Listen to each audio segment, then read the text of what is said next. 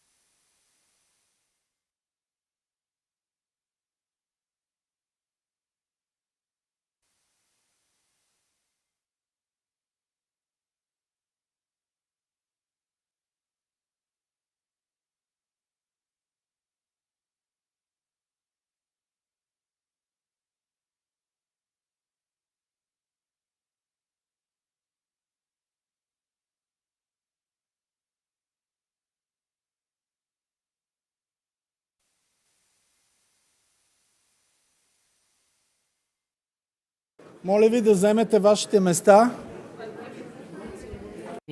Please take your seats. Thank you.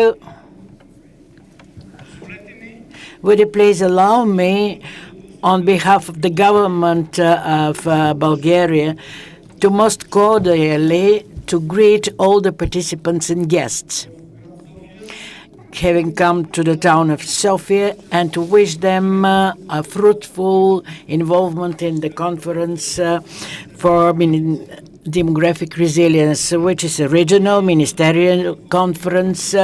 It's a continuation of a similar forum convened in other countries but under different conditions.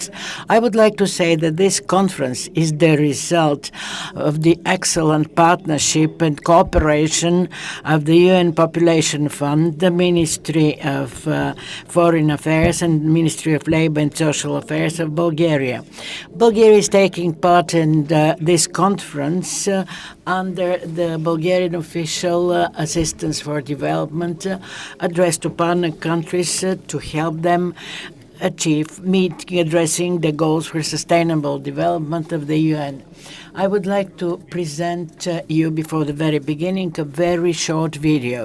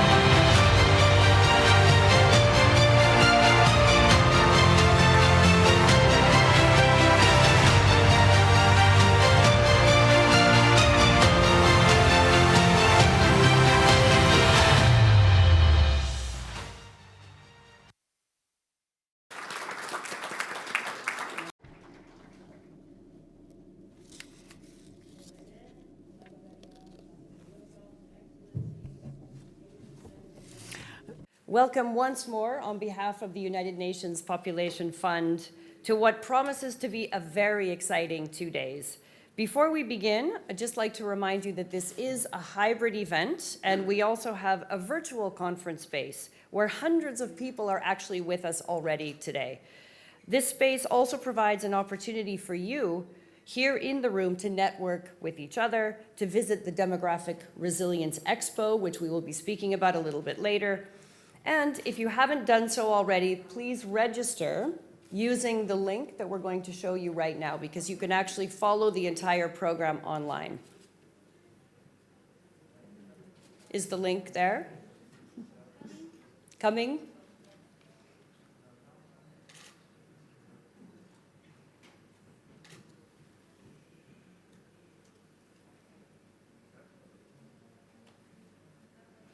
While we are waiting for the link, we can put it up constantly because I think it's a great reminder of this hybrid event, but it is my great pleasure to introduce your moderator for today's opening and plenary sessions, Ms. Maria Ramos, TV news anchor from TRT World. Maria, over to you.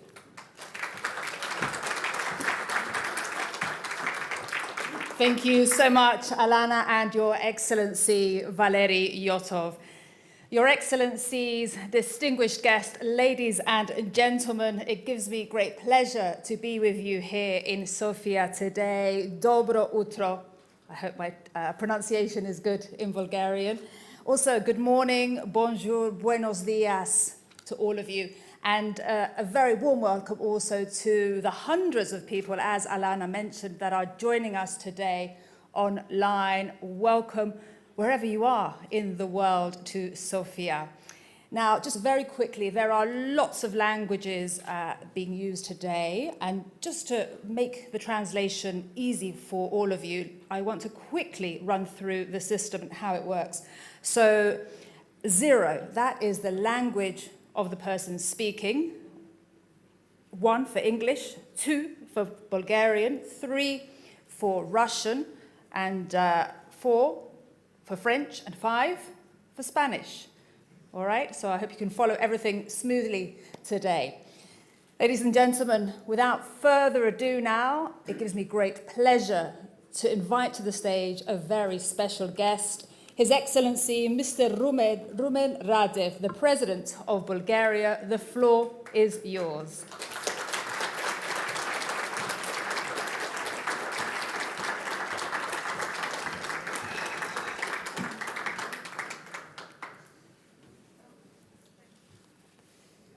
Your Excellency, Dr. Kanem, Excellencies, Ministers, distinguished guests, ladies and gentlemen. First of all, welcome to Sofia. It is my pleasure to welcome you to the capital of Bulgaria.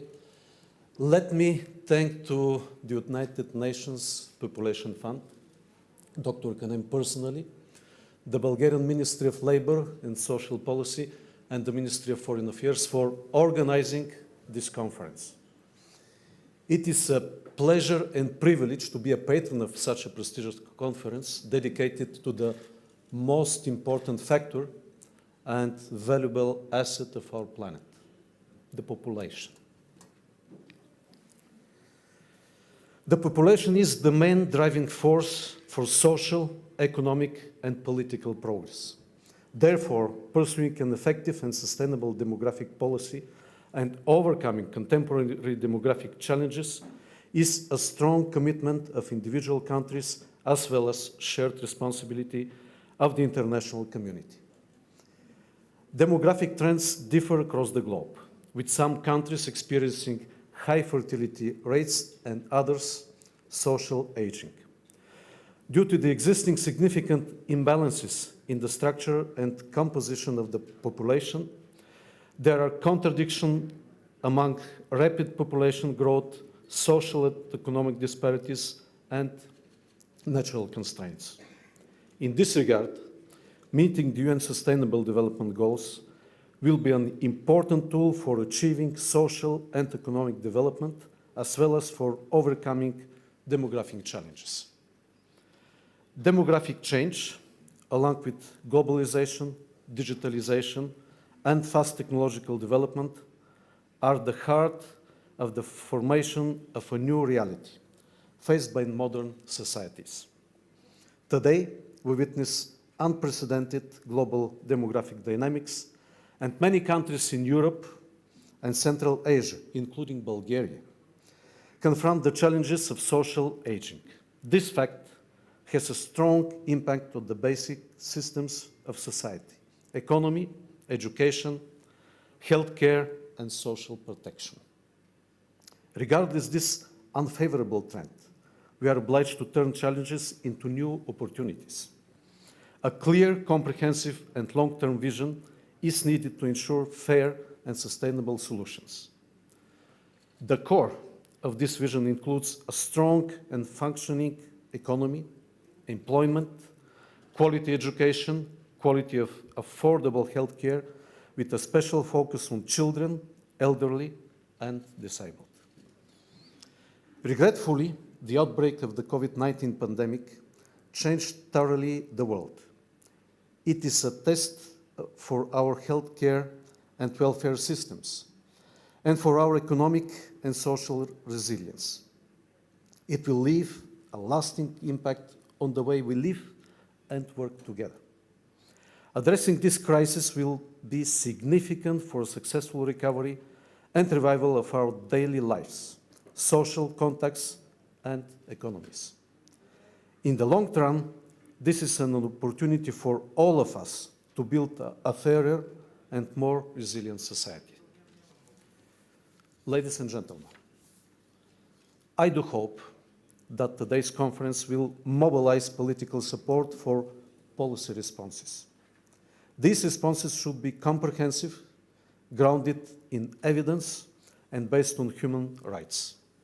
The forum will provide a platform for exchange of best practices, experiences, and sound policy advices, thus enabling countries to mitigate negative effects and fully harness the opportunities that come with demographic change.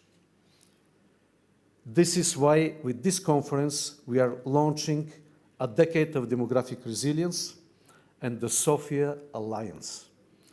This alliance would be a member state-led community of action that would facilitate sharing experience and technical assistance, aiming at strengthening demographic resilience. People must be at the core of all our policies. Creating and maintaining a healthy, prosperous and inclusive society is a key to a better demographic future for our countries. I would like to wish you a fruitful discussions today. Thank you.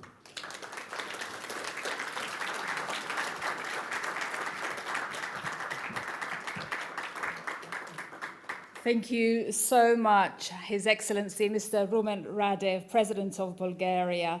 Thank you so much for your opening remarks. And indeed, it is time with regards to our democratic future to turn those challenges into opportunities. Thank you so much.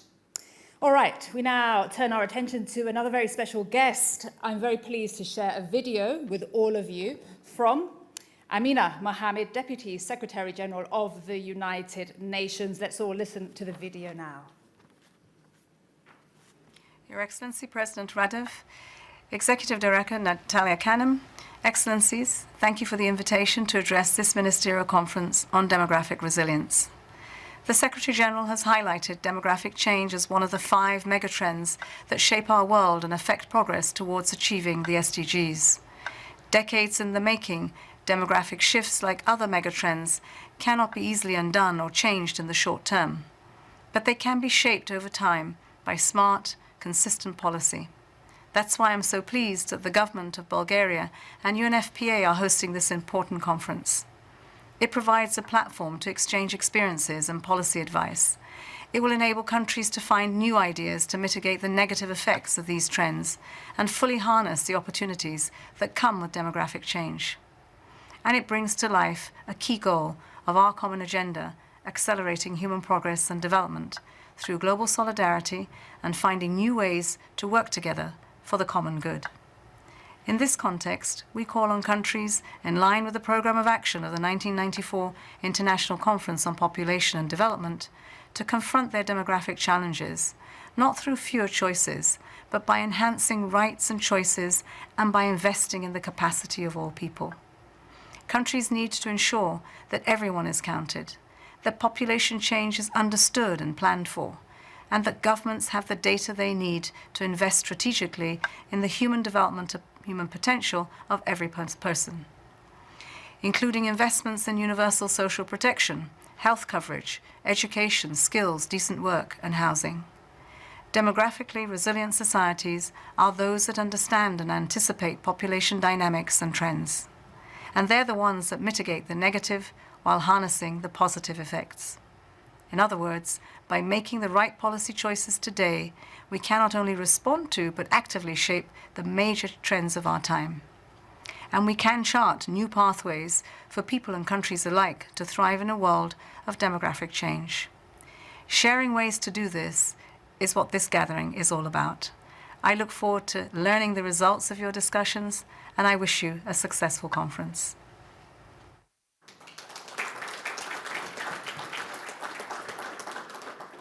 Very encouraging remarks there from the Deputy Secretary General of the United Nations. All right, ladies and gentlemen, we continue. And I would now like to call upon Dr. Natalia Kanem, the United Nations Under Secretary General and Executive Director of the UNFPA. Dr. Natalia, the floor is yours.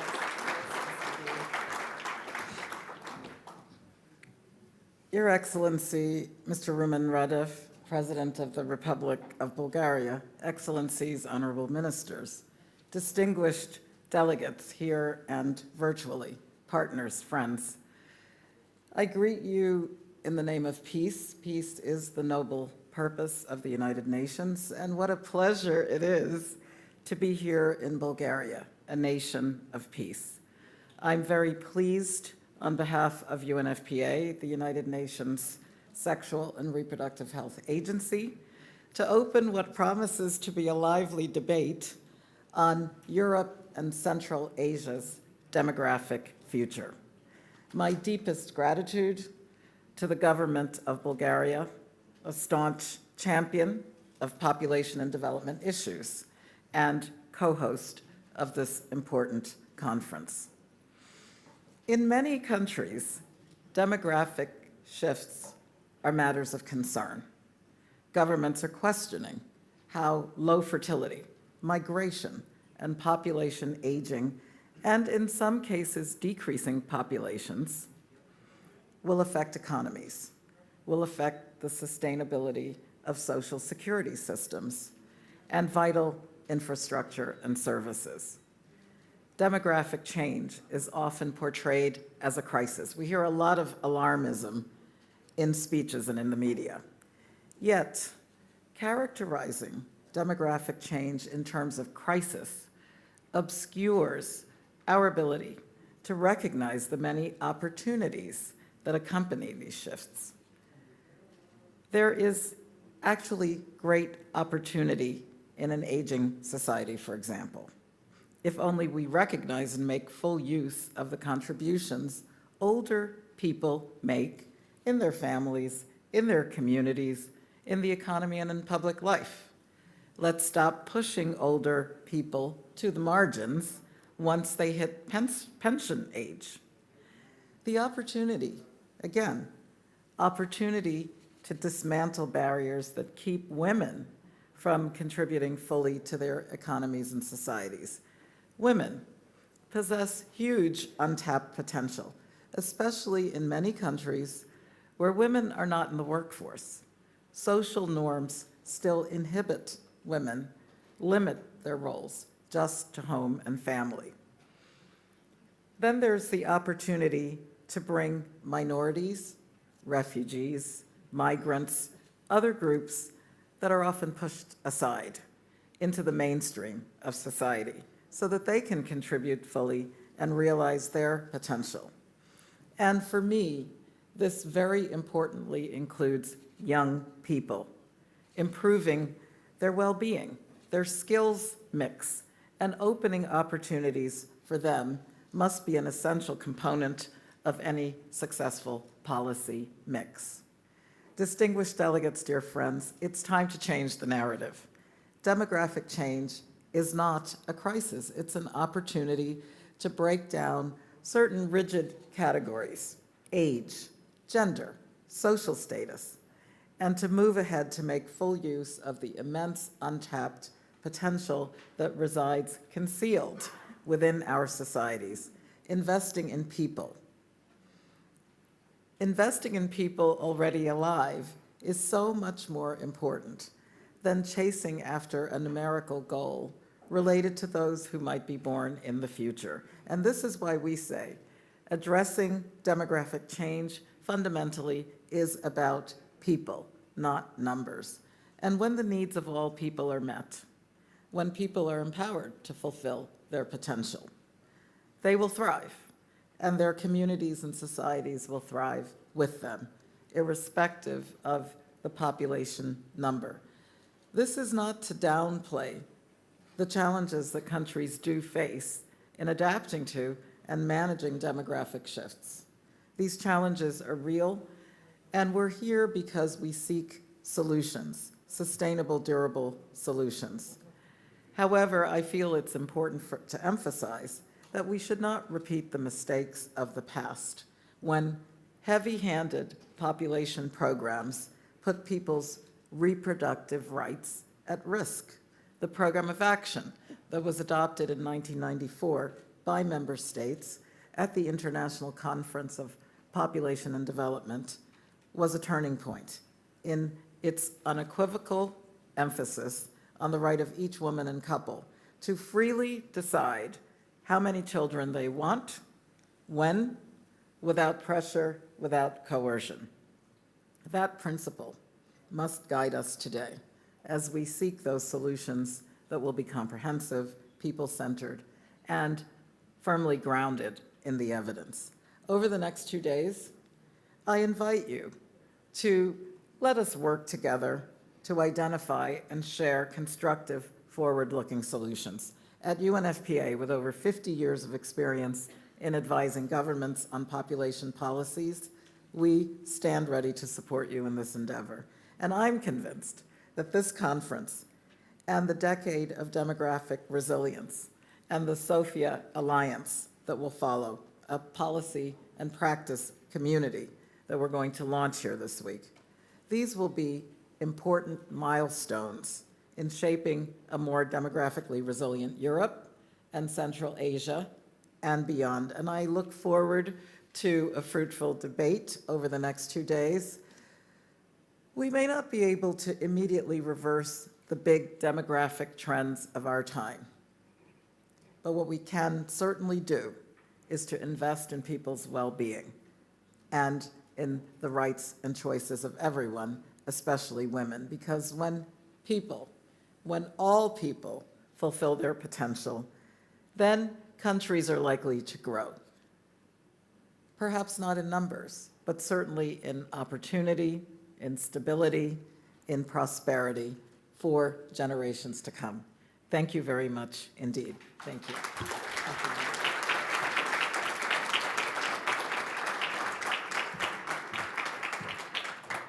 Thank you so much, Dr. Natalia, for really beautifully outlining the tone and the aim over these next 2 days here. And yes, outlining also the opportunities of demographic challenges. And when all people fulfill their potential, something magical happens. It really does in countries. Thank you.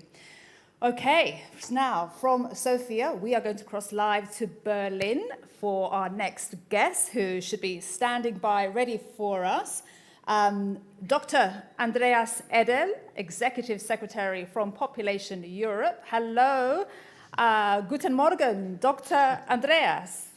Thank you very much. Unfortunately, I cannot welcome you in Bulgarian, but I will learn. Well, it's snowing here. It's very beautiful. It is wonderful to be here. The floor is yours, Dr. Andreas. Mr. President Radev, Dr. Natalia Kanem, Your Excellencies, dear colleagues, ladies and gentlemen. We are living longer, we are becoming fewer, we are becoming ever more diverse. This was the slogan of the science year, the demographic opportunity, which was organized by the German government in 2013. What has changed since then? Let me address just a few observations here. First, life expectancy is on the rise in most parts of Europe, maybe not as linear as we expected in 2013, but still. On average, we also stay healthy longer, even if we might not do so equally. Second, birth rates have not tremendously grown since then. In some Nordic countries, they unexpectedly even dropped. However, our expectations in 2013 that we would face a strong population shrinking in most of the aging countries of Western Europe have turned out to be much less dramatic, mainly due to migration and mobility. Third, our population has become more diverse. This population diversity is not only referring to ethnic background or country of origin. The term population diversity also refers to other factors, such as age composition, family structures, socioeconomic background, educational attainment, and other socio-demographic characteristics. What does it mean for policymakers? Let me perhaps focus just on 3 points here, and Dr. Kanem already very convincingly made those points actually in her speech. First, the aging baby boomers are often considered a burden for our pension systems. But actually, they form a huge resource of human capital. We should find more flexible solutions in the labor market that allow older people to stay longer active if they wish so. Of course, the caveat here is that some are not in a situation to work longer. This also means that we have to focus on making more jobs old age friendly and to overcome ageism at all levels. Second, demographers like Wolfgang Lutz have shown that increasing productivity in digital economies and a higher level of educational attainment on average will compensate for a temporary population decline due to low birth rates. This is why we should also make sure that education is more accessible to younger people, particularly during a crisis such as the recent pandemic. Third, as demographer Gunnar Andersson pointed out, we should see population mobility not simply as a one-way road. Brain drain and brain gain are, in actuality, often a brain circulation and can become even be a brain boost. Let me come to the end. As said, our societies will become more diverse. Thus, if we conceive policies for the future, we have to consider that they may have to meet the needs of our growingly more diverse population. In the Year of Science, 2013, policymakers and researchers framed our society as a society of longer lives. Maybe this has indeed changed since 2013. Throughout Europe, we are becoming more and more a society of growing population diversity. And demographers can help us to understand how this population diversity will evolve. Thank you for your attention.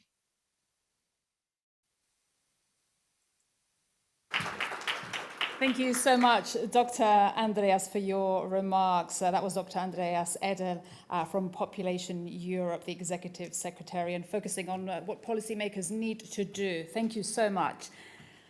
Now, some housekeeping before we continue. A quick reminder for all of you that the organisers of this conference take your health and well-being very, very, very seriously, and thank you so much to all of them. So for everyone's comfort and safety, please keep your masks on and respect social distancing, and you all are. That is really wonderful to see. Thank you very much indeed. And also, we need to keep the conversation alive. Great things are being said here today. A wonderful debate on demography is being discussed. This is our hashtag over here, if you can see. I will repeat it for the people at home. DemResSofia21.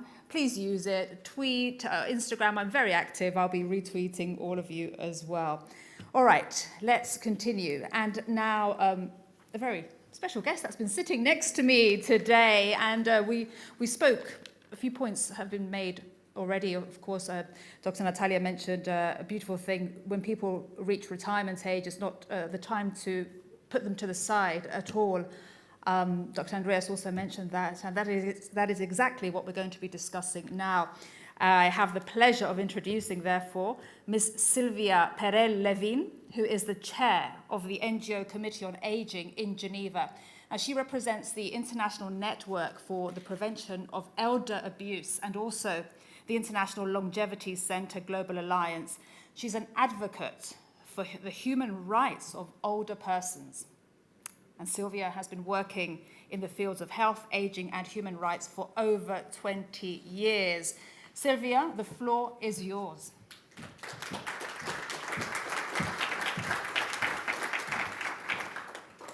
Thank you, Maria. Your Excellencies, dear colleagues and friends, it is an honor to be here with you all. Demographic resilience and population aging go hand in hand. Living longer is one of the greatest achievements of humanity. Unless we die young, we grow old.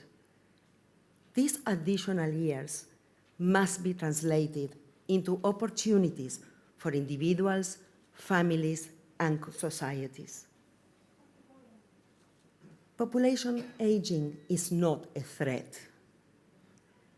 We can all be resilient. I know I am. I am an older woman. I am not a threat. But many women suffer discrimination across the life course. Older persons play multiple and crucial roles in society.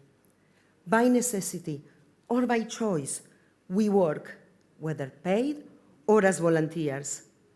We live, and if we are lucky, we love and are loved. We are the most heterogeneous group. We may need help, but we can also help. But multiple barriers limit our participation. We can bring those barriers down. We want to decide where we live and with whom, or what type of care and support we receive. Too often, decisions are made for us, taking away our freedoms, denying our autonomy and who we are. We are full members of society. We have the right to participate in cultural, economic, civil, and political life, to be equal partners in policy making, to have a say and be heard. Our rights do not expire. Let us change the narrative. Ageism, the stereotypes, prejudice, and discrimination we suffer because of our age must not be tolerated. Human rights-based laws and policies promote an inclusive society for all. The current pandemic has shown us not only the tragic price we all pay when adequate services are not available, it has also shown us that communities and countries that have in place age-friendly policies are more resilient. We have seen more older persons using technologies and examples of good intergenerational relations to the benefit of both young and old. Let us raise awareness that we can all grow older in better health and free of discrimination. We need a Convention on the Rights of Older Persons. We need the commitment of governments at all levels. Let us sit together at the planning and decision-making table. The Sophia Alliance Policy and Practice Community is a great platform for meaningful participation and action on demographic resilience. Invest in us. You'll see the return. Putting in place age-friendly policies today means also that the young of today can age with hope and dignity. Uphold our rights wherever we live, whatever our gender, status, ability, or age, until our last breath. Thank you.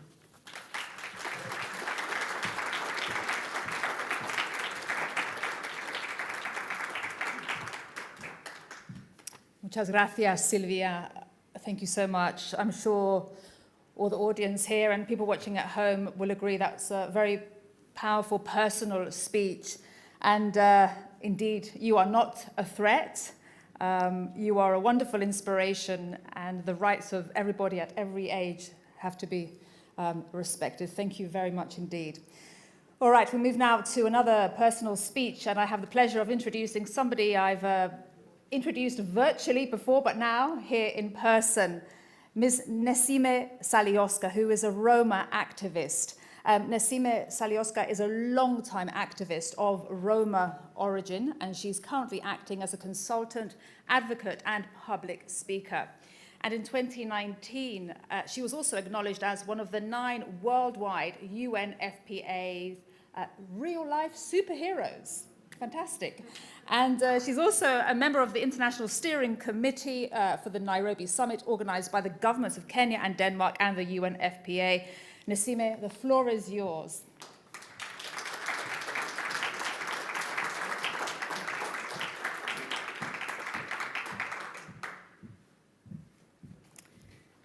Thank you, Maria. Respected President of the Republic of Bulgaria, dear Natalia Kanem, respected ministers, dear ladies and gentlemen. As a Romani woman who was born and raised in an isolated community, I am truly thankful that I have the opportunity to gain support and invitation to be here and convey some of the messages coming out from the largest ethnic minority in Europe with over 10 million people. For many from my community, there is no grounded reason to participate at this kind of conferences due to the long-term inequalities and exclusion that they continue to face across Europe. Yet, since civil society participation is elementary to democracy, I believe it requires continuous strengthening and commitment in the work of different structures as a way out from marginalization. But why is this lack of hope? First, the demographic trends haven't affected Roma minorities to the same extent as majority populations.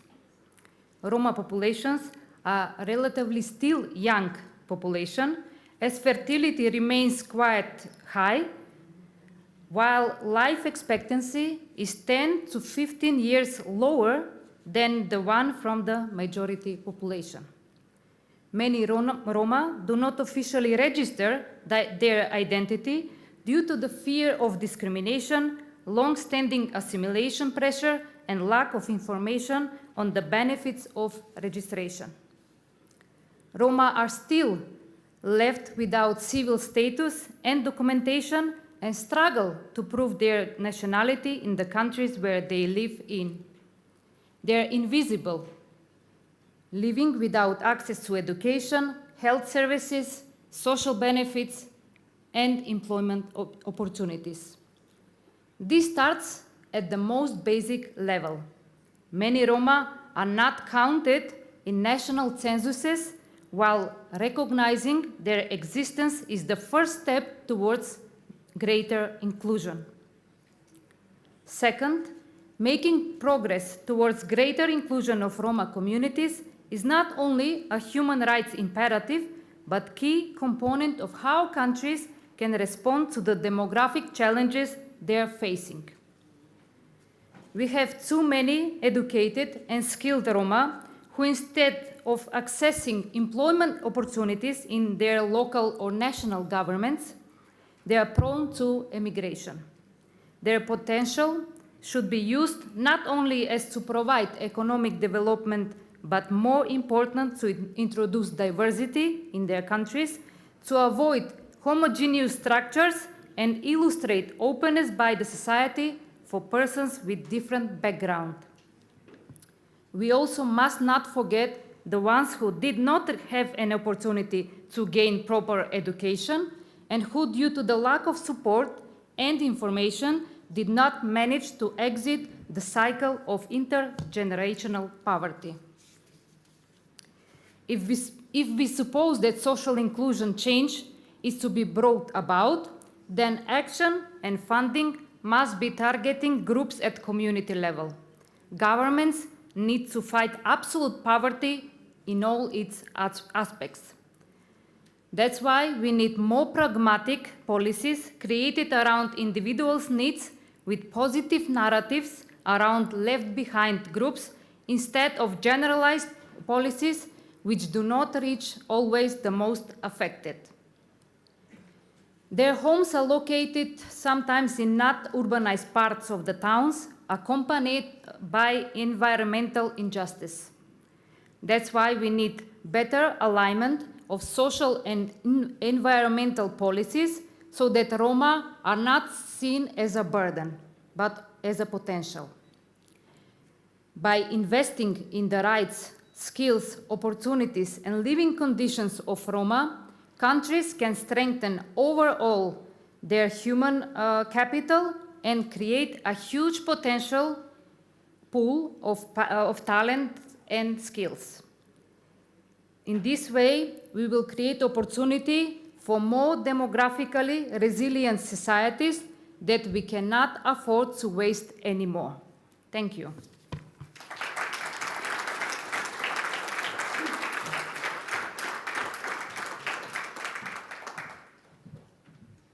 Thank you so much, Nesime Salioska.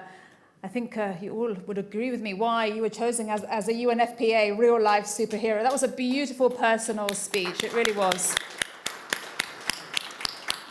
And thank you for highlighting the untapped potential of the Roma community. Thank you. All right, we go now to the voice of the youth, if I can put it that way.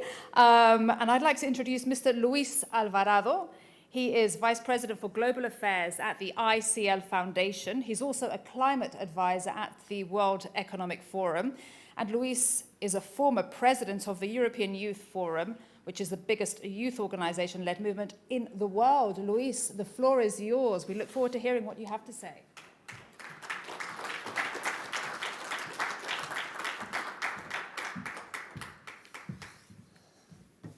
Gracias, Maria. Dobro jutro, everyone.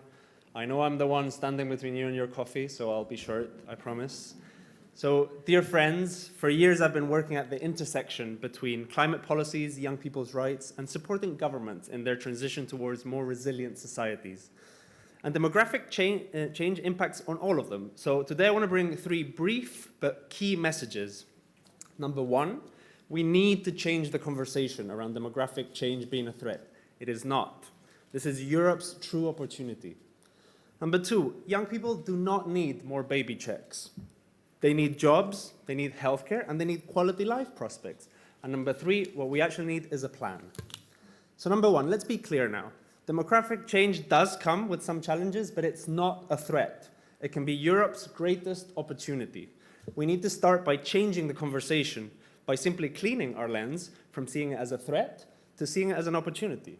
And spoiler alert to everyone here, if you didn't know yet, demographic change is here to stay. So rather than focusing on how we beat that new demographic realities with old models, we should focus on what needs to be done to prepare our economies for these demographic futures. With digitalization, technology, and the radical climate transition that we're going to have to go through, we must reimagine, rethink, and redesign our social contracts and dream of those societies, what societies could look like in the future. Today, older generations are one of Europe's biggest untapped resources. Let me say that again. Older generations are one of Europe's biggest untapped resources.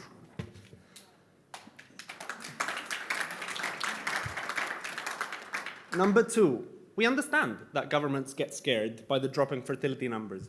Young people leave abroad, they decide to have less kids, or have them later in life. Some of them even deciding not to have families at all. This puts in check our welfare system as we know them today.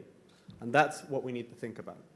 But baby checks and top-down approaches really don't work. Evidence shows that these policies fall short and even have negative effects. So we need to look at this transversely with a long-term vision.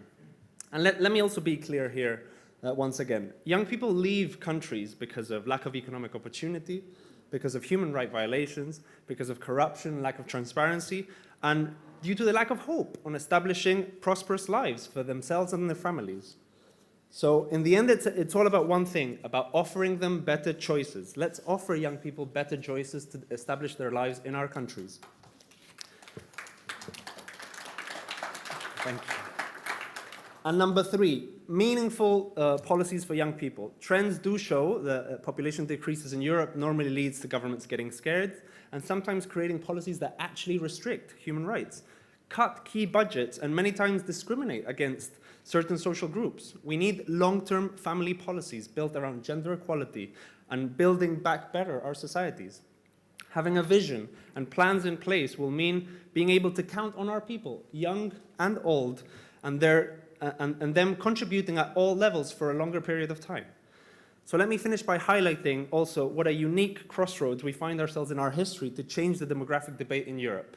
So my message is today, let's change the conversation into one of demographic opportunity, throw the baby checks away, and offer young people choices, and let's co-design long-term plans on what Europe's societies should look like in the future. By putting people of all ages at the core, you'll be able to accelerate progress towards more open, prosperous, resilient, and healthy societies, which is what we need in the future. In today's world, it's not about population numbers, but about boosting progress and resilience by tapping into our people's talents in an ever-changing world. So let's give the old continent a new meaning together. Thank you very much.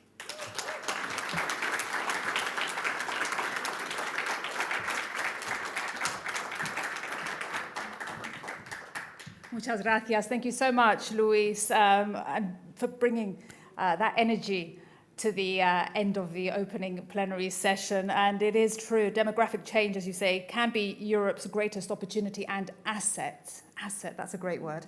Thank you for also helping all of you to really help us start to understand and change that demographic debate.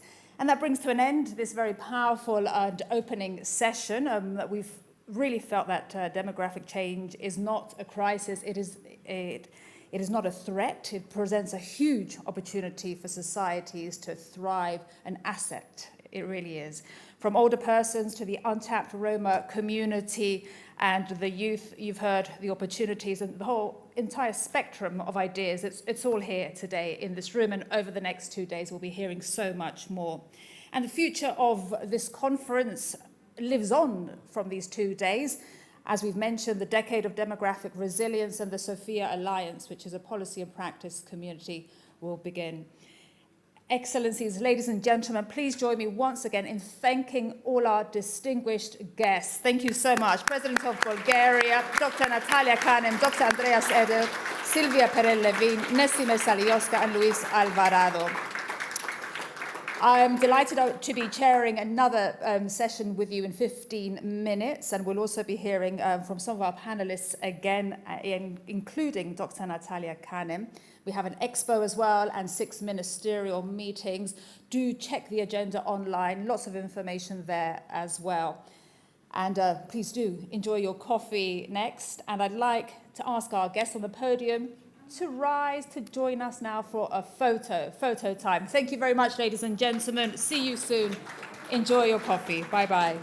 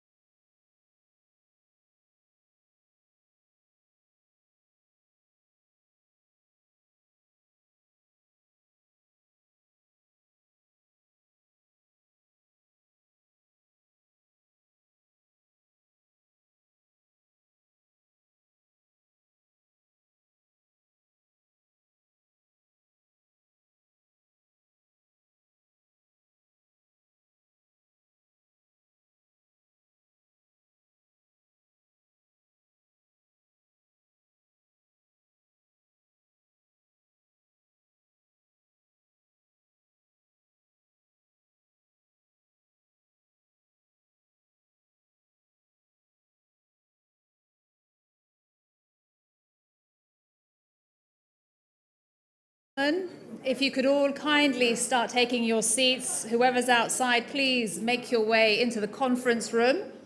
And my panelists, if you could take your seats. Oh, we have one missing. We're about to start. And hello and good morning again to everybody joining us online. Welcome again.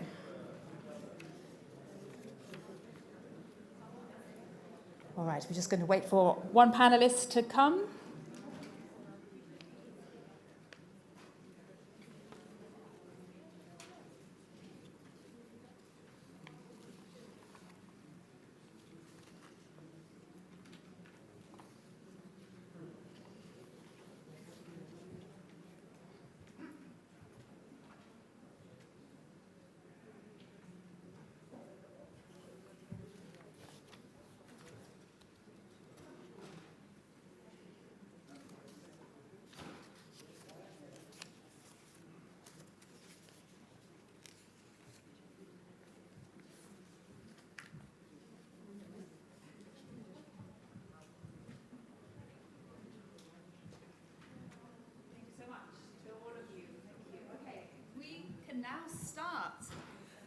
Ladies and gentlemen, welcome to the second session, Plenary 1. Thank you so much for being here. Demographic Resilience and Sustainable Development. That is the title of our next session.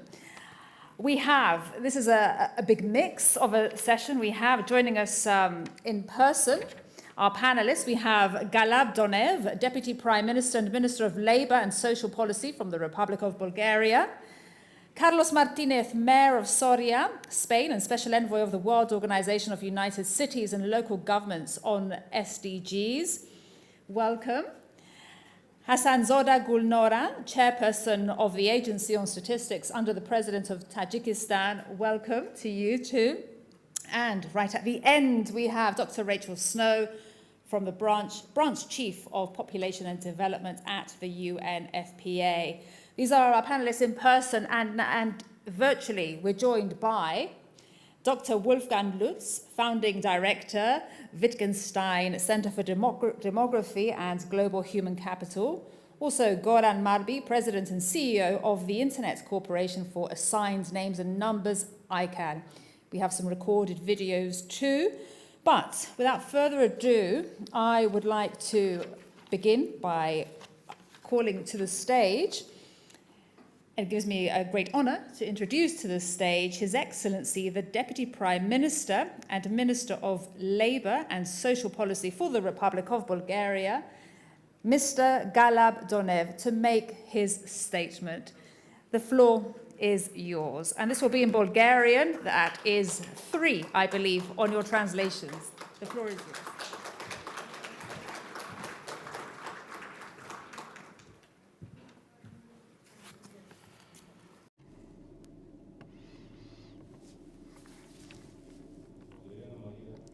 I would like to thank Maria. I will speak in Bulgarian.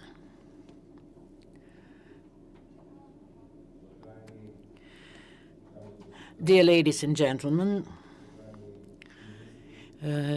esteemed ministers, for me it's an honor and a responsibility for me to open the first dialogue in the framework of the Ministerial Conference, Building Europe's Demographic Future, Pathways for Prosperity in Societies in a World of Rapid Demographic Change.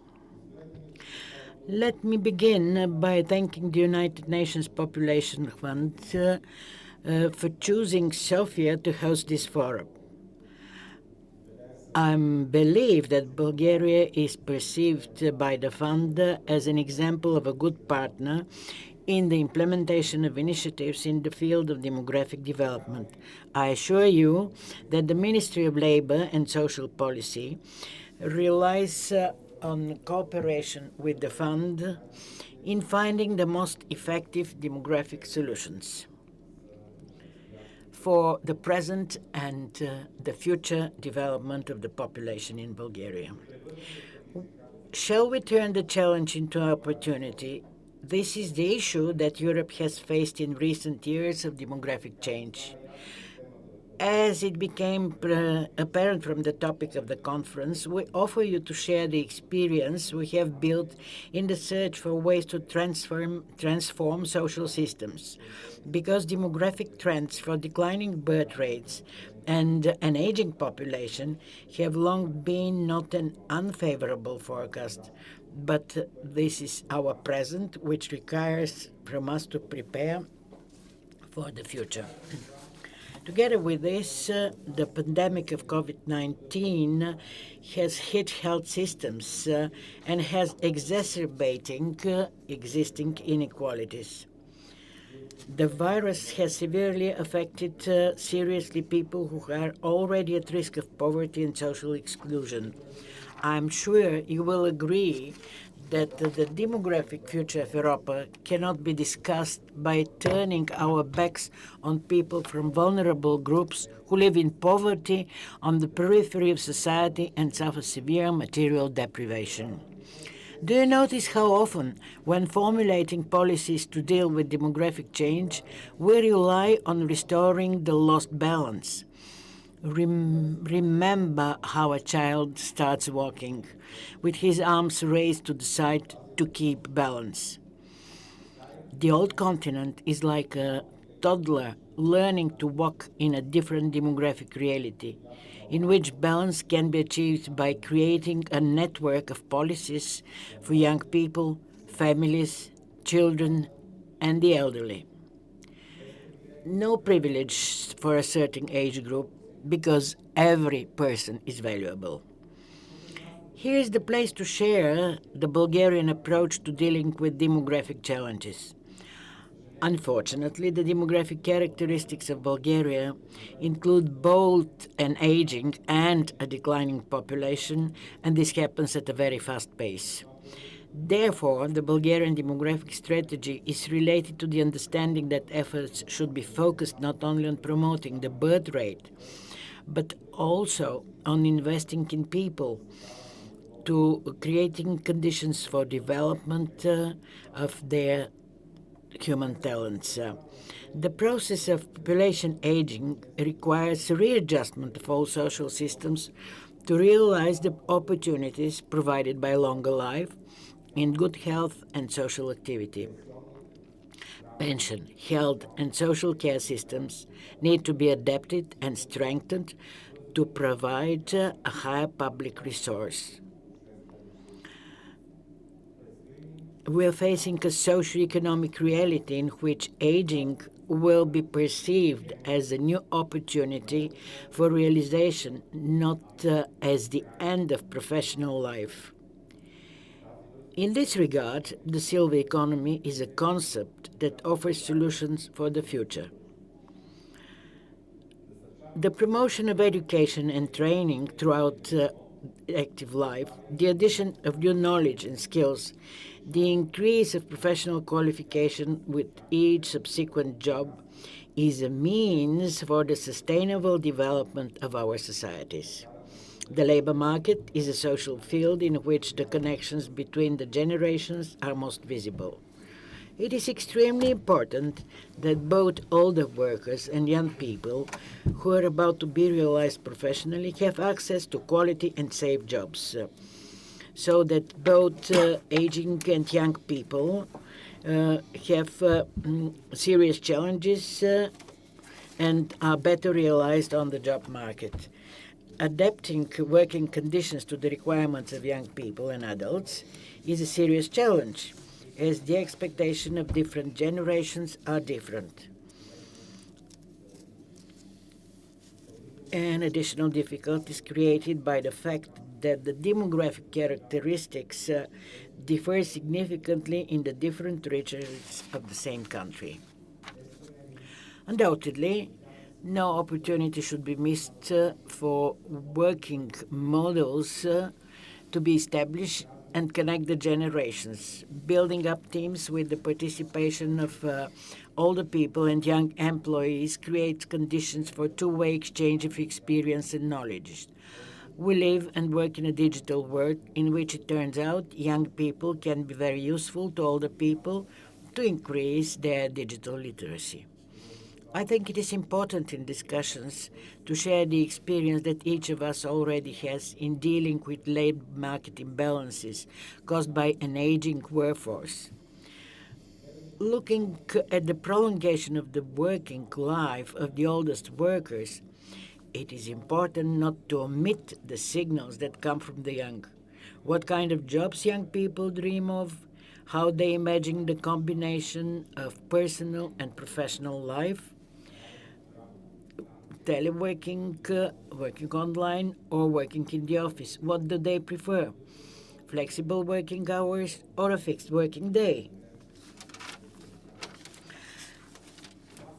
These are answers we cannot postpone until tomorrow. Today we need to know what policies will invest in the development of all people, because every person is valuable. And an old Bulgarian proverb says, don't ask an old man, but a wiser one, which means that in order to get good advice, you should look for a person with experience who has already dealt with the same problem. We rely on the shared experience of each of the participants in the conference. I hope that it will become a space for the exchange of good practices and will inspire new solutions with a view to the demographic future of Europe. Thank you.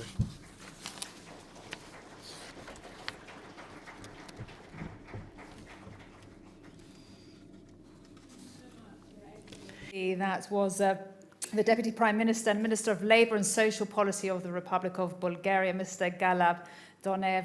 And I really loved that analogy that you used. Europe is like a toddler learning to walk again in a new demographic reality. That's a great image. Thank you. So a quick reminder that in this session, we're going to start with some statements, and then we will move to a debate, a more dynamic debate. And our speakers, if you wish, you can come to the podium or deliver your statement also from the chair where you are, as you wish. All right, we're going to go now to one of our guests, and it is a message from, a recorded message from Miss Olga Algayerova, Executive Secretary of the United Nations Economic Commission for Europe, who has sent a video message for us. Your Excellencies, distinguished delegates, colleagues, I'm very pleased to address you on this important conference focusing on shaping Europeans' demographic future. Demographic change affects all countries in the UNEC region, albeit at different pace.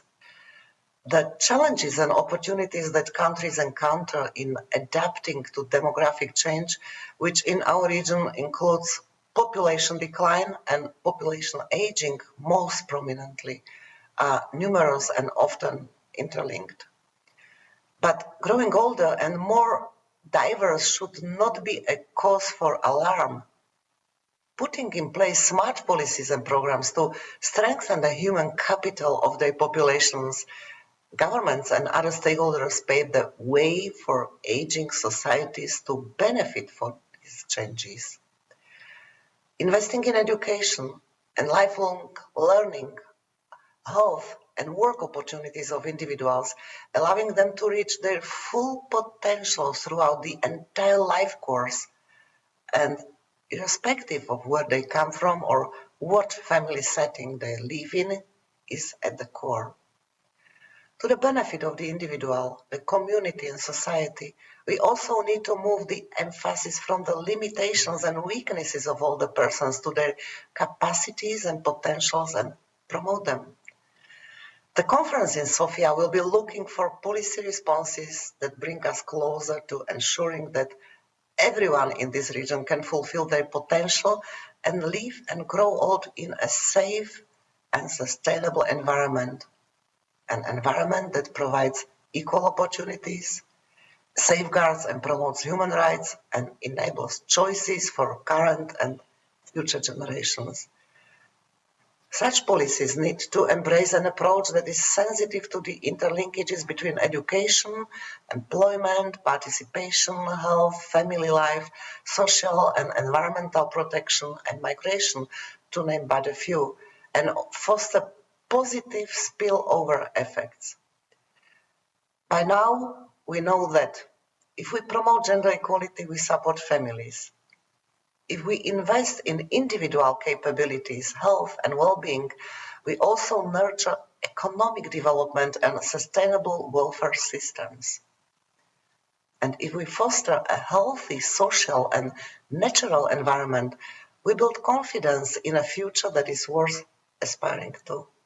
I wish success to the conference and many thanks for your attention.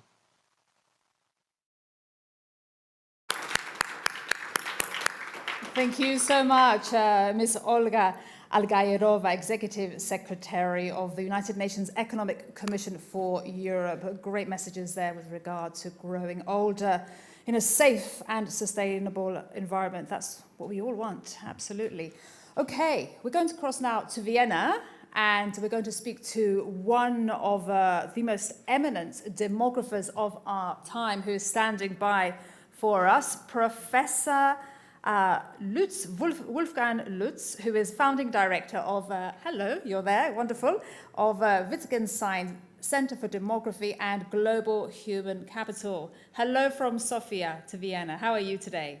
Good morning. Thank you very much for this invitation. Fantastic. I have a question for you, Professor Lutz. Now, you have said that it is not how many brains that matter, it's what's in the brain that matters, of course. And we hear there is such a concern in our region about the declining populations and low birth rates. So the question is there an optimum population number or even an optimal fertility level for a country's sustainable development? And what are the best ways to address demographic challenges in the region, would you say? Well, thank you very much for this important question. Let me start to trying just to understand again, what do we mean when we talk about demographic change? Demography is defined as the scientific study of changing population size and structures, where structures is in the plural, not only looking at the age structure, but all kinds of other structures like the education structure, labor force, and so on. Now let's turn to the population size, because this is your question. I mean, there is no optimal population size, so to say, of any country. Just for an example, like I live in Austria, and Germany has 10 times more people, 10 times the population.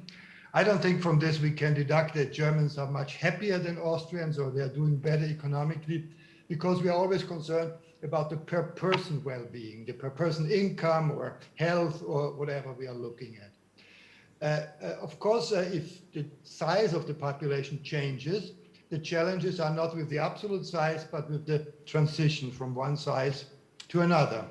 So very rapid growth and very rapid shrinking do indeed bring challenges. And this brings us to the second part of your question, which is the fertility rate. Is there an optimal fertility rate? Many people have for long thought it's just like this 2.1, which is called the replacement level. And also the projections of the United Nations and other agencies have projected in the long run, all countries will converge to replacement level, which sort of gives a future of stability. But that's not what reality shows. In virtually every country where the fertility has declined to replacement level, it has gone significantly below replacement level, which in the long run brings some population shrinking.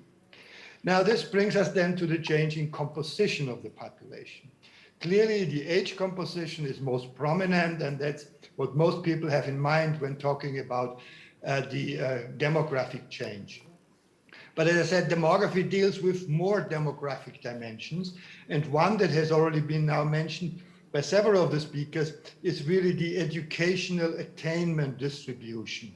In many countries, the young people are better educated, they went to school for longer than the older cohorts.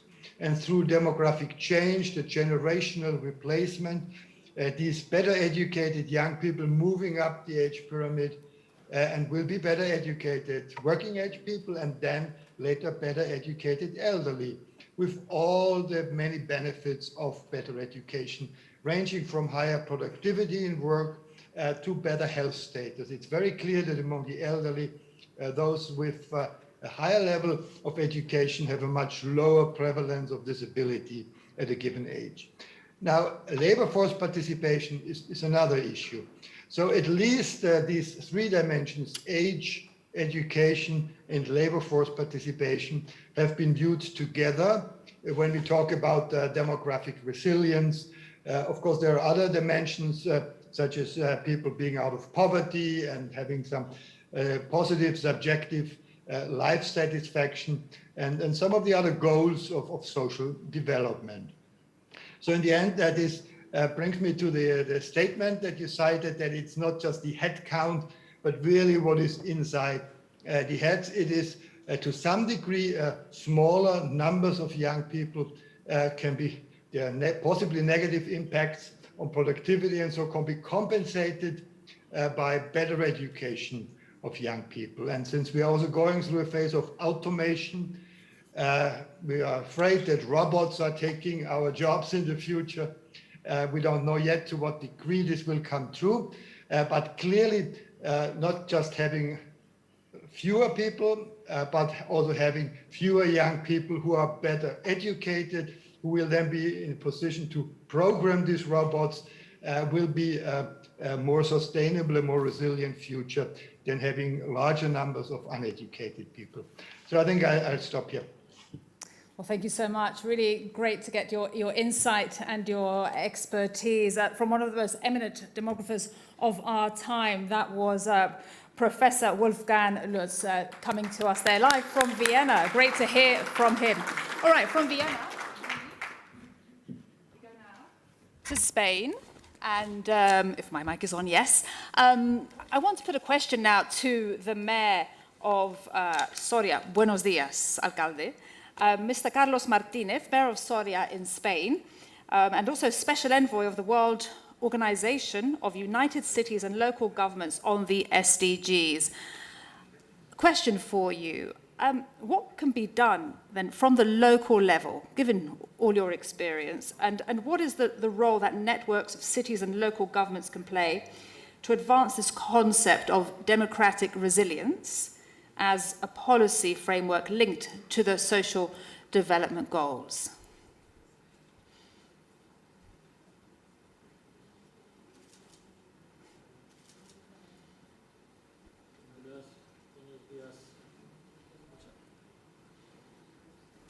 ¿Ahora? Perfecto, sí. Buenos días a todas y a todos. En primer lugar, agradecer, ¿no?, la invitación al Foro de Población de Naciones Unidas y la acogida. I would like to say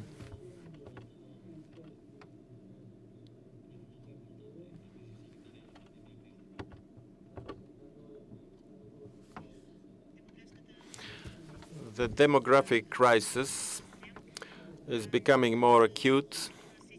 I've been listening to all the contributions so far within our first session and within the second session as well. There was quite a lot of talk about fertility, about the reduction of the population. And I would like to discuss another aspect. This is the lack of opportunities, which compels us to make an additional effort exactly due to the lack of opportunities to cope with the demographic challenge. I would like to raise the issue of the need to change the social and economic model at the international level.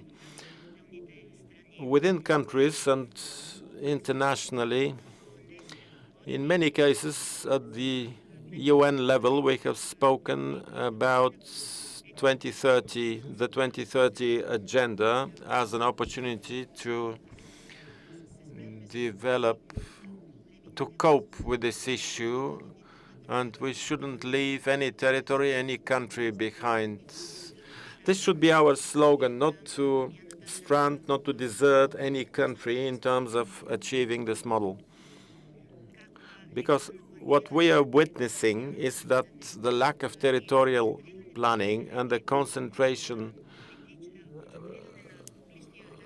of public costs, of population and public costs and investment within bigger cities to the detriment of smaller ones has led to territorial imbalances and leaving those territories behind, and the reduced birth rates in these societies exacerbates climate change. Large areas are being depopulated. There is an increasing number of wildfires, and that leads to pollution problems. All these public services, which are concentrated in the biggest cities, will have to be developed across the territories.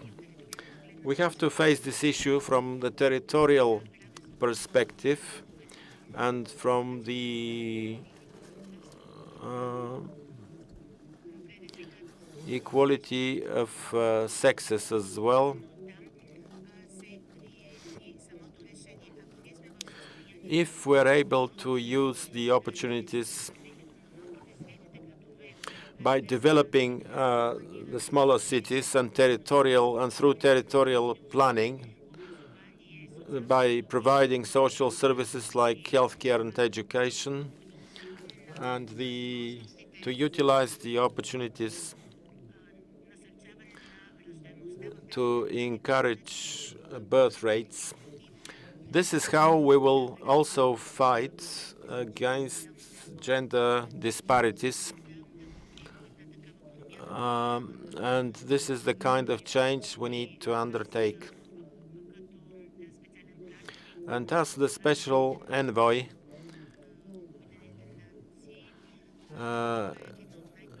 of the UN, I think this is one of the bigger challenges. If we manage to provide competitiveness among regions, we will be able to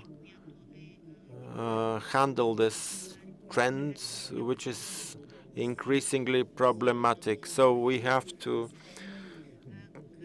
do our best to fight against depopulation and social exclusion by supporting the welfare of these regions in order to have a prosperous future, much better than what we are having at the moment.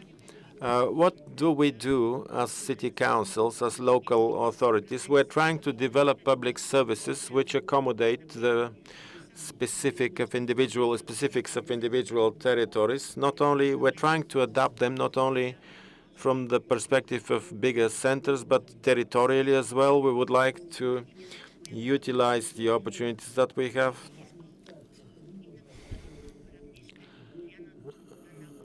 And exchange of international experiences will have to be even more intense in order for us to, if we were to live up to our objectives. My thanks to Carlos Martínez. Es fascinante, de verdad, este debate que has abierto, y me gusta mucho lo que ha dicho, no dejar ningún territorio atrás. I'm just saying that it's fascinating what the mayor has just said. You know, we always hear that slogan, don't leave anyone behind, but don't leave any area behind at all, any region behind, especially when we think of that statistic of just how many people, I don't have the statistic in my mind right now, of how many people will be living in cities in the next few years. Thank you so much for really showing us all the challenges that lie with not leaving, or for not leaving any territory behind. Thank you so much for that. All right, we're going to go to our next guest. We're going to jump a little now and go to Rachel Snow. Little change here. Dr. Rachel Snow. Just because, you know, this will lead on very nicely from what the Mayor of Soria said. And your work with the UNFPA, you lead the work there globally. You're strengthening national population data systems and also the greater use of demographic intelligence for inclusive development. So the question to you is, you heard a lot already this morning about the links between demographic shifts and sustainable development. So, can you tell us more about the UNFPA's perspective in this regard? Thank you so much. In fact, delighted. First of all, it's important, I think, to think what is resilience. And we anticipate the future. It's about readiness for the future, but it's also about being ready for disruption and for unexpected shifts and change. And we've heard a lot about today so far about investing in everyone, and I absolutely echo that. And I make a couple of additional points on this. We need to think about lifelong learning, because part of what's changing in the world so much is that the economies and the means of production are shifting. I lived before I came to the UN in a city called Detroit in the middle of the US. That's relevant here because the car industry employed millions and then was in absolute collapse. And the only solution to that was retooling, re-educating, lifelong education chances for workers, and that's beginning to bear fruit. And as we think about climate change, the regreening of our economies is going to mean retooling. To put it in terms of a woman, how many of us know a woman married young, then raising children, and she's in an empty nest by 40? Nowadays, she's going to live to 75 in all likelihood. She has 35 years of potential productivity, engagement, contribution to society, but may have entirely missed her chance for education. So in all of our societies, I do think we want to emphasize the lifelong earning, particularly for women who may have been married early. But I also want to mention something moving to the data systems, and I'm probably going to give a sobering comment here. But if the climate crisis continues on the pace it is, we need to recognize that 1 billion people in the world globally are living in low elevation coastal zones. 1 billion. And these will be, at current projections, uninhabitable by 2050. That's a very, very significant message for all of us about the mass movements that will not likely decline, but in fact may increase. And why are those only estimates, the estimated billion? Because so much of the world doesn't have, honestly, rigorous population data to even know who is where, let alone how many people are living in those zones. These are estimates. So, we might think of population data systems here in Europe. They're so strong, they're so good, as really something we need not worry about. But I really want to echo the message of the mayor that we think about the areas in the world that don't have data. UNFPA invests heavily in trying to strengthen those systems, and that we start thinking of those not as a national good, but as a global good.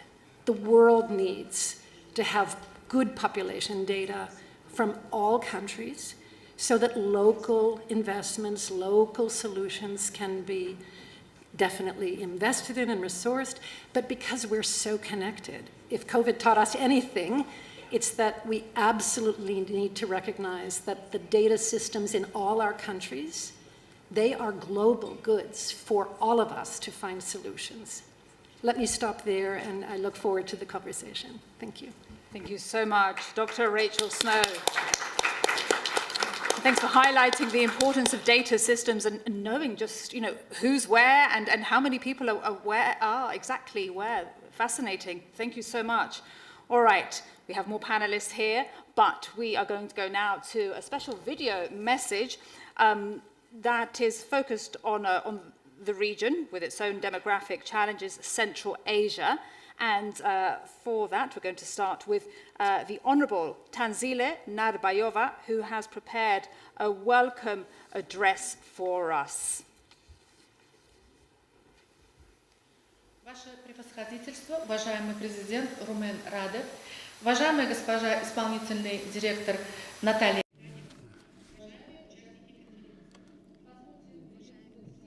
Dear participants, Mr. Rumen Radev, Your Excellencies, colleagues and friends, I would like to put across my gratitude to Mr. Radev for this invitation to take part in this event. There's no doubt that demographic change and the provision of social welfare is very topical given the unprecedented population growth and the social disparities. Uzbekistan is a country of young, dynamic society. Those up to 30 years old, there's more than 20 million of them, more than 55% of the population. Securing the rights of these people are very important for us. We're trying to provide the proper education and employment to them. This stands at the basis of all reforms and initiatives of the Uzbekistani presidency. In 2023, we're going to carry out a census, and we piloted one, and we organized the work of international monitors and experts.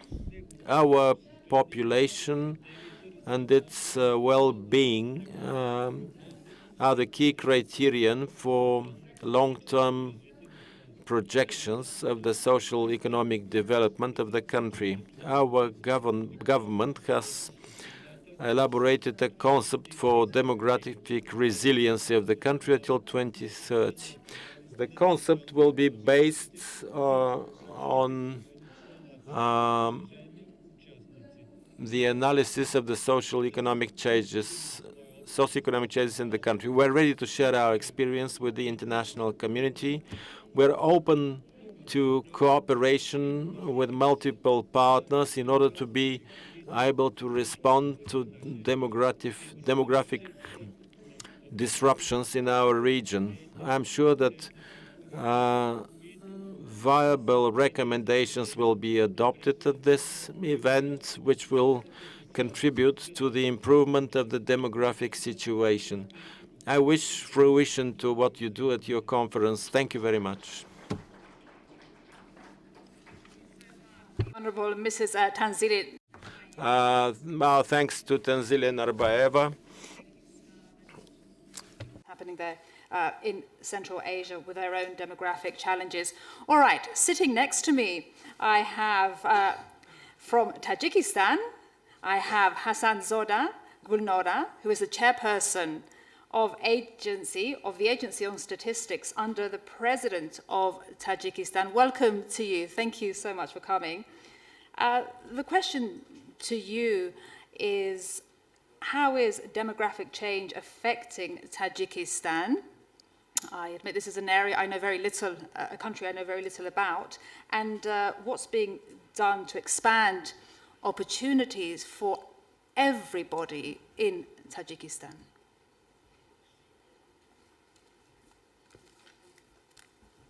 Спасибо за очень хороший вопрос. В первую очередь Thank you for your interesting question. First of all, let me thank you for this opportunity to take part in this summit. My special thanks to Dr. Natalia Kanyu for providing this standing opportunity to work together. My thanks to Bulgaria's friendship. We were delighted to see the Bulgarian president taking part in our forum. Demographic problems are crucial. Tajikistan is the leading country under the CIS, Commonwealth of Independent States, in terms of population growth. We are just over 2% of the CIS overall population, regardless of everything that was said about low birth rates. But this gives us some serious issues as well. Our census in 2020 found a bulging population. It's now 9.8 million, and the younger people constitute more than 60% of it. Population growth has had a crucial impact on our economic development, and the production of key commodities and services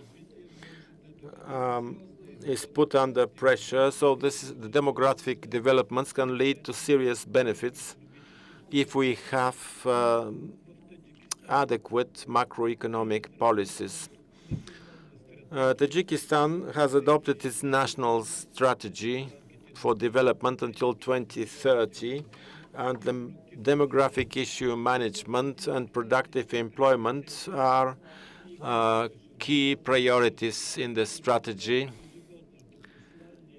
And as Namulia Rakhmunov, our president, mentioned in his New Year's address, we have taken the path of improving the well-being of our population through effective use of our national resources, given the new global trends and challenges. I would like to point out that over the last 20 years, Tajikistan has ranked among the 10 countries with the highest poverty reduction rates. In 2019, this level was 6.2, which is a good level. To create a national system for projection and evaluation of social processes is a prerequisite of controlled development, focusing on education, labor market, mortality reduction, and also improving longevity, life expectancy, and the achievement of access to reproductive health care. What has been done so far with regard to demography? For the first time, we put together national strategy, demographic strategy until 2030. And also we're running a program for analysis, forecasts, and policies to use the state information system. We are working on the demographic issues by modeling national transport systems, by defining the geographic benefits. We have created a demography committee, and the country has put a special focus, the government has put a special focus on the young people and gender equality, equal access to education, development of sports and tourism, participation in policy making as well. Let me once again hail everybody on this 16 days against gender inequality. And Tajikistan has adopted a law against household abuse, family abuse, and aimed at overcoming abuse against victimizing women and girls. Thank you for your attention. Just catching the end of the translation there. Congratulations to your government on that fantastic law. Thank you. Thank you. And also really great to see that there is such a focus on young people. 60% of your population is young. Fantastic. Very good. And I know I've seen Dr. Rachel Snow nodding there. I think you want to make a point with regards... More than 60%, yes. Wonderful. More than 60% are young. A young country.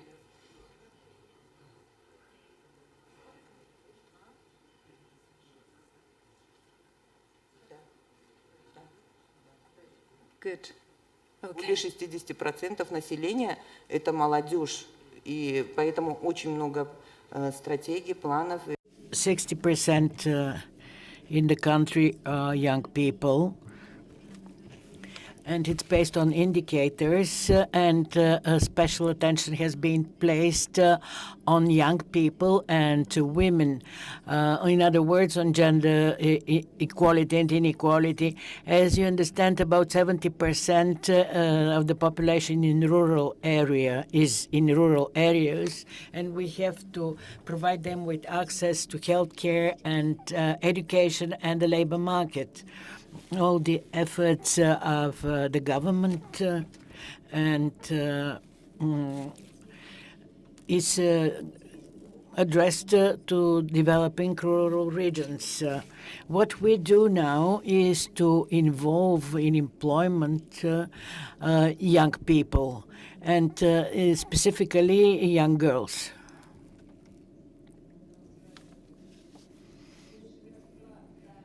Your government for the work you're doing. Hassan Zoda Gulnora, who is the chairperson of the Agency on Statistics under the president of Tajikistan. Thank you so much for your remarks and the wonderful work you're doing.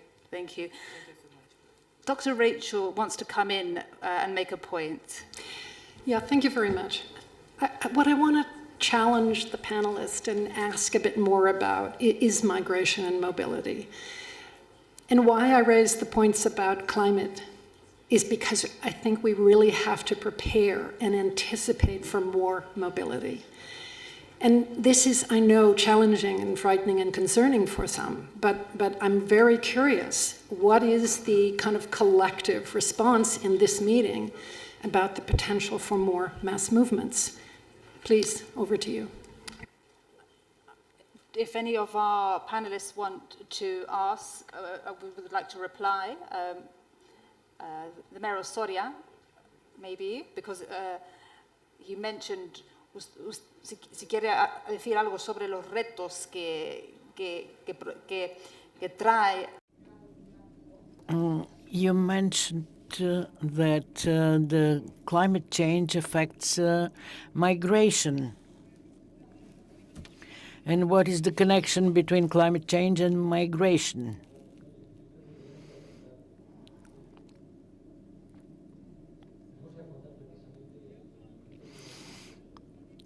We have to approach forced migration movements because of the lack of opportunities, since this problem will get exacerbated much more because of the climate change. Because from the European point of view, in my mind, we have to approach those mass movements as an opportunity. This is an opportunity of creating a system for the production of material goods in rural regions. We have to try to render people much more mobile, to enable them, to enable those people who migrate looking for better living conditions to be better accepted from the local self-governance, local authorities. It's advisable to accept those people belonging to different cultures, which very often comes from a different environment and get into a hostile environment, although they have a hope for finding a better life. We have to find a way of creating horizontal structures of governance which will create facilities for the gradual integration of these migration masses. We have to elaborate from European point of view integration policies. We cannot turn our back to migration problems in Europe. And from my point of view, these migration issues are at the same time a great opportunity in the light of birth rate. I go back to what I have said already.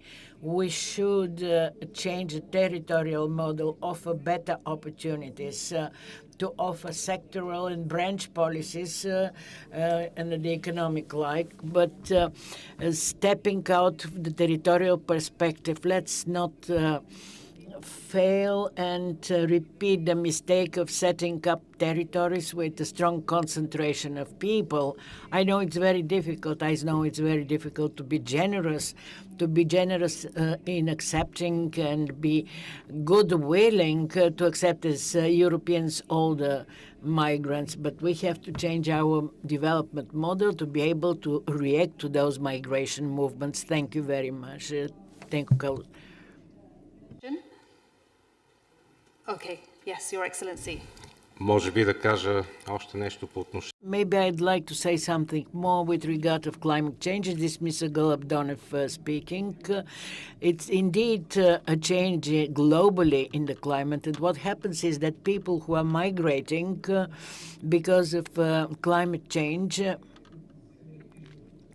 they do not move from one place where the climate is not good for living anymore, where there is no sufficient jobs, where they have lost their livelihood, but they're migrating to places which are very highly developed socially and economically. This is both an issue for the communities, both for those who migrate and look for better conditions, but as well for the communities which are prone to this migration pressure. That's why climate changes will happen, and they will inevitably impact the lives of peoples in different regions around the globe.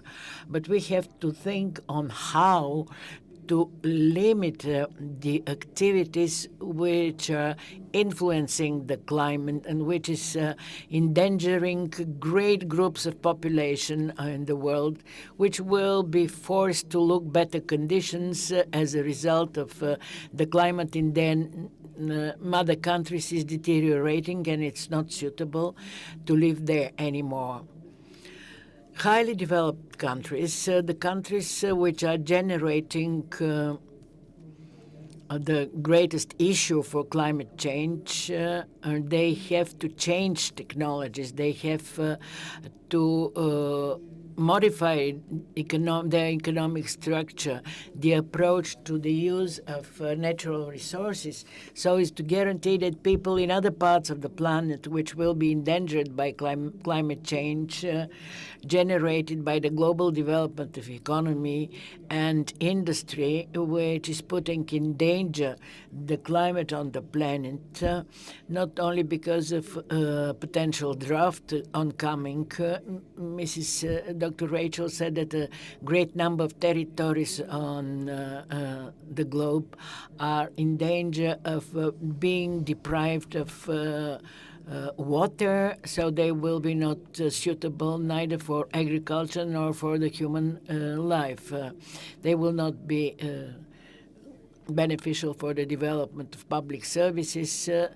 Dr. Ramos as well broached the subject of regional imbalances. These are challenges which we should not perceive as how to move, how to accept people moving from one territory to another, but how to prevent this migration and people live where they were born, where they feel the best.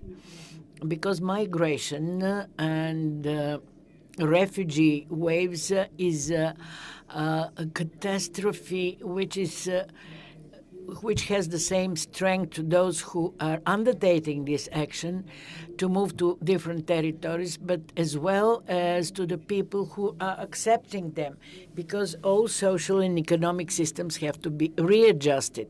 There is no country which is prepared for such a migration pressure, especially if the migration flow is huge and strong.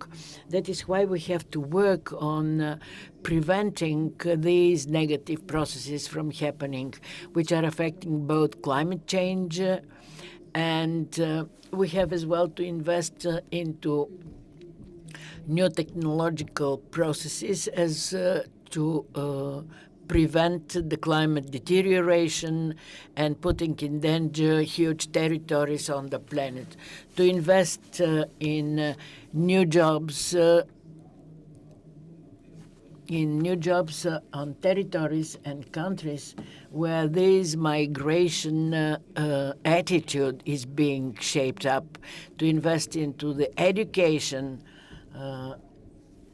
and upbringing of places where migration flows are being creating, to act in such a way as to create better places for life to people, to the places where they were born, to help them to develop their societies, not to give them the chance because of their economic, low economic development and weak access to education, and because of climate change and all these factors which are pushing people to emigrate and to move from one place to another place in the search of better living conditions, to look for a greater number of social services to be able to engulf this migration process. So we have to turn our attention to the places where those migrations flows are generations where they start from,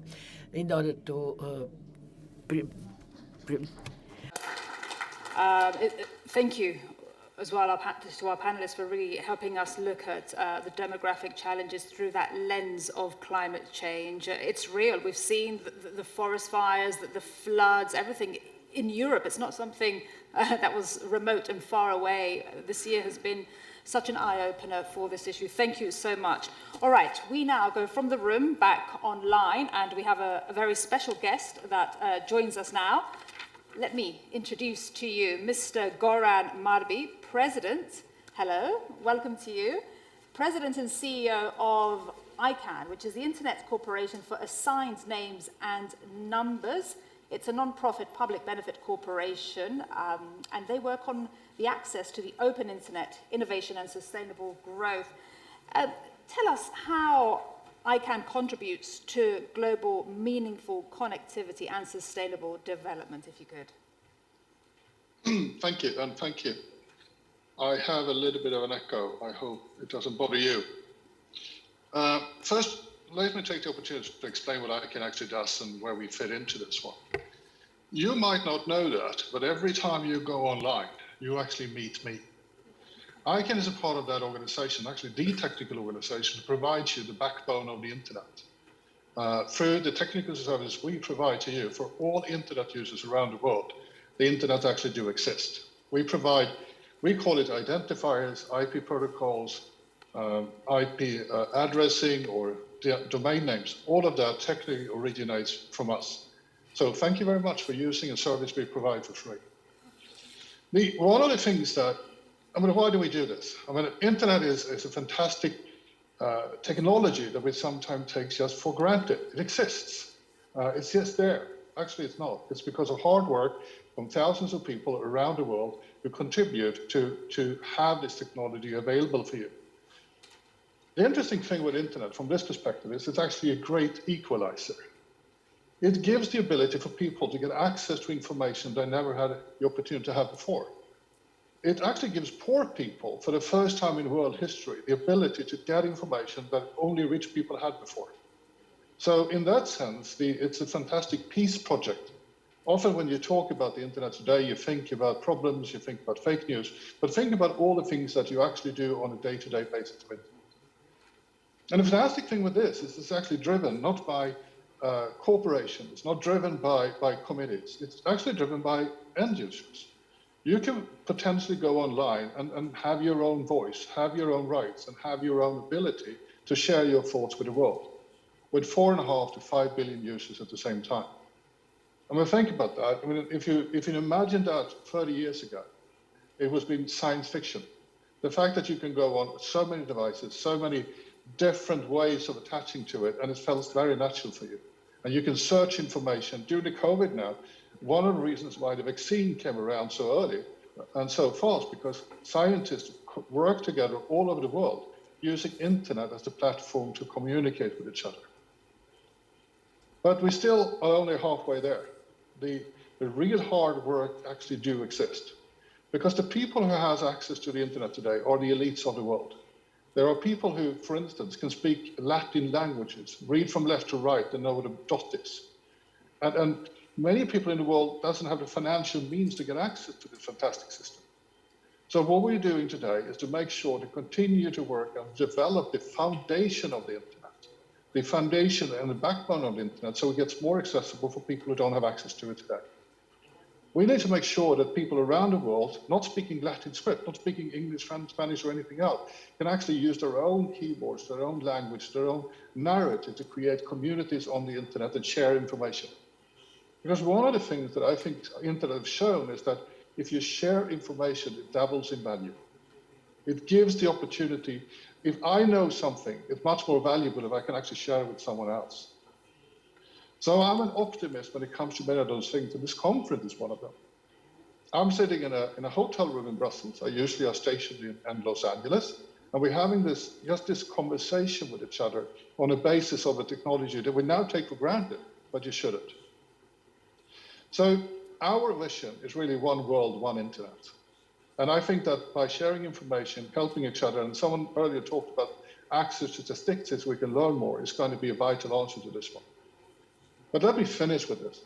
Just to think about a world where internet didn't exist. And then you think about it, don't take it for granted. Make sure that when you do your plans, you look into it, make sure that people have access to the internet in your region, but especially one who is not the elite. Make sure that work with organizations such as ICANN to make sure that your people in your region can have an open access to information so you can share.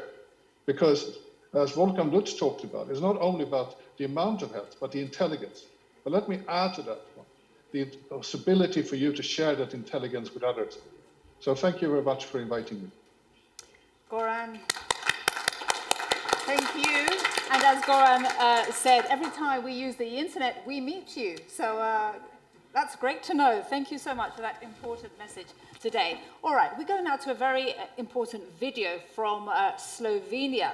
And it's by Mr. Janez Cigler-Kralj, who is the Minister of Labour, Family, Social Affairs and Equal Opportunities. And it's important that we have this message today because Slovenia right now holds the rotating presidency of the EU.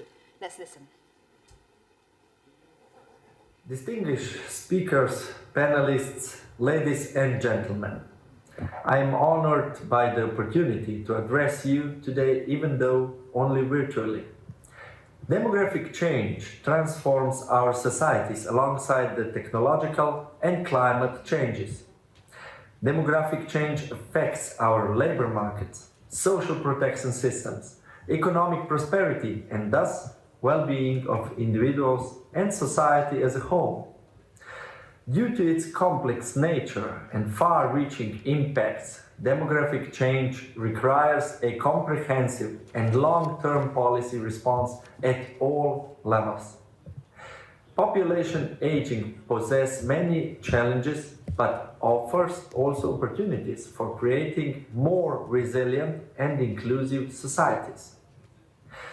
The Slovenian presidency of the Council of the EU has put tackling demographic challenges high on its political agenda in the field of employment, social policy, and equal opportunities. We all know that the share of older persons in the total population has been increasing in the last decades. We need to make sure that older persons participate not only in the labor market, but in all the spheres of the society. Discussions at the Conference on Human Rights for All Ages showed that ageism prevents too many older persons from the full enjoyment of human rights in their everyday life. Ageism impacts negatively people's health and well-being and thus causes unnecessary social costs. We can combat ageism by promoting intergenerational cooperation and life course approach to aging.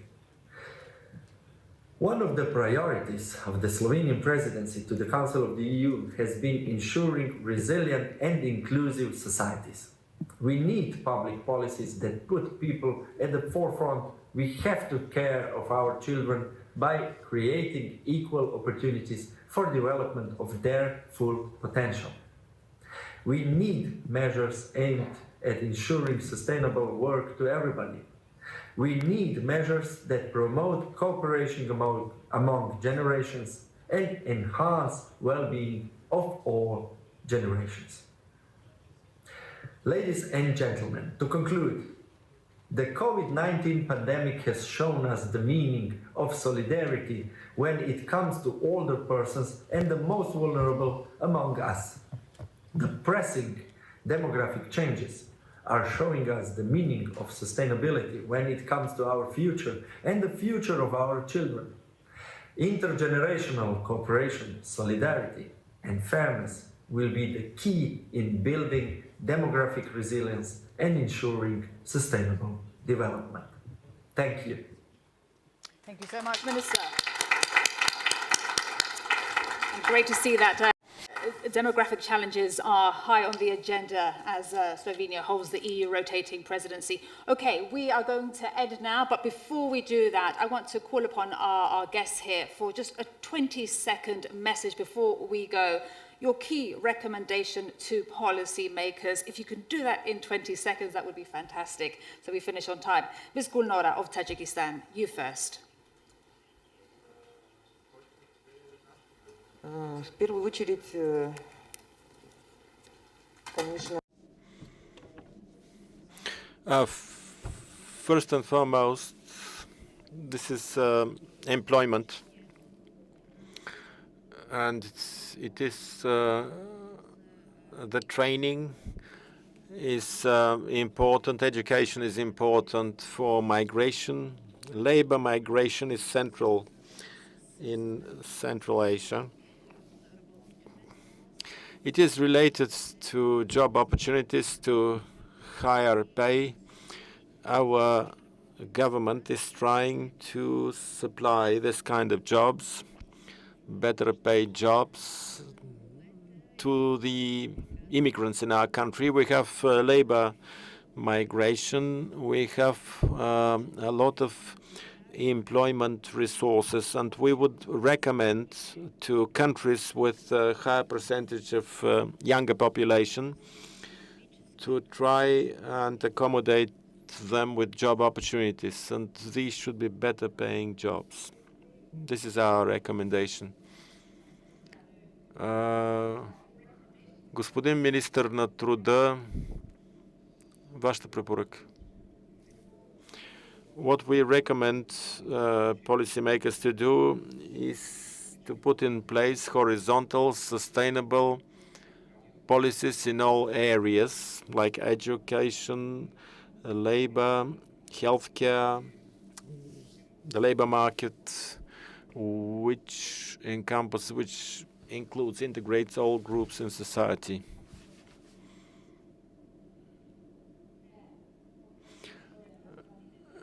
Carlos Martinez. What I want to say is that we need a new policy, a new commitment.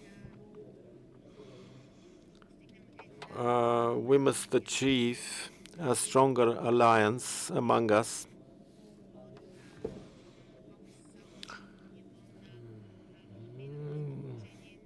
And try to design to achieve a higher awareness and higher education levels. We also need to plan midterm interventions, policies, whereby the local authorities may live up to their commitments and come closer to their citizens.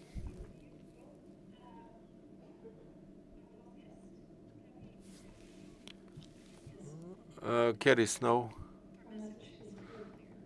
Affirm the vision and the values of the ICPD in 1994.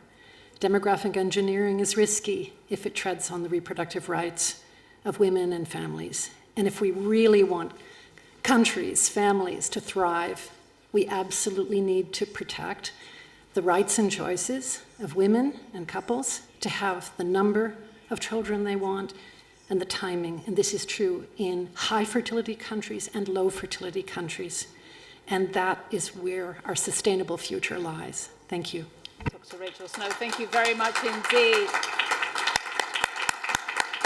And I think we are on time. Thank you so much for being brief. We do have our guests that are online as well, but thank you to everyone that has joined us today online, by video, virtually, in person. We have an expo in 15 minutes, so do come back quickly to the room. Ladies and gentlemen, Your Excellencies, ministers, everyone that is here, thank you so much for making this the beginning. We're not yet. No break. Ooh, no break, ladies and gentlemen. No break. You have to stay here. All right, no break. Thank you.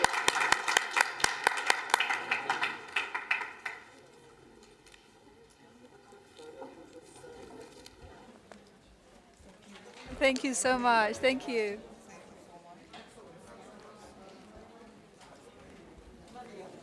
Oh, sí. Sí.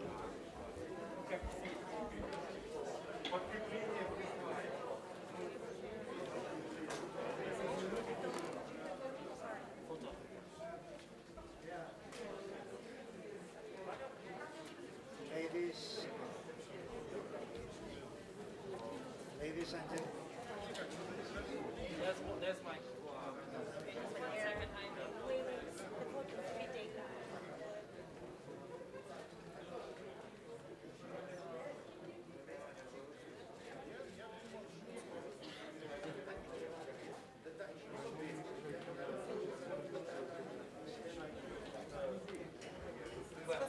Thank you very much. It's really been great.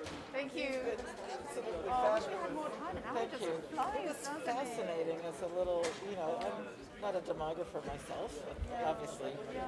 Adios. Thank you. Adios. Bye-bye. Thank you so much. Thank you for your comments. Thank you. Sorry, I intervened on migration to try and jazz it up a little. But it's such because of COP26 and then your turn.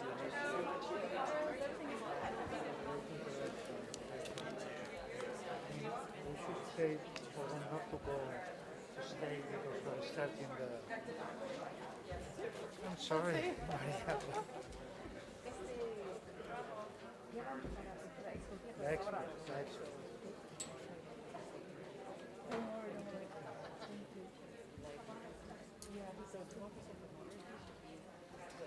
Yeah, right.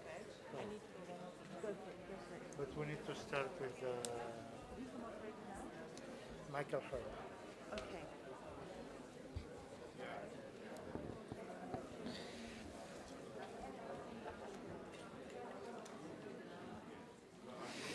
Ladies, is this working? Hello? Hello? No, it's not working. The sound is not functioning. Okay. Where is my code?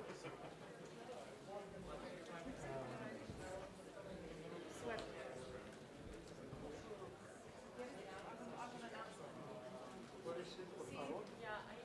Porque yo es que no me está funcionando. Hello?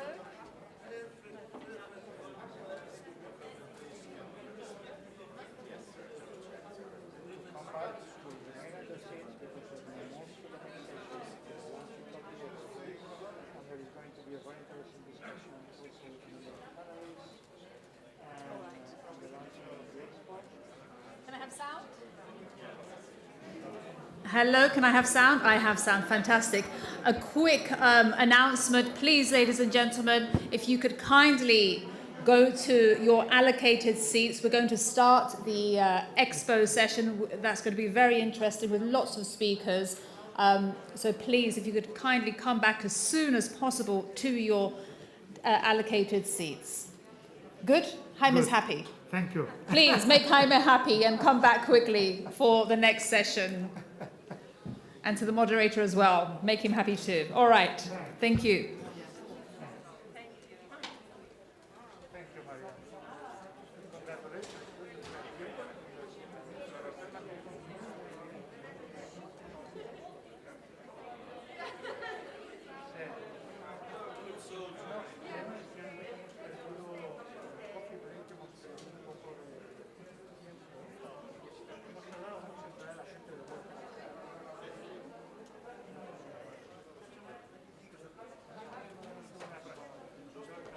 Thank you. Where is Michael?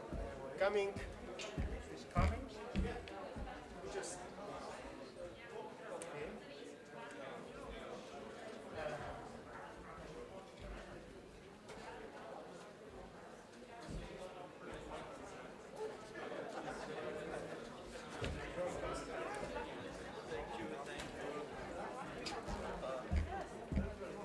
Let me give you.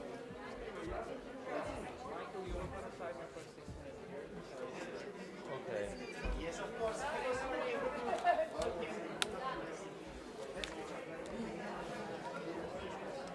So nice to see you.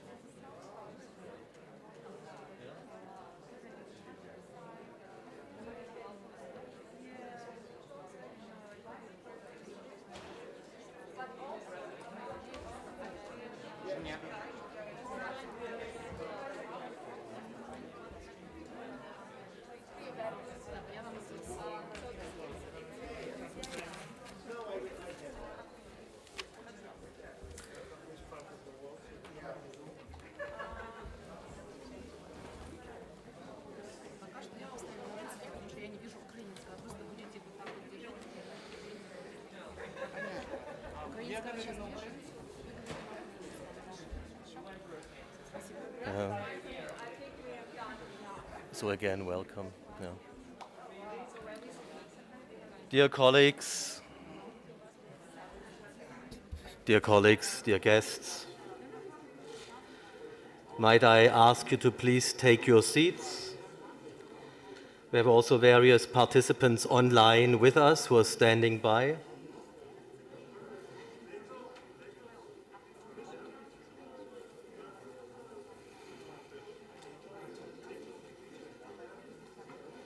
Everyone, might I ask you to please take your seats?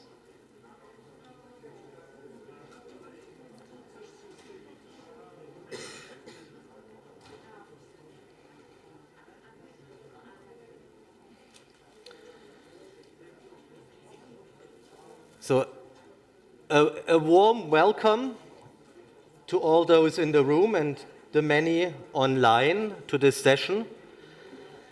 In this session, we are going to do two things. We are officially opening the Expo that accompanies this conference. And I understand the Expo is already open since 10 o'clock this morning, but this session is to officially launch the Expo on demographic resilience. It is also an opportunity to debate how we can improve knowledge transfer and evidence-based policy making. I am Michael Herman, advisor on economics and demography with UNFPA, and I will co-moderate this panel with Dr. Rasto Verbinski, who is sitting to my left. The Expo that has opened at 10 o'clock this morning is really an opportunity for many of our partners, our stakeholders, to showcase what they are doing with countries and in countries in helping them understand demographic shifts and respond to demographic challenges.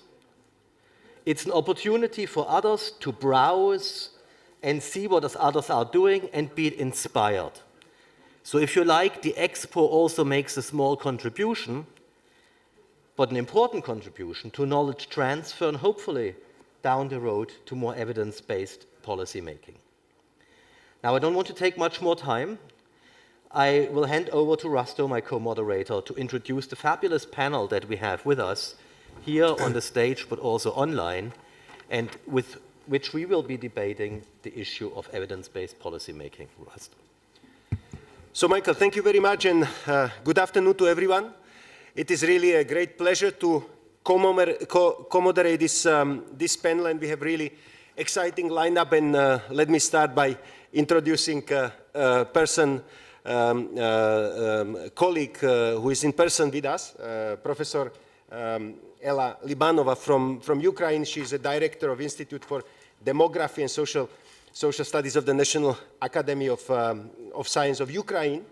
We will have with us again Professor Wolfgang Lutz. I think he doesn't need an introduction. Founding director of the Wittgenstein Center for Demography and professor at the Vienna University. We have also a representative of University of Oxford, Professor Melinda Mills, director of the Leverhulme Center for Demographic Science. We have also Mr. Amparo González Ferrer, Deputy Director for Migration Analysis at the Spanish Ministry of Inclusion, Social Security and Migration. We have with us also online Mrs. Nina Kajender, Policy Officer from Knowledge Center on Migration and Demography from European Union Joint Research Center, Dr. Elke Leichinger, Head of Research Group, Global and Regional Population Dynamics at the German Federal Institute for Population Research in Wiesbaden. And then again, the Professor Anna Rotkirch, Research Professor and Director of the Population Research Institute from Finland. And finally, last but definitely not the least, we have also Professor Sabine Walper, Director of the German Youth Institute from Munich, Germany. So you will agree with me, it's extremely distinguished panel of academics. And as Michael was saying, at the end, we will also give the floor to Daniela Vono de Wilhelma, Deputy Executive Secretary of Population Europe, and Daniela will briefly introduce the Expo booth in our virtual Expo. So this is the panel. Thank you very much for accepting our invitation. And without further ado, I would like to hand over to Michael to ask the key questions. We will then repeatedly ask our panelists. Michael, over to you. Yeah, thank you so much. Welcome also from my side to everyone. Look, in this session, we really want to discuss two questions. The first one, what is your experience, the good and the bad, in promoting more evidence-based policy making? The second one, based on this experience, and if you think outside the box, if you think wildly, what would you suggest in order to strengthen evidence-based policy making moving forward? And rather than having two rounds of conversations, because these questions really blur into each other, maybe we can ask you to respond to both of these questions at the same time, if you like. So you'll have about 6 minutes for your response. And let me start with Professor Wolfgang Lutz. Thank you for still being with us, and good to see you again. We saw each other yesterday at the Wittgenstein Center Conference and today again. So thank you for being here. Professor Lutz, what is your experience in promoting evidence-based policy making, and how do you think this can be strengthened moving forward?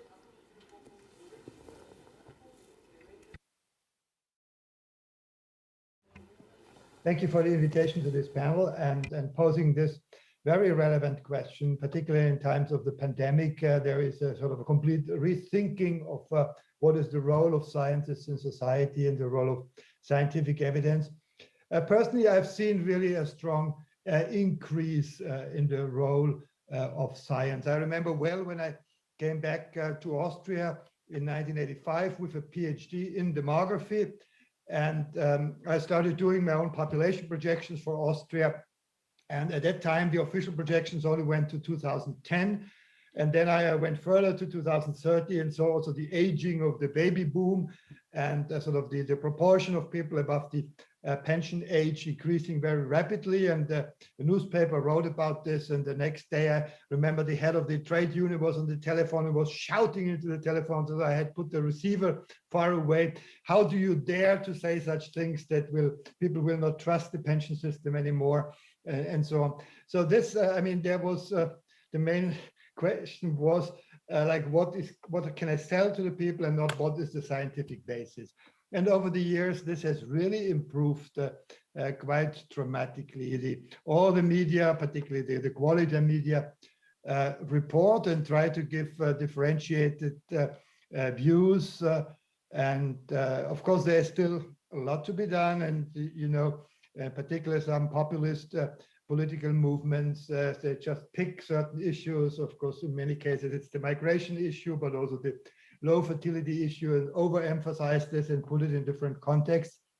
But my subjective feeling is that this has now, particularly in the times of the corona pandemic, seen another boost, because this is something that politicians are quite helpless with. They don't know what is the future. They don't know what should be done. And that's why they go to modelers, epidemiological modelers, and also many of our colleagues in the Wittgenstein Center are involved in some of these modeling efforts.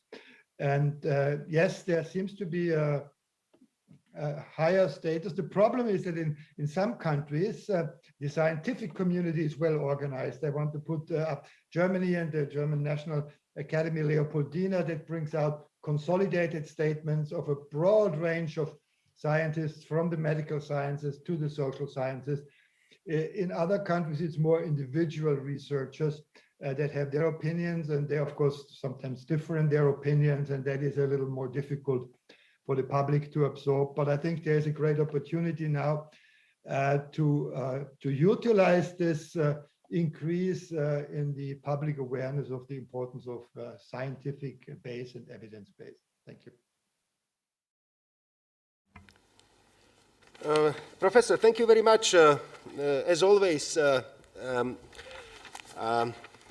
kind of peppering it up also from your personal perspective. And indeed, COVID crisis has brought the attention of politicians and public to the science and evidence. So thank you very much. So let's now go to Professor Mills from Oxford University. So from your perspective, what are the good and perhaps not so good experience in evidence-based policy making related to demographic resilience? And also, if you can think out of the box, so what are the models for the future we would like to promote to strengthen it further? Over to you. Thank you very much. It's an honor to join this panel today. Yeah, so I think we can talk about the good, the bad, and the ugly, and we've definitely seen it in Europe and across the world. And I think what really works, and Lutz already touched upon it, it's when you have this iterative discussion and this dialogue, and it goes back and forth between policymakers and scientists. And often, you know, during COVID, and one of the advisors here to the UK government, you know, sometimes a question would come and we'd say, well, is that really the right question? And we would go back and forth and formulate a better question. So I think that's very important. I think it's also, we have to learn as scientists as well to put our evidence in point form with an executive summary, and then you can go to the detail. And I think we also have to realize as well that, you know, as was just alluded to, we can provide the scientific evidence, but it's then, once it goes into the wild, it's in a very political ecosystem. And I think we really have to understand that when we're giving evidence. So, we've seen sometimes when evidence goes out that it's misinterpreted, or you get the telephone call about that. I was just on Good Morning Britain. It's this large television program of millions of viewers in the UK. And they definitely selectively picked out certain things and try to sensationalize it. And I think as a scientist, you have to put your neck out, and you also have to really, protect the policymakers as well too, because once they put the policy out, you have to support them. So let's think about, you asked things, thinking outside of the box. I think this dialogue and discussion, I think we already know that. But I think also in terms of, we should go to where the public is sometimes to understand, what they're saying. So they're communicating on very different forums with social media, and we should try to understand how they're thinking, where they're going. And they're not always looking at official government sites or following government policies. So we have to go where they are. We have to think about really tailored communication too. I think communications is often just essential, and it will be different to different groups. A lot of different groups have different levels of trust in government, and they have different levels of, they get their information sources from various places. So I think it's just really important to understand that, for good reason, some populations just don't trust as well. It would be fun to see more actual randomized control trials of policy interventions, actually in groups to just see how that works. And I think another thing is what we should do is we should look at the unintended consequences of some policy interventions. Something that's introduced for one thing can often have wide-ranging influences. And I guess, the last thing is just think about positive messages and enabling. We're often thinking about interventions and restricting and blaming in some cases. And I think that doesn't always work in people's lives. So if we can enable people and offer them opportunities, it's usually a much more positively received, and we reach our aims. Thank you. Thank you, Professor Mills, and really to everyone. Look, I would like to ask you, where do you think, as scientist, the science policy interface end for you? Does it end with the delivery of a policy brief? And then everything else is basically left to government officials, how they make use of it? Is there something else that we could do to reach further into the policy space to really encourage the uptake of evidence in the policy-making processes? You have mentioned a few things, but maybe also if others could think about this a little bit, because that's really a key question if you're working in an international agency, if you like. Academics often, policy work ends with a policy brief. For us, that's basically where it begins. Yeah? But I have the feeling that we really need to get better in going deeper into the policy-making space. Now, on that note, I think our next panelist, His Excellency González Ferrer, he's actually one of the representatives on this panel working in the policy space. And let me turn to you. I don't see you on my screen here, but it would be great to hear from you on this issue. Thank you very much. Hello. Thank you very much for the invitation and for the presentation. Well, I've been working previously for 15 years as a scientist on demography and migration. So I've crossed the line, and I have the nice opportunity also to see from the other side now how things are difficult also from inside the administration in order to be able to absorb and process and use in a helpful way for policymakers all the evidence that is produced outside. And I would like to start with the positive side of it. I think that something that it's talking about the models for the future, I think that's something that could help in order to make this communication between science and evidence produced in the academic realm for the politicians and for the policymakers for policymaking more in general would be to create these sort of units that are focused on analysis. And this type of units inside the administration have the opportunity to make the link that is many times difficult between the scientific community and the policymakers.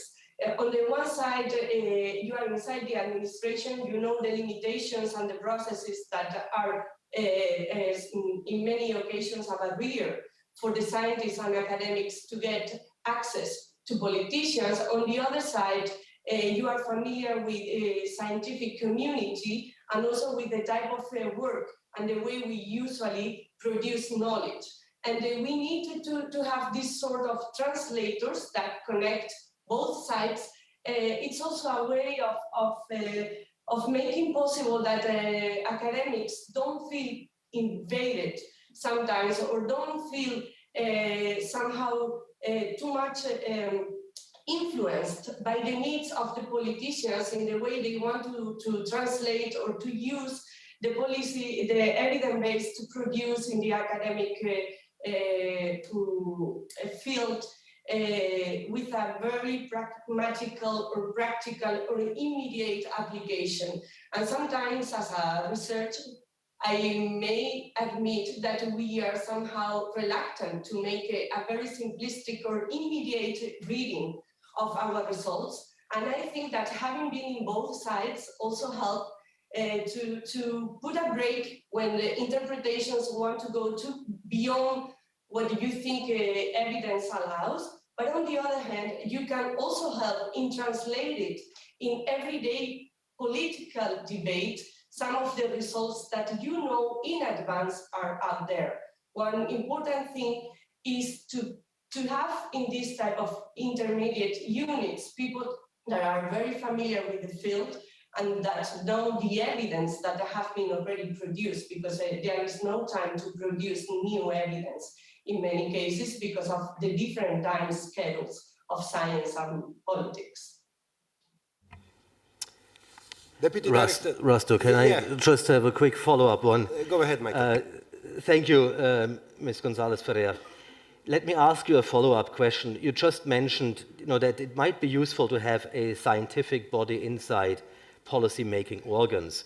Now, in this panel here, we have, a broad mix of academics. Some of you are highly sought-after individual consultants at the global stage.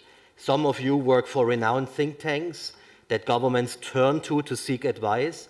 And some of you, in fact, work in institutions, in research institutions, that are, in fact, subordinated or attached to policy-making organs. We have the European Joint Research Centre, for example, here, also represented on this panel. And we have the BIP, the Federal Institute for Population Research, which is attached to the Ministry of Interior in Germany.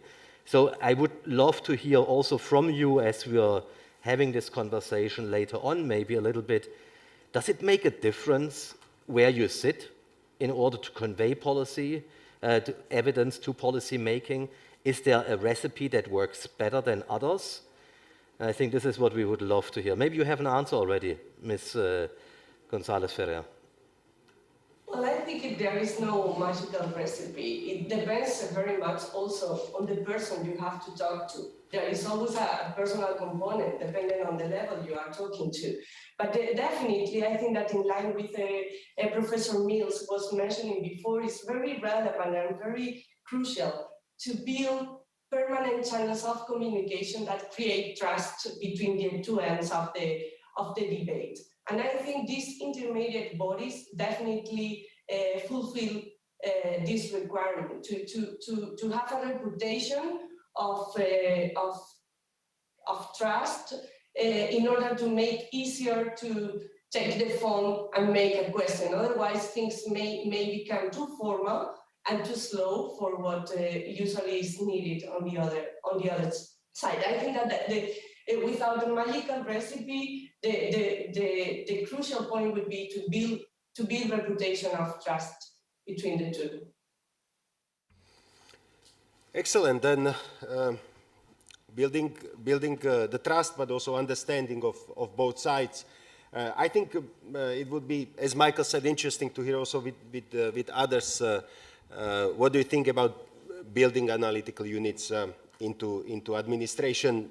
In my home country, Slovakia, there is now ongoing experiment with embedding analytical structures into and policy structures into the ministries, with some very good examples in some of the sectors. But let us now go to, we would, of course, obviously love to have all of you here, but we are really delighted that at least you, Professor, were able to make it, and you are the director of Institute of Demography and Social Studies, Ukrainian Academy of Science. So how difficult it is to really provide evidence for politicians, and how open politicians and policymakers are to listen to evidence in your own experience. Over to you, Professor. Ну, по-перше, зразу скажу, що наш інститут є нетиповим в цьому сенсі для України. Так сталося, що I would like to say that our institute is following a scenario that adversaries of our institute in demography and business, migration, etc., they all come to us. Speaking about this question about analytical center is that all analytical centers will develop a sustainable, regular relationship with politicians. And it's very important to say to the politicians in their very eyes that there should be analytical, critical proof. My opinion is that those issues are decided by how this is decided. We let's say that we are giving to politicians a package of recommendations.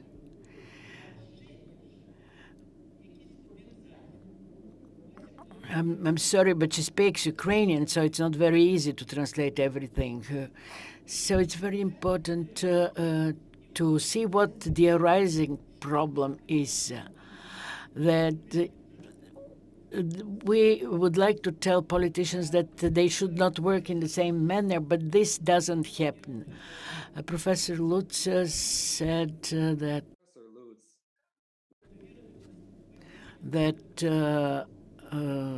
we have that we put it out the pension fund. And there is a scandal related to the fact that we are saying something and they do not trust us, but actually we create models which are working ones.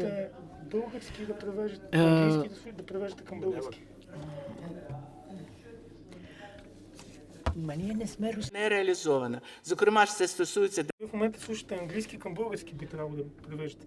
Защото има українськи към английски, ви би трябвало превеждате български към български. Дві речі, які нам допомагають, дуже сильно допомагають. І я думаю, що, можливо, це буде корисним всім. Ну, по-перше, входити до складу керівництва міністерств і... Excuse me for interrupting you 1 second. I think we have an issue with the interpretation. On the English channel, I hear another language. Could you please check this? So I want to make sure that, sorry, I really understand what you're saying. I can speak English, but it will be too slowly. No, you have time, please do. Is the English under control now? Well, yes, but the point was that the lady was speaking Ukrainian and we were translating. Shall we continue?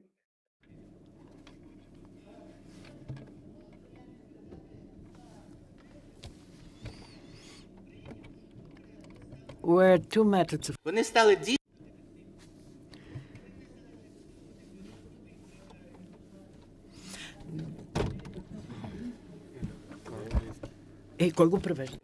Так от перше, це входити, науковці мають входити до складу політичних керівних органів.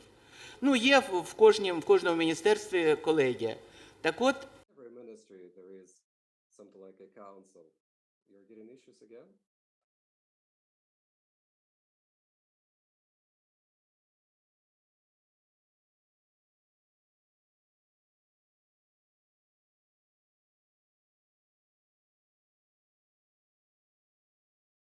Okay, 1, 2, 3, 4. This is English channel testing. Are you getting me? Hello? English, English, English. Testing, testing, English. So if you can hear this English, then this is the interpretation. 1, 2, 3, 4. 1, 2, 3.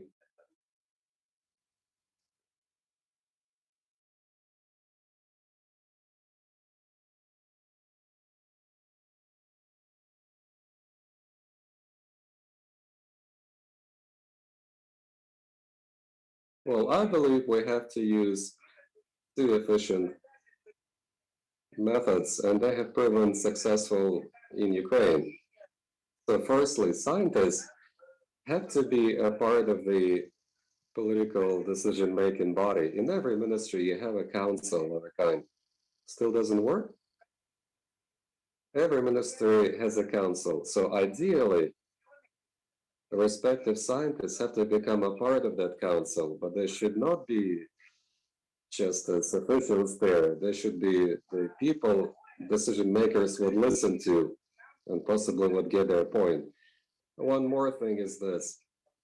If everything goes wrong, then we try to check up with the press, and we have the press speak about that. Sometimes it pays off. Maybe it does not pay off 100%, and sometimes the result is not quite what we expected, but at least people are getting aware of the problem we are facing. When it comes to population census, I think you know that Ukraine has not done it in 2010, and in 2020 or so, they haven't done it again. And there was a lot of hype about it in the press. So they've made it a big deal, and that helped. So nowadays, as far as I can see, something's gonna give. I think this time we should be able to complete the census. And also one more problem is this. We have to work with migrants because populistically, it is easy to say that let's keep migration under control. So we have dwindling population, plus you get migration. So let's stop the migration. But scientists understand it is impossible. No matter what you do, you cannot stop migration.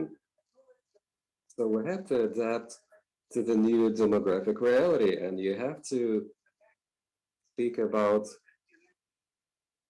helping people regain their resilience while migration keeps on happening. And the last point I would like to make is about COVID. I don't think it is the first time that this happens. History has seen cases like that: cholera, plague, chickenpox, Spanish flu, because now we know more about that and we respond to that more acutely. The politicians know more about that, and everybody, all of the civil society, they have a much better idea about this right now. I think I've said it all right now.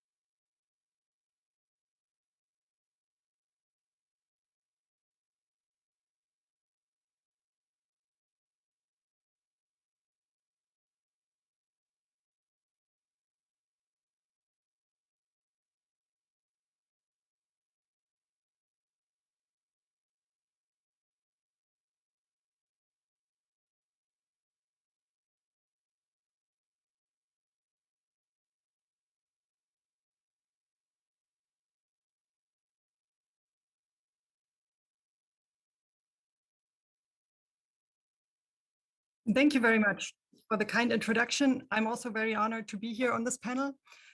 Naturally, some of the points I will make have already been made, but I think this just stresses their importance and how important they are in various settings.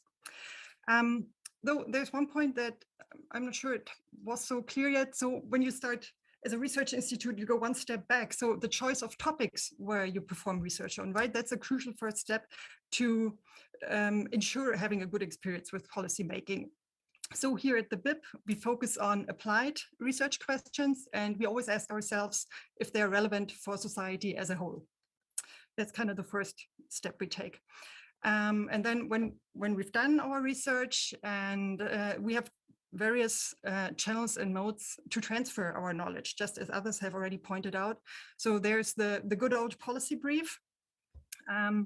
But like you said, Michael, well, does it stop there? We try to increase awareness for the recommendations we have in there and to draw attention to it by usually having a press conference when we release it with it, and also having sending out what's it called, messages to press outlets about it, so they know and they can take it up. It can be taken up in the media. And then other modes of knowledge transfer where we try to reach out to policymakers, but also just the same to the public in general, is, for example, our demographic portal, which is also part of the Expo here. You can look at it in the Expo. And there we provide accessible and up-to-date information on demographic issues, be it data, trends. We present best practice examples. That's something that I think is particularly useful. What have regions, what have communities done to deal with things like areas where mobility becomes an issue, or where you, how do you deal with larger shares of older population, intergenerational housing, things like that, where best practice examples really help for others to get an idea how they could do that in their community. And then we also have formats where we address policymakers even more explicitly. For example, what we call demography lunches, where it's a small group of policymakers that one or two researchers of us meet with, and over lunch, there's also a presentation. You talk about a specific topic that's agreed on in advance. In terms of what works, I think what we have to keep in mind, and that's something that also has already been mentioned by others, is that we can only provide the knowledge and do our best to transfer it, right? There is no guarantee that just because we do our research and try to communicate it really well, that evidence-based policymaking will follow, because that's up to policymakers and in the hands of politicians, but we can do the best to provide evidence. And so I think in general, to really increase the chances that what we do is taken up by policymakers, there's three important points to consider. And they are timing, networking, and communication. And they've also already been voiced here. And what I mean with timing is, I think that's something that wasn't so clear so far yet, try to enter the policy process rather sooner than later, whatever the topic is. And this sounds like very basic knowledge, but it really so often happens that it's not the case. And the sooner all stakeholders, including researchers, can bring in their viewpoints and their expertise, the more comprehensive and concerted the pool of policy options that is then presented to policymakers can be, right? So try to involve as many stakeholders early on. And an additional asset for this is that the process is more transparent than otherwise. The second point, and this is something what Professor Mills mentioned, I think she talked about it in the context of iterative discussions with policymakers. Yeah, the continued exchange with them, not one-time interactions. They also happen and they are also important, but it's this continuous exchange and building of networks that really leads to more profound knowledge transfer. And what this comes down to, this is also something I think, can't remember who exactly said it, but yeah, it comes down to developing trustful relationships. That's what is important. And the third point I'd like to make here is communication has been made already. The best research results we have won't be of much use for policymaking if they are not communicated adequately for the addressees. So if you have a chance, have a communication team, have communication experts around who really know how to phrase for specific audiences. Thank you.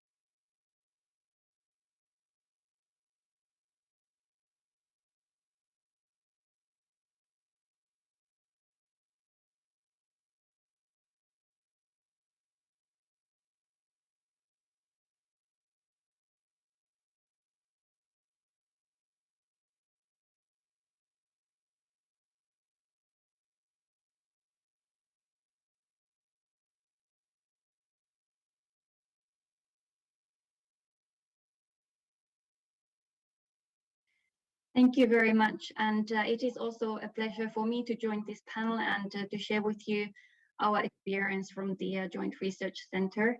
And I totally agree with the points made so far. I will try not to repeat too much. So as was mentioned, the JRC is a science for policy organization, and our main role is really to provide scientific evidence for the EU policies and the Commission departments responsible for them. But even though we have this role, delivering on it has not always been so straightforward. And one of the reasons is that science and policy operate on different wavelengths. We know this. There is a lot of pressure on policy to deliver fast, but science, and especially good science, takes time. And that is why it is quite easy that science and policy, even when they are within the same organization, operate separately with different timelines and different objectives. And even when there is an effort to align the scientific objectives with the policy objectives, if there is no proper constant dialogue between the scientists and the policymakers, the results do not necessarily come when needed, and the research might not be focused exactly on what the policy side requires, and it might not be so evident for the policy side to understand what the scientific results mean for the policy debate. So over the past couple of years, there has really been a conscious effort at the JRC to create institutional structures, the kind of structures you mentioned earlier, which render more systematic the connections between science and policy. And I think this is fundamental, and it really makes a big difference. The Knowledge Center on Migration and Demography is one example. It is jointly governed by the JRC and multiple Commission policy departments. And this ensures that the research questions that are in our action plan are driven by the knowledge needs of the policy departments. We are working on migration, but we have also had a very good start with the demography topic, in the sense that as it is a new topic to the European Commission, the Knowledge Center has been there from the start to support the activities in this area. We have a very good collaboration with the cabinet of Vice President Suica, who is responsible for this portfolio, and we are really delivering on the basis of their needs. Our Atlas of Demography, which is an interactive platform that provides demographic trends and data and links demography to the various policy files of the Commission, was created in response to a direct request from the Vice President. We also have some other data tools in the pipeline that the Vice President has requested to help in the delivery of the objectives of the demography portfolio. So what I would suggest in terms of strengthening evidence-based policy making, we have a unit at the JRC that is working to strengthen the science policy interface within the European Commission. And in that context, my colleagues have done quite a lot of thinking outside and also inside the box. So what I have as suggestions is not in the form of wild ideas, but really based on the recommendations stemming from this work, and also mentioned here already by other participants. So the first is that science and policy should not be separated in different entities which operate under their own regimes. The science policy interface really requires constant contact and cooperation and co-creation and collaborative approaches to increase the dialogue and trust and understanding of the needs and expectations of both sides. And then secondly, policy impact requires strategic planning and active participation of the scientists in the policy-making environment. And we have discovered that not all scientists are necessarily a fit match for a science for policy organization. In the JRC's Science for Policy Handbook, my colleagues highlight that what we need is almost new type of scientists for policy who are able to understand and see value in the challenges of policy making. And it's also important for them to understand that some of the knowledge that we generate is not strictly speaking scientific, but it is still useful for the purposes that it has been created for, which is the policy support. And then there's already mentioned by other colleagues, evidence and facts do not speak for themselves. They must be communicated, and communicating science to policymakers really requires very different approach from communicating science to scientific audiences. So to succeed, scientists and communicators must work hand in hand from the beginning to shape the messages and the narratives together, and to identify opportunities and to prepare the right tools. And these are just some of the general conclusions from the reports that my colleagues have published, and there is more detailed information and tips and advice available in our Science for Policy handbook. And we have just published also a report on values and identities, which calls for systematic consideration of people's cultural values and identities in policy making. And there's also a report on understanding our political nature. And these are really excellent products with a lot of advice and lessons learned that can be taken into consideration by other Science for Policy organizations. Thank you very much. Nina, thanks a lot, and thanks a lot for actually complimenting. We have been, I don't know whether you had a chance to be with us also in previous employment. We know that Slovenia is now having presidency in Council, in European Council. So again, emphasizing the importance of dialogue and trust, strategic planning, involvement of scientists and academicians in policy making from the very beginning, and importance of the communication, and also link between demographics and other areas, as you mentioned, migration, education. You have mentioned demographics platform, handbook and policy brief. It would be great if you haven't done so yet, if you could just insert it into chat, so we can have a look later on and benefit from this. But let us thank you very much, and let us move on, and we are going to go to Finland. I'm actually today representing Demos Helsinki, so it's great to introduce Professor Anna Rotkirch, research professor and director of the Population Research Institute in Finland, Helsinki. Of course, Finland is leading in many areas. Everyone envies Finland, its educational system, and of course, also a huge experiment with universal basic income is quite well linked to the theme of demographics. So it would be great to hear from you what is the Finnish experience in this respect. Professor, over to you. Thank you for those flattering words, and thank you all for these really interesting and also country-specific examples. Finland is, as you know, also a leader in population aging, so we have many new population policy initiatives and programs. I wanted here to highlight a few examples of how Finland, maybe from the policy maker's point of view, tries to structure this dialogue with researchers. As I see it personally, there's a very profound challenge in science being, as we know, truly international at the moment, and also ideally fact and argument oriented, whereas governments tend to be, at least in the current crisis, quite nationally oriented, and by default personality and values and ideology oriented. And this means that, I think, as we all know, the scientists know, that an understanding of both very swift and small, like a new variant comes, what's the understanding? Scientific network works excellently.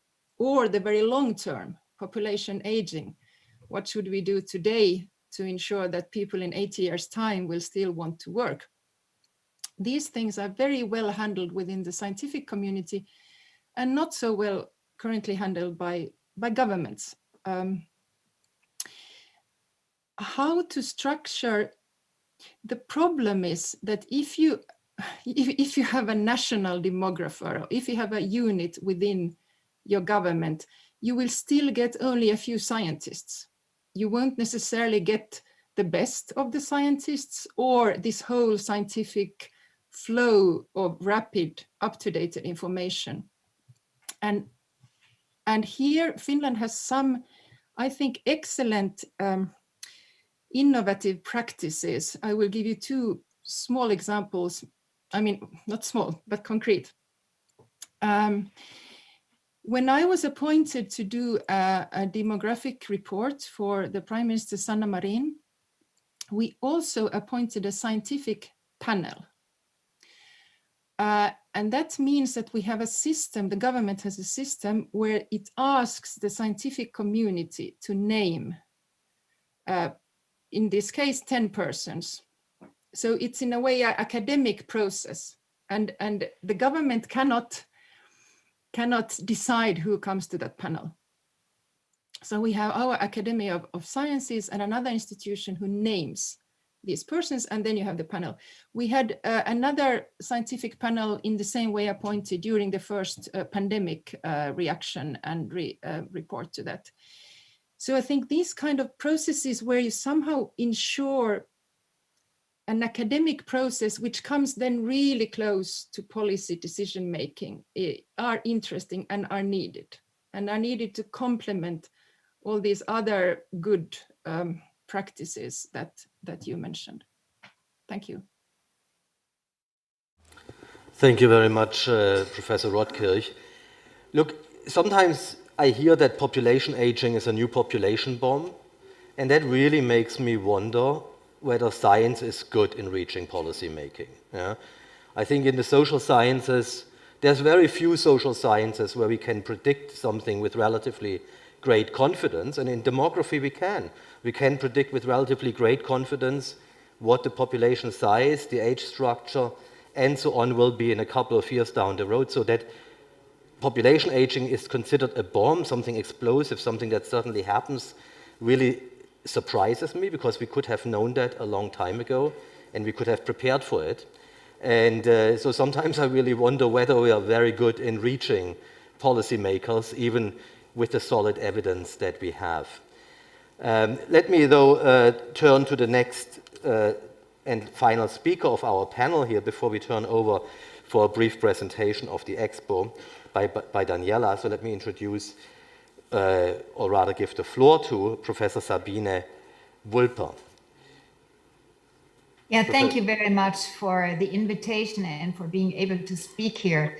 Actually, I'm speaking from maybe two different perspectives. One is the perspective of the German Youth Institute, which is primarily supported by the German Ministry of Family, Senior Women and Youth.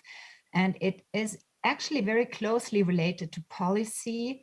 I think policy advice is one of our major tasks, or providing research for policy advice. But I would also like to bring in the perspective from the Scientific Board on Family Issues, which I'm also a member of. And that also really explains some of the structure that we have in Germany with respect to policy counseling.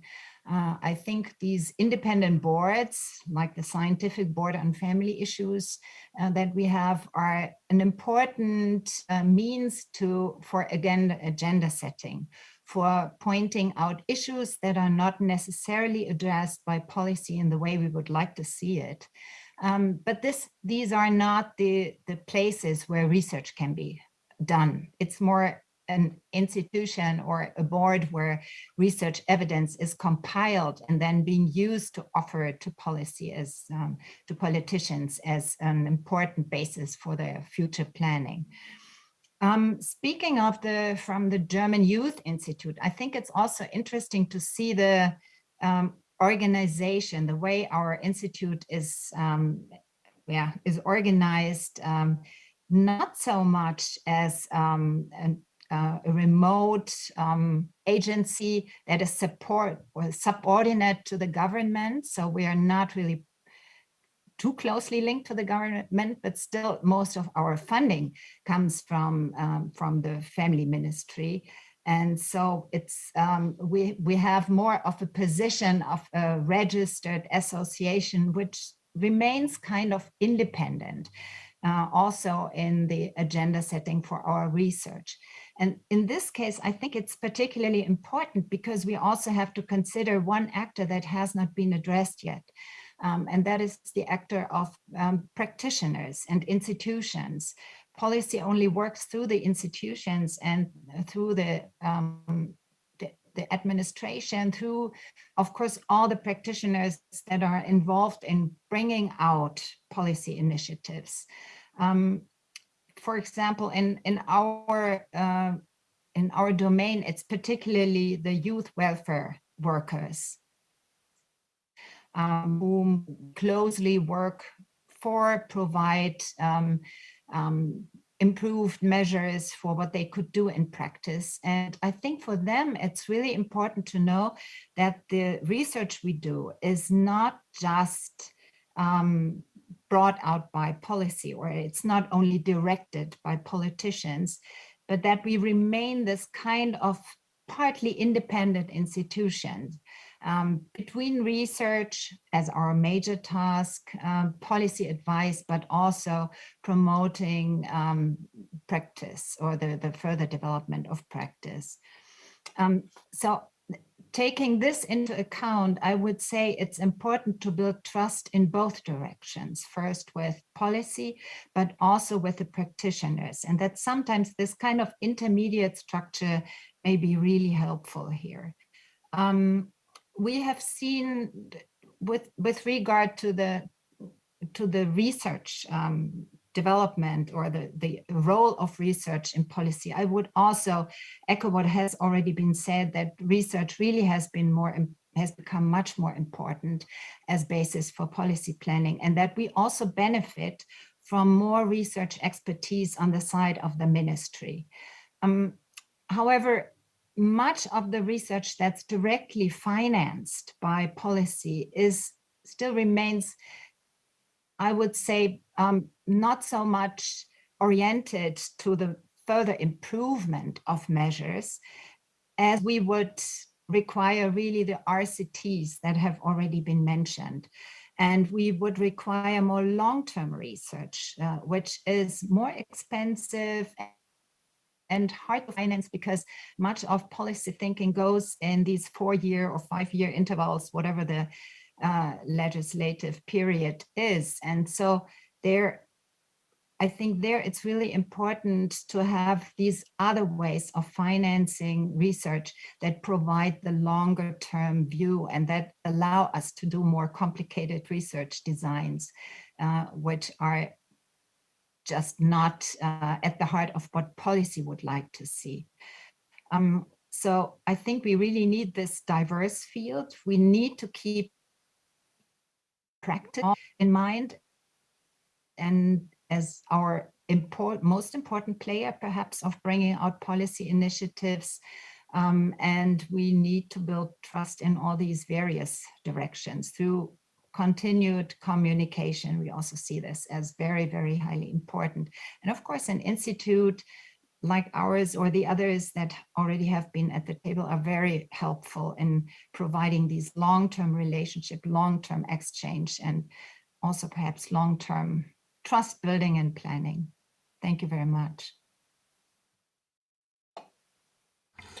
Thank you very much. Very good points, re-emphasizing some of the points which have already been mentioned, but I think what you have mentioned, policy only works through practitioners and policymakers is the key. So we need to try to figure it out. We have now second part of our panel, where we would like to hear about the Expo itself.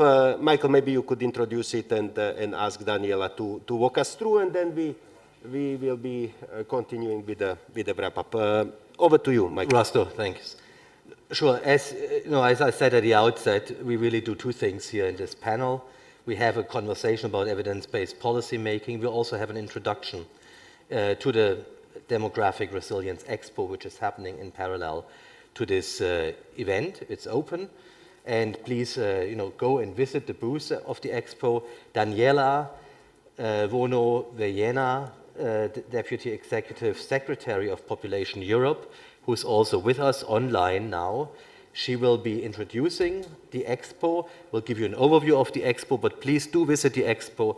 I understand that also during coffee breaks and the lunchtime, there are live presentations at the Expo. Daniela, over to you. Thank you so much, Michael. First of all, and also on behalf of all my colleagues here at Population Europe, I would like to thank you, Michael, Alana, Armitage, and Jaime Nadal for trusting us with the great mission of organizing this Expo. It has been such a joyful month for us, meeting incredible people, learning about unique and very successful initiatives from Finland to Turkmenistan, from Brussels to Russia, and everywhere in between. The word demography is a big word, and you see here that we need 2 full days to start covering some aspects of it. For us at Population Europe, demography also means our community, our family, and a community of scholars, governmental bodies, civil society, and international organizations. And I'm very, very glad to see that this family is becoming bigger and bigger. And as the world is growing, substantially more aware of the importance of promoting demographic resilience. I'm sure that you all will feel the same after visiting this Expo. Dear participants at this conference, I warmly invite you to visit the Demographic Expo. With a few clicks on the conference platform, you can access the virtual space, and the link is on the top of the website. Please note, and this is very important, that there are 2 halls. There's hall 1 and hall 2, which you'll see if you click on the Expo on the top of the conference site. In this virtual space, you'll find more than 40 booths presenting incredible initiatives aimed at reducing social inequalities, strengthening human capital, promoting gender equality and ensuring work-life balance, adapting to aging societies, enabling young people to fulfill their potential, and revitalizing rural and underserved areas in different ways. On top of that, we also have booths presenting outstanding data infrastructures. Please take your time to explore all the great materials that the booths are sharing. You can also post questions and chat with booth owners. There are specific time where they will be live and available to answer to your questions, but you can also post questions and then they'll reply afterwards. So to conclude, I would like to thank enormously all booth owners for accepting our invitation and taking the time to prepare and display materials to allow our audience to learn about their initiatives. I wish you lots of success. May you also visit each other booths and learn from each other. Thank you so much. Daniela. And also, Daniela, thank you to you and Population Europe for all your engagement in this conference and in the booth. Michael, thanks a lot. And let me, on behalf of both of you, close this panel. I think it's been, I hope you have enjoyed as much as we did. I think we have covered a lot of ground. Also in terms of time management, we did very well. And of course, I'm not going to do the justice of richness of the discussion, but we mentioned as one of the positive sides of COVID crisis is that politicians are paying much more attention to evidence and research. We have been also discussing importance of communicating evidence in understandable way for politicians and the public. Some gaps or areas of special attention, randomized control trials or unintended consequences of some of our policies. Models of embedding some of the analytical departments, policy departments within the administration and its benefits, pros and cons. Use of attaching some of the academics to the government institutions, example of Ukraine, but the example of Finland nominating 10 independent experts advising Prime Minister, role of media in it, importance of choice of topic in research. 3 areas mentioned by the colleagues: timing, networking, and communication, and using communication experts for communicating. And then some kind of discrepancy between international scientific networks and more nationalized networks of policymakers as one of the things which we need to take into consideration. Concluding, I would also like to mention that we want to continue the discussions which are taking place here in Sofia, and the dialogues. later today and tomorrow. And we are launching something which is called Sophia Alliance, Policy and Practice Community, which should do exactly what we have been discussing in this panel. Connecting evidence, experimentation, innovation with policy making, and have this community supporting you, policy and decision makers, in applying approaches and models which work. We want to co-design it with you. We want to make or create it in a way that it brings highest value for you. So please do visit Sophia Alliance booth in the Expo in Hall 2. There is a co-creation questionnaire. If you could, first of all, read what we have in mind in the brochure and the draft concept design, and then also spend maybe 10 minutes of your valuable time to answer some of the questions, so we can then design it in a way that it really fits, it's practical, it really becomes an operational arm between biannual demographic resilience gatherings. Thank you very much to all panelists, Professor, for you joining us here in person, and everyone online. I think it's been exciting, very rich. Indeed, thank you very much. Also from... Look, thank you so much. Please, before you do leave the room, bye-bye to our guests online, but before you do leave the room, we have a housekeeping announcement by Jaime. Jaime? Just go behind you. Thank you very much. And well, really delighted with the scope and the depth of the discussion that have been taking place this morning. We have this afternoon another set of also very interesting sessions. It's going to start in particular with a plenary that will look at the interplay between democracy and demography. The plenary will resume at 3 o'clock. And just to remind you all, the room may look not full, but we have about 400 participants online. So it's important for us that we start at 3 o'clock sharp. Thank you very much, and looking forward to seeing you all then at 3 o'clock this afternoon. Thank you.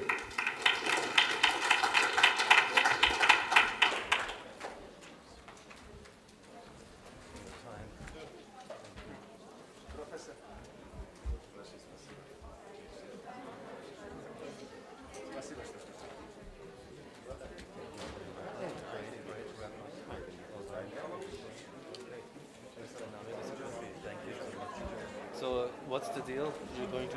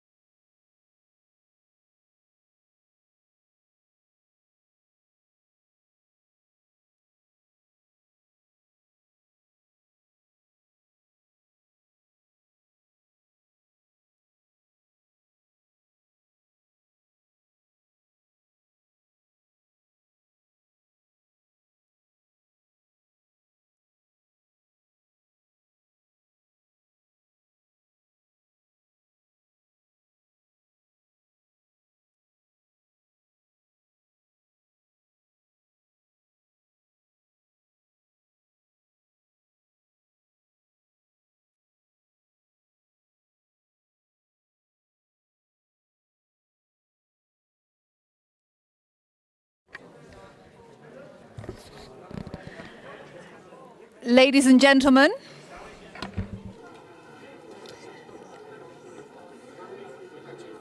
if you could kindly take your seats, the next session is about to begin. Democracy and Demography is about to begin. Please kindly take your seats. All right. Welcome to everybody once again, to everybody in the room. I hope you enjoyed your lunch. To everyone joining us from home, welcome wherever you're joining us from in the world. Great to have you all with us. Let me introduce our panelists who are here in the room and also to the others joining us online. I'll start with online. We can't forget you. Dubravka Svica is the President for Democracy and Demography, and we'll be hearing from her shortly. Welcome. Francisco André, Secretary of State for Foreign Affairs and Cooperation from Portugal. Welcome. And in the room, right next to me, we have Dr. Natalia Kanem, UNFPA Executive Director. Once again, welcome to you. Great to have you here. And in the middle, we have a new face that joins us now, Dr. Marina, it's nearly like my name, I need to be careful, Marina Lezebna, Minister of Social Policy from Ukraine. Great to have you here. And a face that we have heard a lot from and will be hearing from a lot again is Luis Alvarado, Climate Advisor at the World Economic Forum and past President of the European Youth Forum. Welcome to my panelists, virtually and physically, and to all of you again. Quick note on housekeeping, please do tweet. Our hashtag is there, DemresSofia21. We want to keep this conversation alive and dynamic in the room and online. All right, to start, hello to our guests. I can see everybody online, fantastic. I'm going to go first to Dubravka Svica, EU Vice President for Democracy and Demography, for her keynote speech. Good afternoon to everybody, dear excellencies, dear esteemed panelists, dear ladies and gentlemen. It is truly an honor for me to engage with you all today on this important topic. It is not an overstatement to say that we stand at a key moment in our democracy, not only in the European Union, but globally too, in the context of the challenges that democracy currently faces. This European Commission is the first to dedicate a portfolio to democracy and demography. And there is no coincidence. Firstly, democracy and demography are complementary and cross-cutting. Neither exist in a vacuum. Secondly, in both democracy and demography, you find the word demos, meaning people. There is much we can and should learn from the interlinkages. And this panel today will help us explore this interplay between democracy and demography and discuss how demographic change can be an opportunity for our democracies to become stronger and to become more inclusive. These days, people are reimagining their lives and life choices, their relationship with government at all levels, with policymaking, and with each other. People are increasingly mobile in their lives. And we must find different ways to not only understand our citizens, but also to respond to them better. This helps to reinforce democracy and the democratic institutions designed to serve our citizens. And I mean all democratic institutions from the local, regional, national, and supranational levels. We live in an increasingly multipolar and contested global order. The European Commission's recent strategic foresight report on the Union's long-term capacity and freedom to act identifies key global megatrends that will impact our lives. The report emphasizes two megatrends which are relevant in the context of demographic resilience. First, the growing pressure on democracy and values. Second, the shifts in the global order and demography. These new global challenges call for more resilient, innovative, and agile institutions to cope with new challenges and deliver results for citizens. But what would those new institutions look like? How should and could they interact with each other, with other levels of governance, and most importantly, with citizens?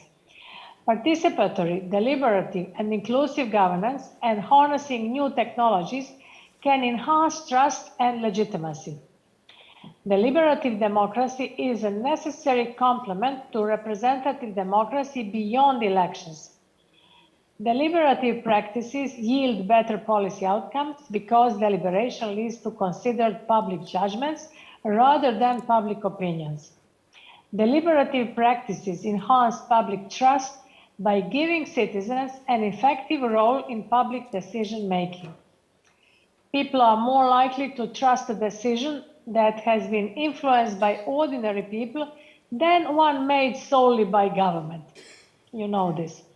These inclusive processes help policymakers to understand better public priorities as well as the values and reasons behind them, and also to identify where trade-offs are and are not feasible. Last but not least, deliberative democracy practices contribute to inclusiveness, fairness, and decision-making processes. I think of initiatives such as the unprecedented conference on the future of Europe, which I co-lead on behalf of the European Commission.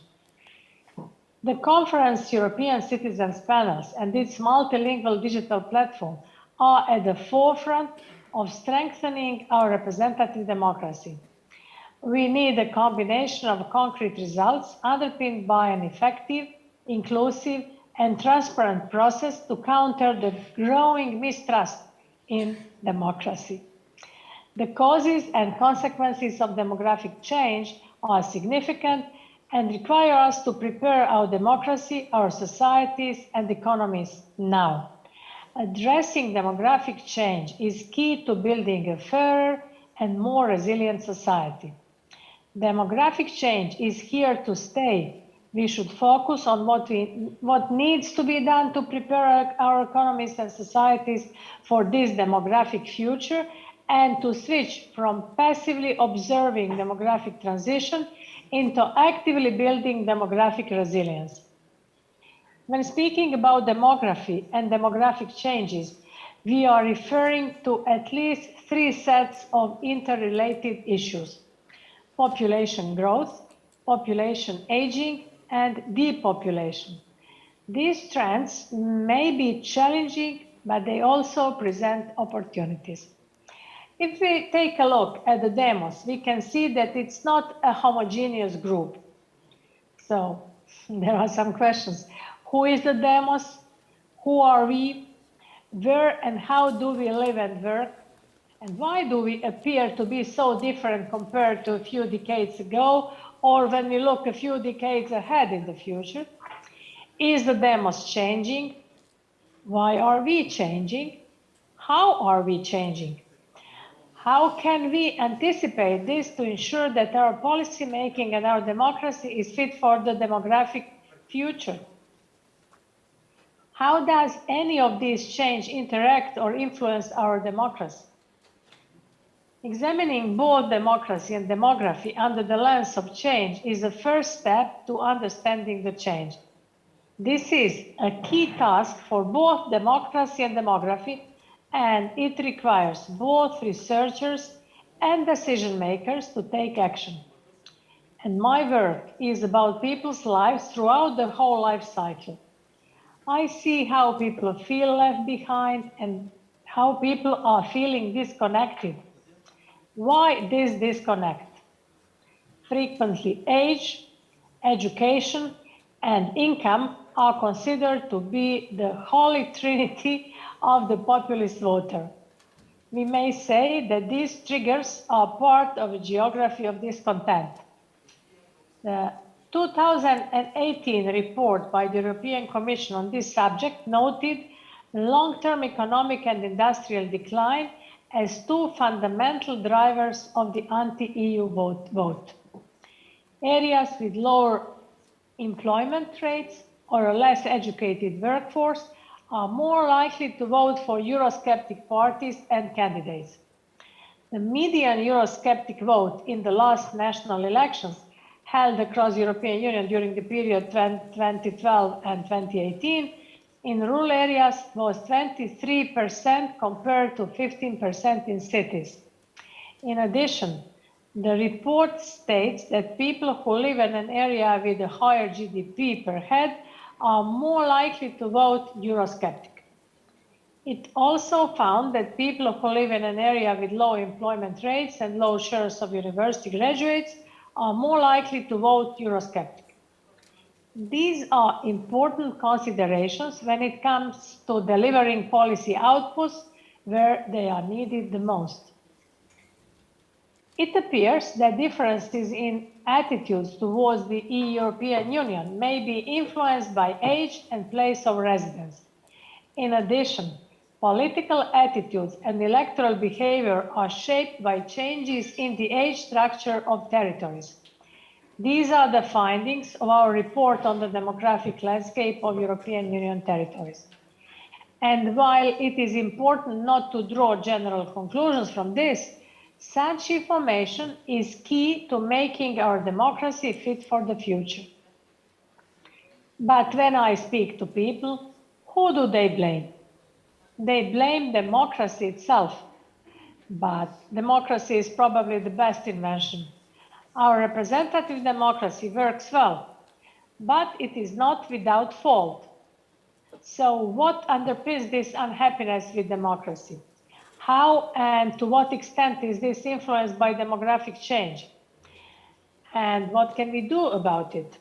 These are key challenges for decision makers in the European Union.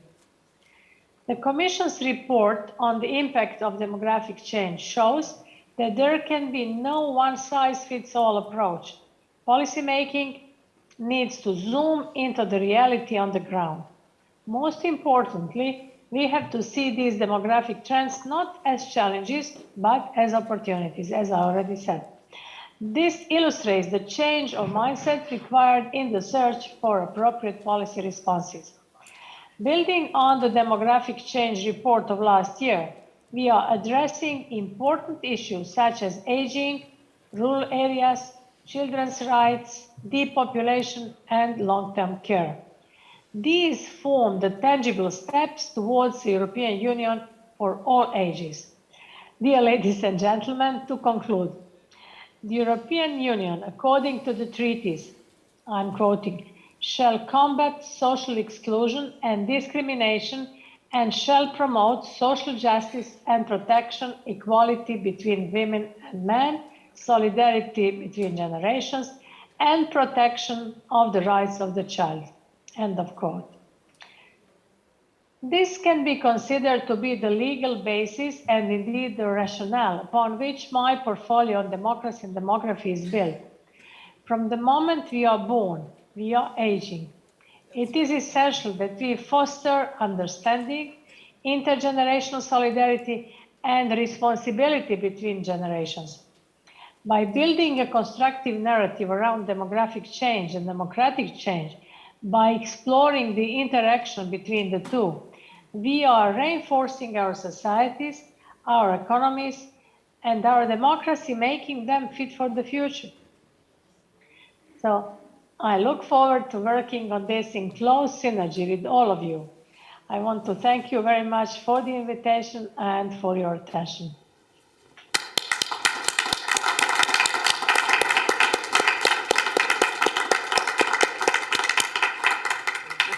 Thank you so much, Your Excellency Dubravka Šuica, for your keynote speech. EU Vice President for Democracy and Demography. Great to see that there is that portfolio for the first time, as you said. You brought out so many interesting points, which we hoped to weave into the debate today, especially how demography and democracy intersect, and people blame democracy, they're unhappy with it. I'm going to weave that question over here into Dr. Natalia Kanem, but thank you very much indeed.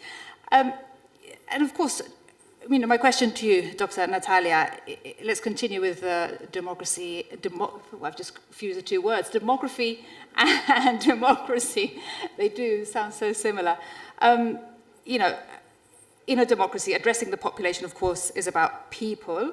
The UNFPA is an organization that has worked directly with people in the field of population for over 50 years. It's a very long time. That's with so many changes. What does that mean to the UNFPA? Muchas gracias.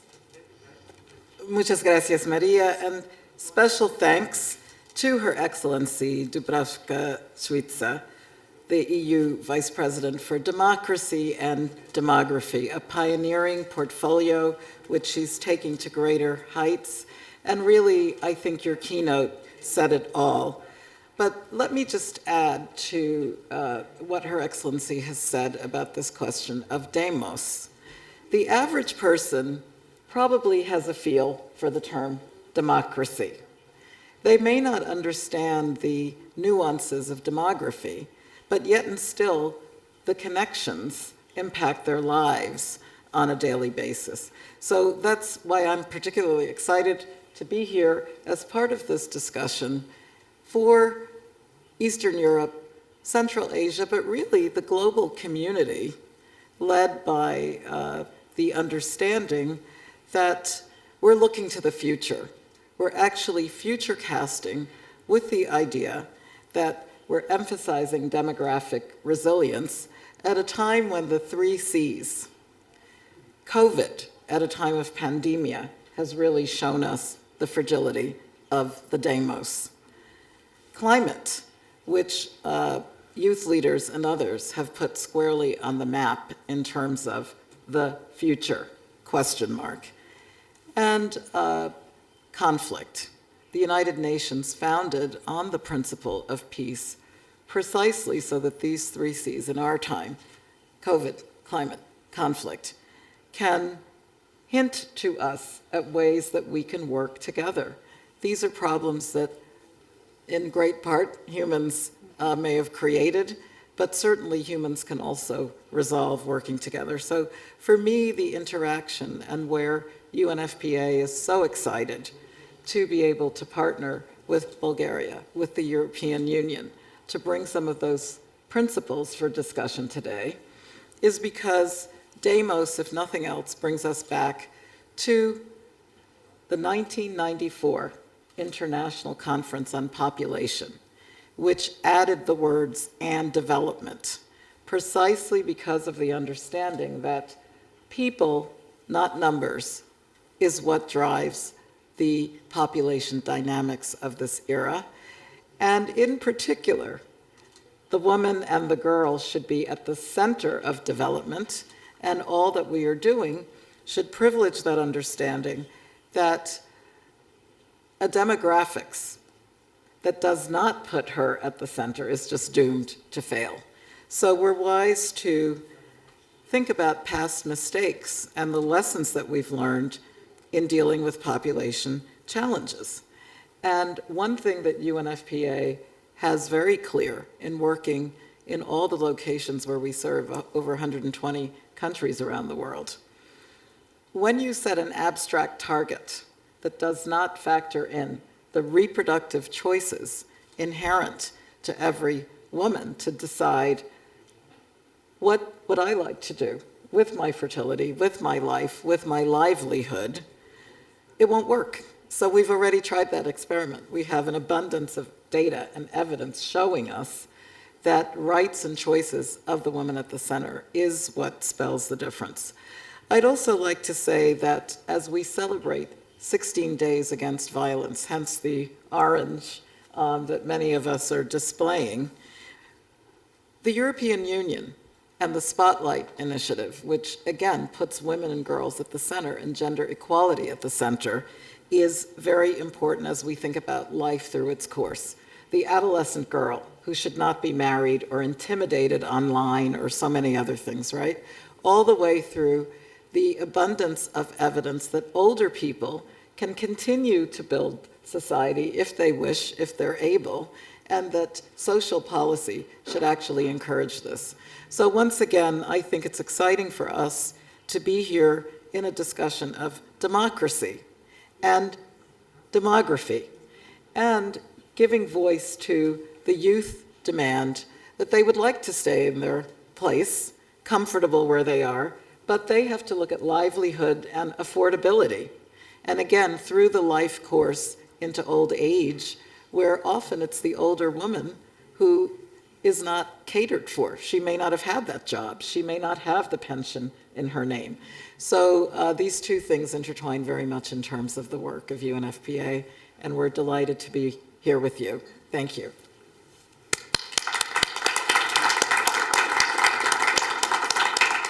Thank you so much, Dr. Natalia. I love this agency. Whenever you guys speak, it's so memorable, it really is.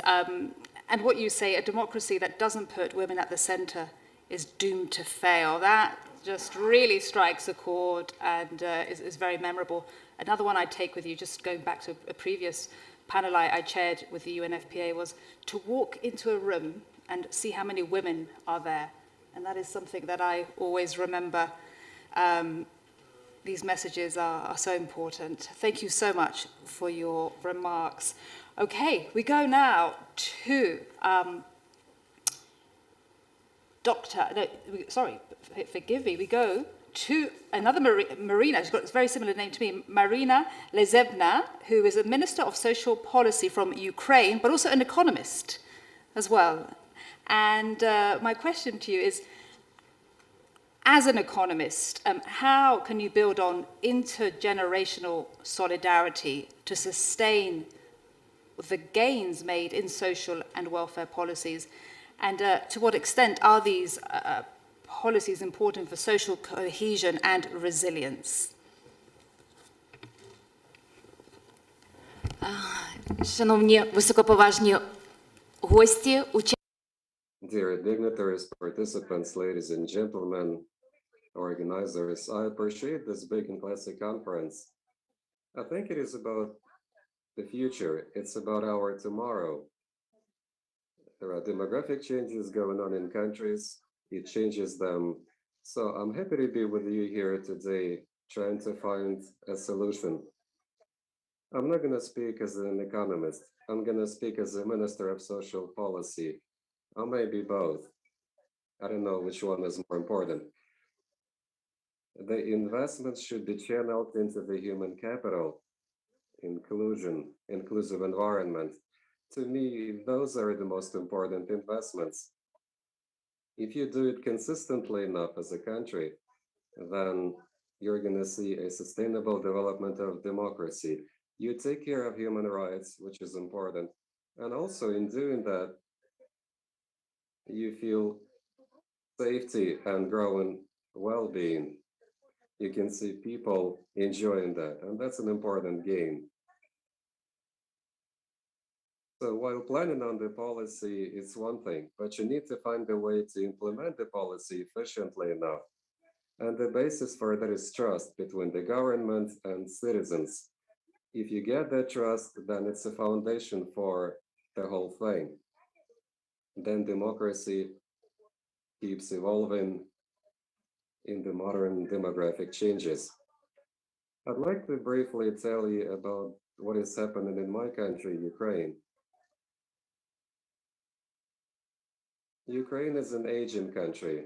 Our demography is poor. We have low birth rates, high mortality rates. Life expectancy seems to be longer now, but we have to be preparing for that. So our key objective is this. We have to enable inclusion for all social groups. We have to be able to see those groups. They have to be visible to us. So once we know the needs of each of those social groups, we're going to be able to create opportunities for them, and that will keep evolving, and that's going to be a benefit to the whole country. So if you create opportunities for each individual citizen, the whole country benefits from it. Let me tell you what is our policy about today. So we're building a fair system of social security across the country, but there are bumps on the road. We also seek to enable gender equality and combat domestic violence and gender-based violence. We built an inclusive society for children, families, handicapped people, all of the groups that have been off the radar for a long time.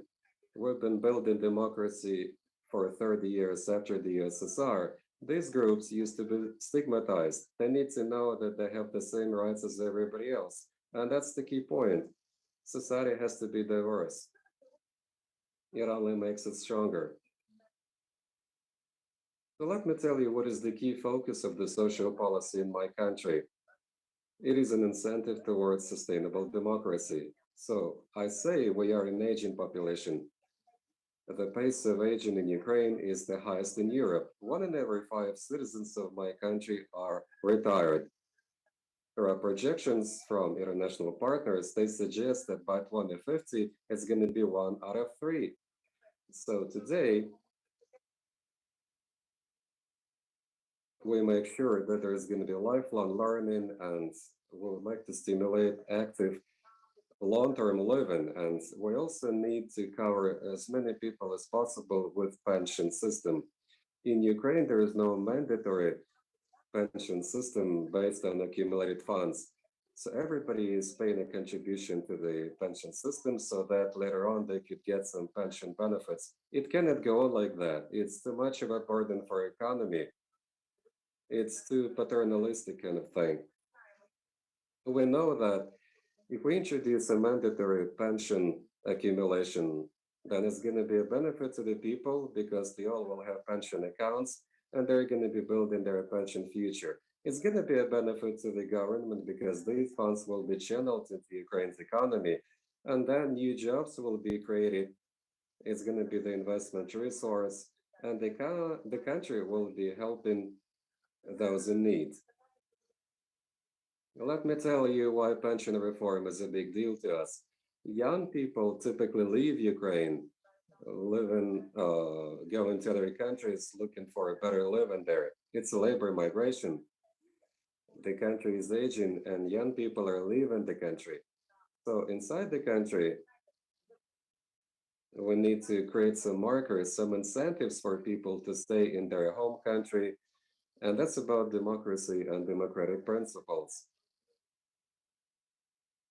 There are some other things related to labor migration.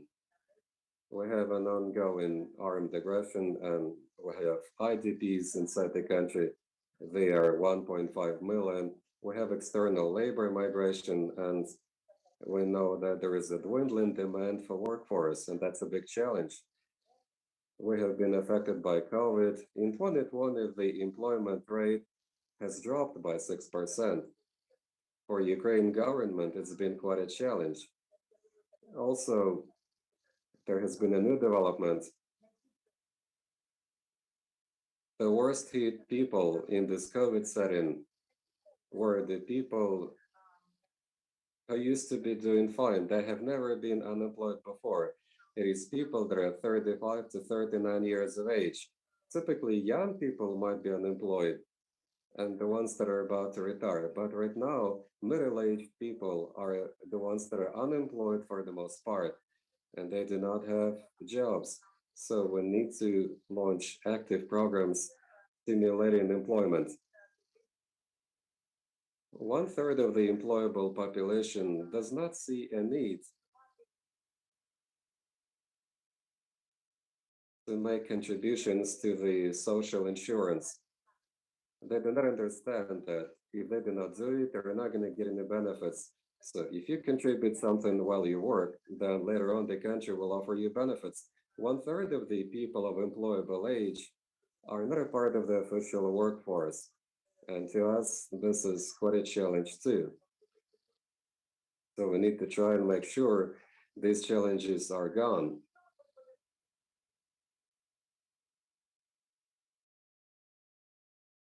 Next year, we're thinking of making a program. I told you there are people in need, low-income people, and right now they enjoy social aid from the government. We want them to become entrepreneurs.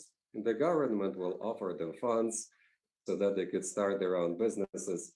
We don't want for them to keep getting money from the country all the time. We want for them to become entrepreneurs and thus taxpayers, and they will become the middle class, and that's going to be the backbone of democratic values in this country.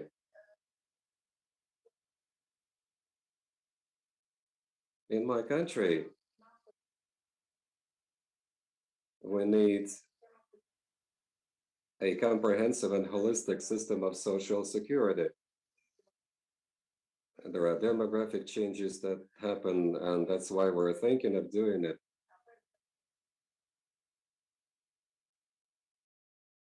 We seek to reach social justice, like the more you work, the more you earn. And then you have a pension insurance. If you could not work, if you do not have anything like that, then we go back to the universal baseline income, basic income for those people. We used to be afraid of this basic income when you're old, but now we are at the point of doing something about it. We need to cover people with social aid and support, and we need to have this basic income people in place to cover the old citizens. And then I spoke about individual pension accumulated funds, which is also an option. 10 years ago, my country has been able to see that women are not so much involved in the labor market. Their employment rate is lower, their service record is shorter, and they get a 30% smaller pension. So we started extending the retirement age, and now it has paid off. The pension of a man and a woman is the same in size. There is no gender gap any longer. And we need to keep on this way. We need to offer more opportunities to women to do better in the labor market, and thus they will be able to be unsegregated. For that to happen, we pursue a policy in which they can combine their career and family life, and we eradicate stereotypes. A woman was supposed to be at home taking care of kids. Now a man can choose to do that as well. And that's a good thing. Earlier this year, some men took a baby break, and they get in touch with each other, and those sustainable family ties are a good development, and it augments democratic values and the sustainable development of a country. So that's another gain for us.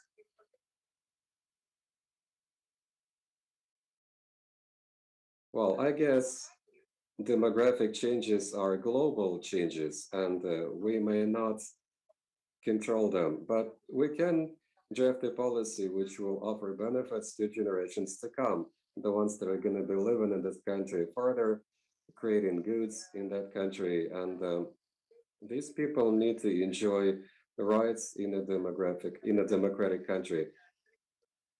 So today is the 1st of December, and 30 years ago, they conducted a referendum where 90% of Ukrainians chose an independent pathway for Ukraine.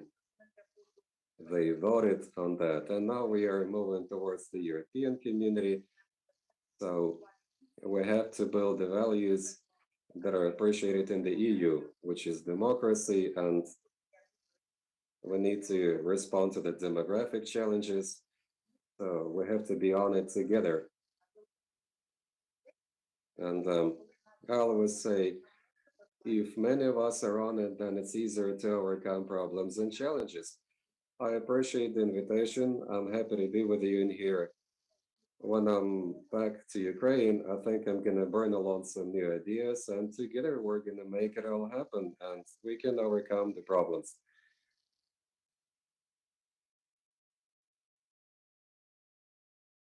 Her Excellency Dr. Marina Lazebna, Minister of Social Policy from Ukraine.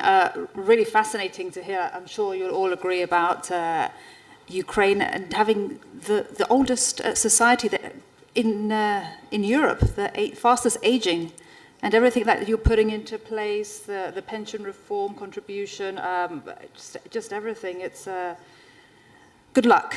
Good luck. Yeah. It's really great to hear. All right, from Ukraine now we go to Portugal online, and a question to the Secretary of State for Foreign Affairs and Cooperation, His Excellency Mr. Francisco André. What do you consider to be Portugal's relevant demographic challenges that might impact sustainable development? I think we all have to come up with an invitation to the UPO. First of all, I'd like to say that sustainable demography... Sound is a bit dull. Can we... Okay, sustainable demography as aging population and low birth rates is one of our national strategic challenges. Can you make your voice a bit higher, please, Francisco? We are committed to respond and to mitigate the impact of demographic change and for the benefit of all citizens living in our country, present and in future. Francisco, sorry to interrupt you. So sorry. Can you go closer to your microphone? More seriously, some vulnerable groups, such as elderly people and immigrants. Our ability to improve our public policies. I think that my sound is not working. Maybe you can pass to another speaker and then we'll try to start this out.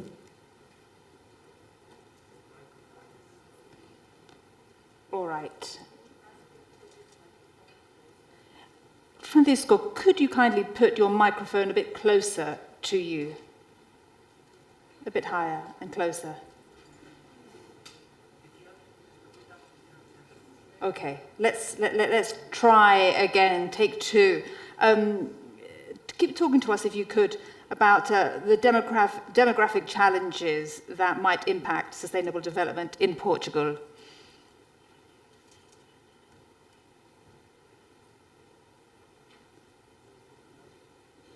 All right, we seem to have a little technical issue here. We'll try to go back to Francisco later on in the debate, but what I want to do then is go to our next guest, Mr.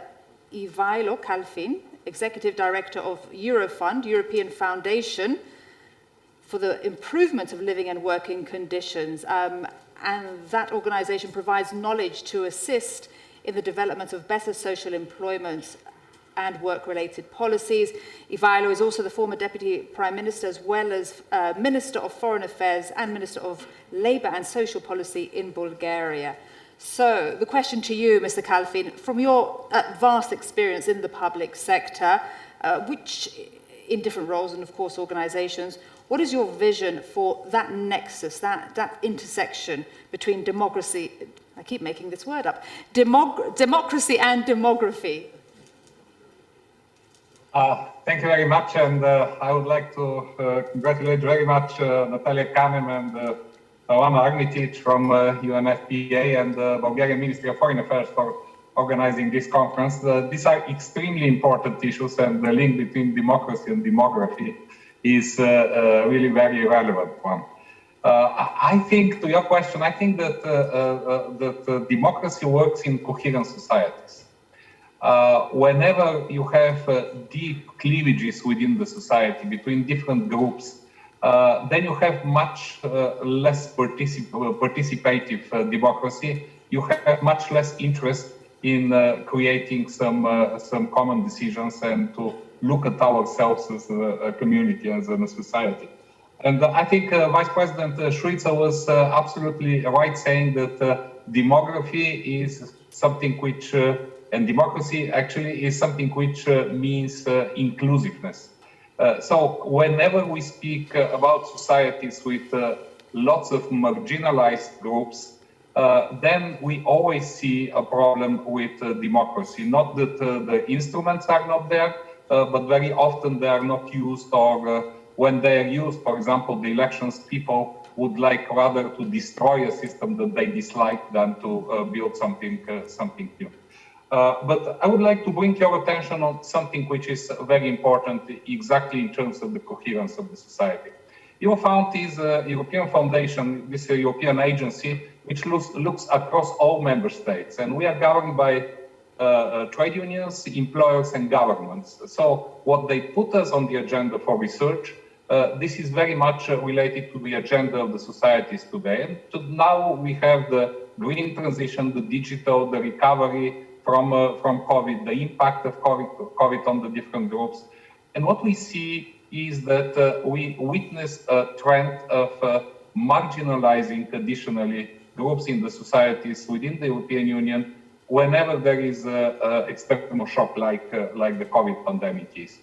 And to give you a few figures and few examples that are very relevant and thought-provoking, for example, one of the issues is related with the long-term care. And the long-term care, which is very much needed by a large part of our aging societies, we have only 6.5 million people involved formally in long-term care out of 450 million population of the European Union.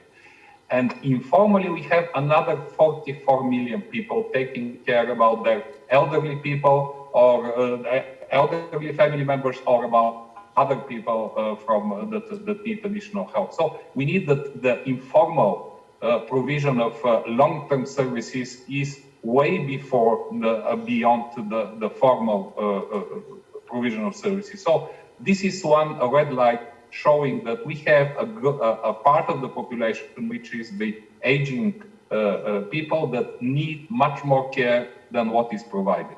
Another example is on youth, and Eurofound is dealing with working conditions, employments, and the balance between working life and quality of life and private life also. So what we see in the pandemic, for example, for the youth, which is a very particular strata of our society, is that they haven't recovered yet from the previous crisis when the new crisis hit. And what happened is that they were most vulnerable in terms of shedding out jobs. Out of the young people, 13% were engaged in hospitality, 11% in wholesale and retail. These were the first ones to be sent on the streets. Then among young people, we have more than 50%, actually 56% of the young people in Europe are either on temporary jobs or lower hours jobs, shorter jobs. So that means that they don't have the certainty and the security that they would continue working. By the way, these jobs work at most on that. What our research shows that, again, among young people, we have about 1/4 of them, 25%, that received additional assistance, social assistance or employment assistance during the pandemic. But a large percentage of them has major underlying problems with access to housing, with poverty and making the field the ends meet, with participation and perspectives on the labor market. So all this is very visible in the research that we are making. Even in societies where we think that they are coherent, we see that there are groups being on age, and I could speak very long about the differentiation, increasing differentiation in terms of stress, for example, or mental health problems with working women and men. So we see that within the societies, we have a cleavage and creation of inequalities. And this has to be tackled if we want to see a vivid and working democracy and participation in the democratic process so that decisions are taken by everyone. So to conclude, I would say that demography is a factor which influences democracy very much through the cohesion of the society and creating more bonds rather than cleavages in our communities. Thank you. Thank you. Thank you so much, Mr. Ivailo Kalfin, Executive Director of Eurofund. Thank you so much for your remarks. And what really stayed with me there was that the young people still haven't recovered from the previous crisis, and we'll be speaking a bit more about the youth in a second with Luis Alvarado. But before that, we are going to try and go back to Portugal and see if we can get our guest in Portugal. Can you hear us? Yes. Can you hear me now? Fantastic. Sorry. Sorry for the previous delay. As I was answering your question regarding which would be our more relevant demographic challenges with the impact in the sustainable development also in our country. As I was trying to explain, we see sustainable demography as aging population and also low birth rates as one of our most national strategic challenges. And we are committed to respond and to mitigate the impact of demographic change for the benefit of all citizens within our country, both in the present and in the future. The COVID-19 pandemic worsened considerably the demographic challenges in our region, and also the crisis impacted more seriously some vulnerable groups such as elderly people and migrants. Our ability to make use of public policies to act on the different fronts of the demographic challenge will be crucial to minimize the consequences of these current trends. Are you still hearing me? Because I'm getting your voices. Okay. We unfortunately are going to have to leave it there.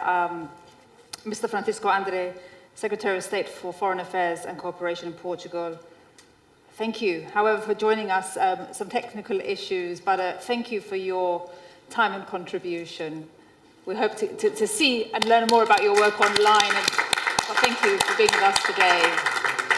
The challenges of virtual issues. Okay, let's go to the end of the room and bring in the voice of the youth. Please, Luis Alvarado. We spoke earlier. You said fantastic things. I'm just going to go very briefly. We are really pushed for time now.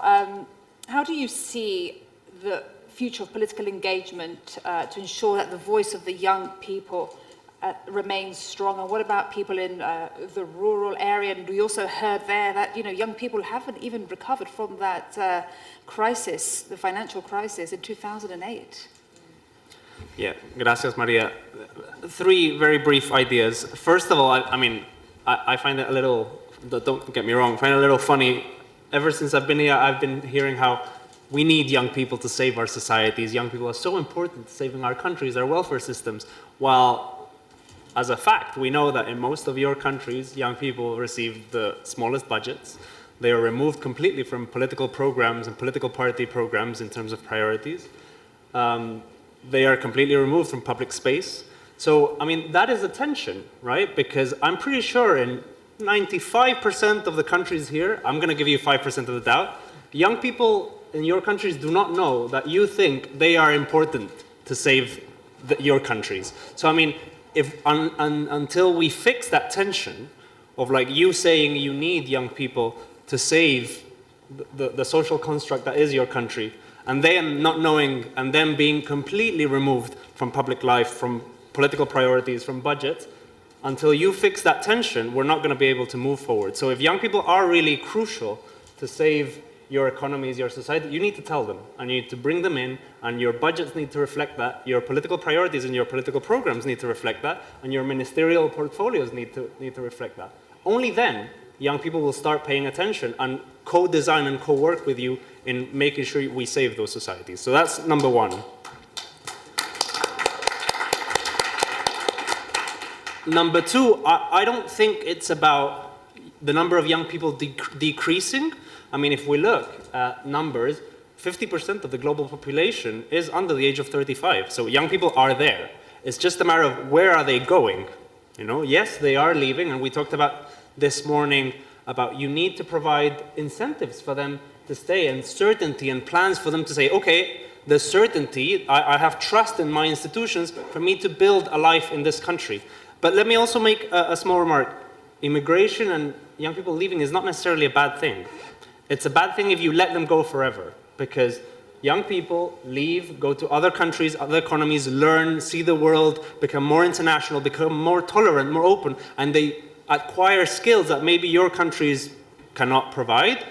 Is if you let them go, that's the problem, because 100% I can guarantee you all the young people that have left each one of your countries wants to come back, because they have an emotional connection to your countries that the host country cannot give them. So take advantage of immigration, take advantage of your young people leaving, and make sure you put plans in place to bring them back. Give them incentives to come and stay, to come back with what they've learned, with the experiences they've had, to come back and bring those to your country. That is the key. And the third point, and hopefully my fellow Spaniards don't hate me for it, I want to use Spain as an example. Spain is one of those countries that had mass immigration. I was part of it. Spain lost control of its young generation.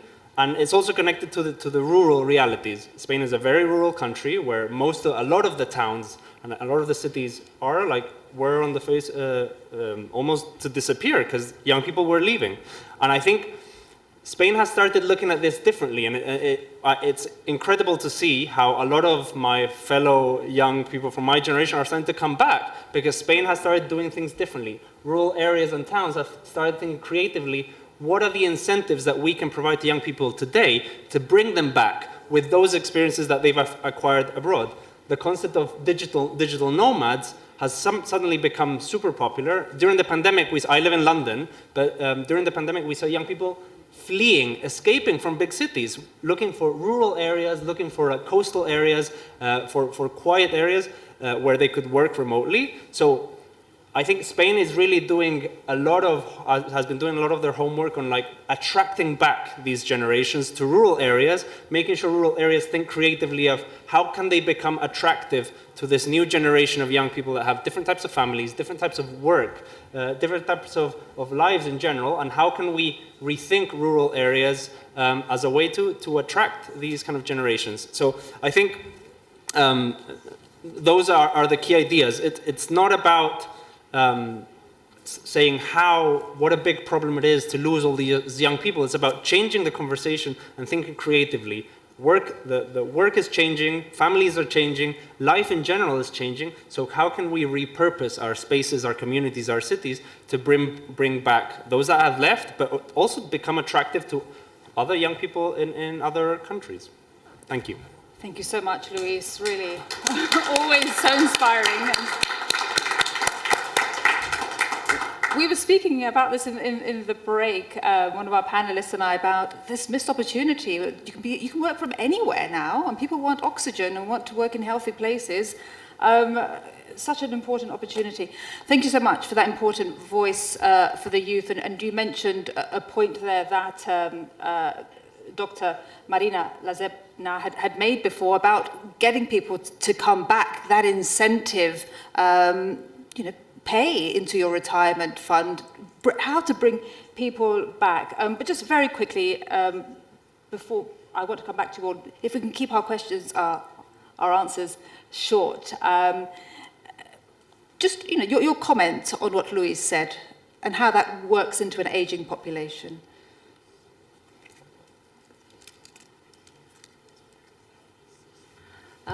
Дякую, Луїс. Я вам дуже дякую. Thank you, Luis, so much for saying this, because in my country, as Luis suggested, Ukraine doesn't have much time left. In April of 2023, we're going to do the population census. We haven't done it for more than 10 years. We will need to see how many people are there in Ukraine, but we need to see what we are, how many are youth, what is their background, education, what is their quality of life, all of that. So while listening to Lisa, I was thinking, before 2023, before we do the census, we need to quickly try and attract the young people back to Ukraine. So once the census has been done, we're going to be able to see which way the country is going to be going tomorrow. So I appreciate those words from the colleague. He has been able to highlight the existing challenges and problems and ways of handling them. So we have to attract the youth back. They can work distantly. We offer them a low budget, but still youth is our future. So today's policy is about better tomorrow. So it should be about youth. So thank you very much for these tips and advice and highlights. It allows us to keep focused on what should be done exactly and ASAP. Marina Lazebna, Minister of Social Policy from Ukraine. Okay, Eurofund. Let's go very quickly to Mr. Ivalo Kalfin. Before I let you go, what would be, in your opinion, an updated social contract to really take into account demographic change and strengthen democracy? In 1 minute, if you could.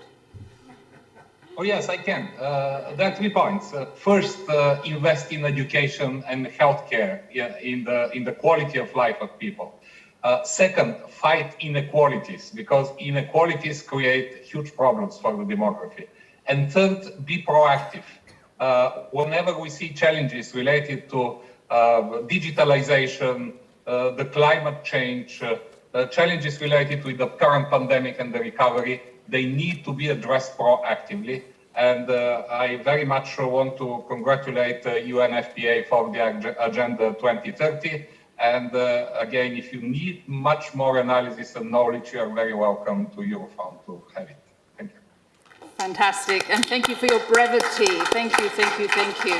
I'm going to go back now to Luis Alvarado. Your final thoughts on how you would like to see Europe's democratic future. Very quick. I think, you know, and I mentioned this morning, we have a huge opportunity now in Europe, you know, to rethink the structures and to really put in place the structures to design the societies that we want. Something that I missed before is don't feel that you need to have young people physically in the country. I mean, with the digital world, there's millions of opportunities to keep engaged with your diasporas and with your people abroad. Tax them in different ways if you want, if that's what you need. So I think really, the sky is the limit. We just need to break away from old structures, and I want to see a Europe that is innovative, that is at the vanguard of this digital climate and technological innovation, and that really taps into the potential of its people, young and old. Only then will we be able to really be ahead in the world. So that's really the Europe I want to see, and not the Europe that loses its young people to other regions of the world. Thank you very much indeed, Luis. And yes, that's a great idea. Tax them in a different way, but just keep hold of your diaspora, absolutely.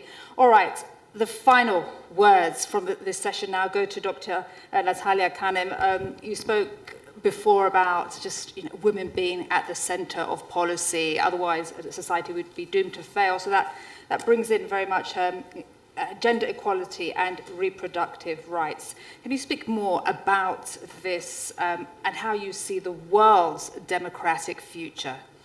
Well, I'd like to use part of my moment to thank you, Maria. I think you've skillfully led a very interesting discussion. And I would like to salute the translators in all the languages who've kept pace with the passion that was displayed on the stage today. So thank them very much. The designers of this set of convenings today and tomorrow have a proposition that the Sofia Alliance is going to continue what we pioneer here and looking at a decade of demographic resilience. Yes, for Europe, but the rest of the world is paying attention. And we've had a lot of press attention, and understandably so, because these dilemmas have no borders. I will re-emphasize that when we're talking about the who is a family, typically with a mother at the center, a young woman or an older woman. Families, yes, are diversifying. We also have to understand the dynamic of sexual diversities in this era. Is there an ideal family size in Europe? UNFPA and others have researched this, and in fact, the answer is yes. Most people do aspire to have 2 children. Immediately, the tripwires go up. Is this person young? Do they have a job? Is this person, at whatever age, housing available for the mother and the baby? Do we know anything about familial responsibility that doesn't show the gender inequality in terms of what's expected of a young woman, not just for the new generation, but for parents? All of these reflect the social policy issues that I think our ministers and our EU Vice President have spoken to so eloquently. I have to hasten to add that while there's been huge progress in the past decades in Europe on issues of gender equality and women's participation and leadership in government, etc., we're also in an era of pushback. We're in an era where people are questioning the wisdom of equality among the gender dynamic, and anything that is a threat to a woman's sense of safety and security, anything that's a challenge to her ability to express her full panoply of human rights, makes people nervous about starting families and moving on to another generation. So this is a call to men who hold power in this era to think about what you're going to do, to share power with a young person, with a woman, with someone who is being discriminated against. And will we sit silently by, or will the majority in a democracy stand up and be counted?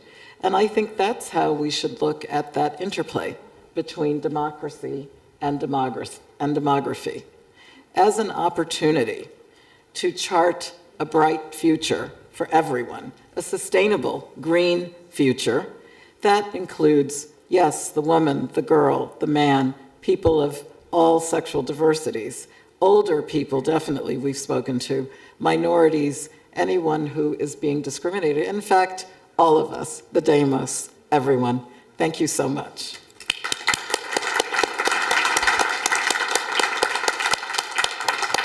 Thank you so much to you, Dr. Natalia Kanem, UNFPA Executive Director. And I'm sure you all agree, I wish we had more time to go deeper into all these issues, you know, women, an aging population, the youth. I mean, these three issues are so important, as well as I love your three C's, conflict, COVID, and climate, yes. And there's so much to talk about, there really is, and the debate will continue tomorrow. And of course, next we have a ministerial dialogue, actually harnessing the potential of aging societies. And our guest this morning, Sylvia, said, you know, they're not a threat at all. That really stayed with me. Okay, we are, well, 5 minutes, just over. We've done quite well. We've been brief. Thank you very much indeed to my guests once again. Thank you. And to the translators. Thank you.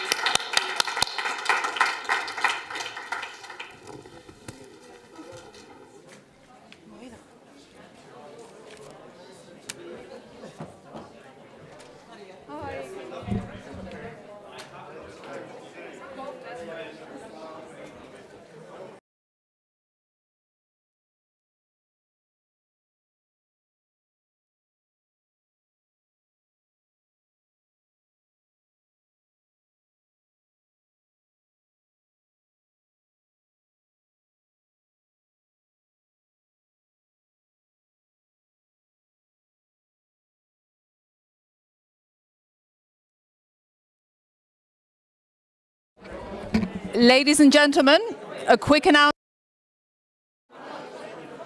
Hello, hello. A quick announcement to everybody. A reminder that we are also live online.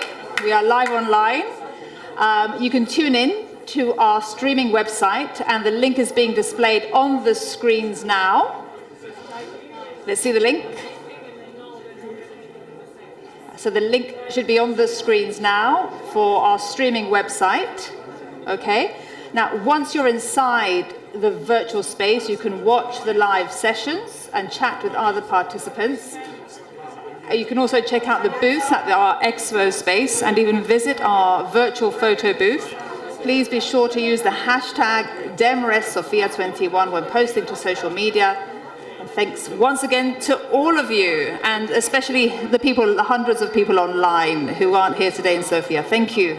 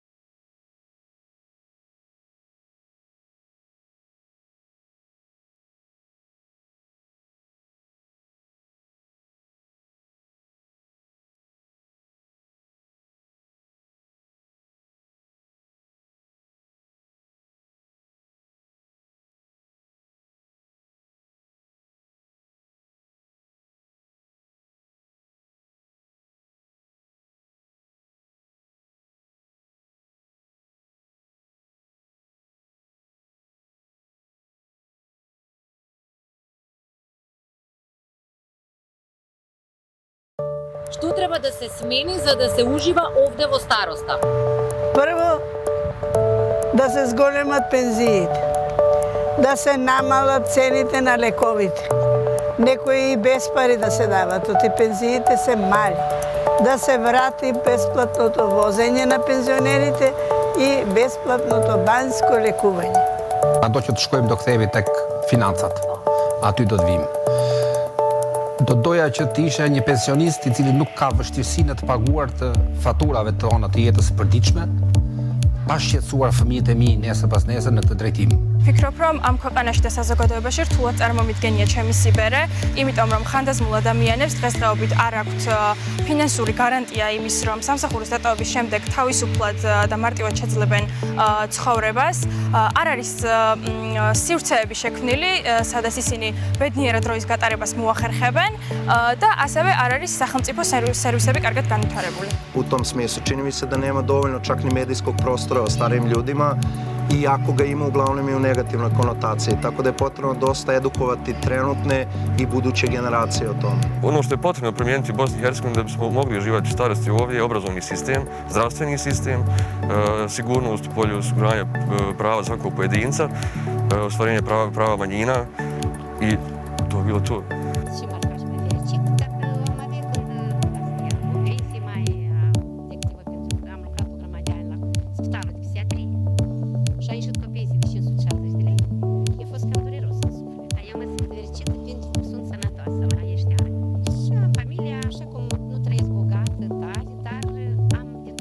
Aktualisht, unë kam në pension, e cila ka rreth 20 vjet që ka dalë në pension.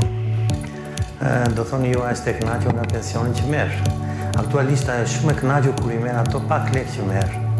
Edhe më thot, au bir, I kam këto lekë dhe kur shkon në IPI mbesa, edhe u jep diçka nga pensioni I saj. Domethënë I duket sikur ato lekë I kanë të vetat. Pavarësisht nga që sjellin niprit e mbesat e çunat e merat, pa ato lekë I duken shumë të mira kur I merr. ბევრი რამის გაკეთება მსურს და ყველაზე უფრო მინდა რომ დავაახლოვო ორი თაობა ეს ახალგაზრდები და ჩემი ასაკის და ჩემზე უფროსი ადამიანები იმიტომ რომ ვთვლი რომ შეიძლება დაინახავდნენ იმას რასაც აკეთებენ თანამედროვე ახალგაზრდები და მოინდომებდნენ იმის გაკეთებას იქ ისწავლიდნენ კომპიუტერზე უკეთეს მუშაობას, უცხოენებს, რაც ასე ვთქვათ, მისცემდათ მათ ცხოვრებას, ახალ სტიმულს და ახალ სიცოცხლეს. Cemiyet sen garılan duydurmasa, sen cemiyetten üzümü bir ayrıtın şahısın duydurmasa ya da ayrıtın katla değişildiğini duydurmasa ana benim fikrimce ingoyu yaşam için cemiyet. Sağdınlıkta aydanam yine seredeyinde eğer cemiyetin içinde olsan, cemiyetin bir böyle olsan ve cemiyetin hakikaten hormat koysa, dine garı olan için, yani insan olan için hormat koysa belli bir derecede durmuşan olarak goğulaşan kadet kretti.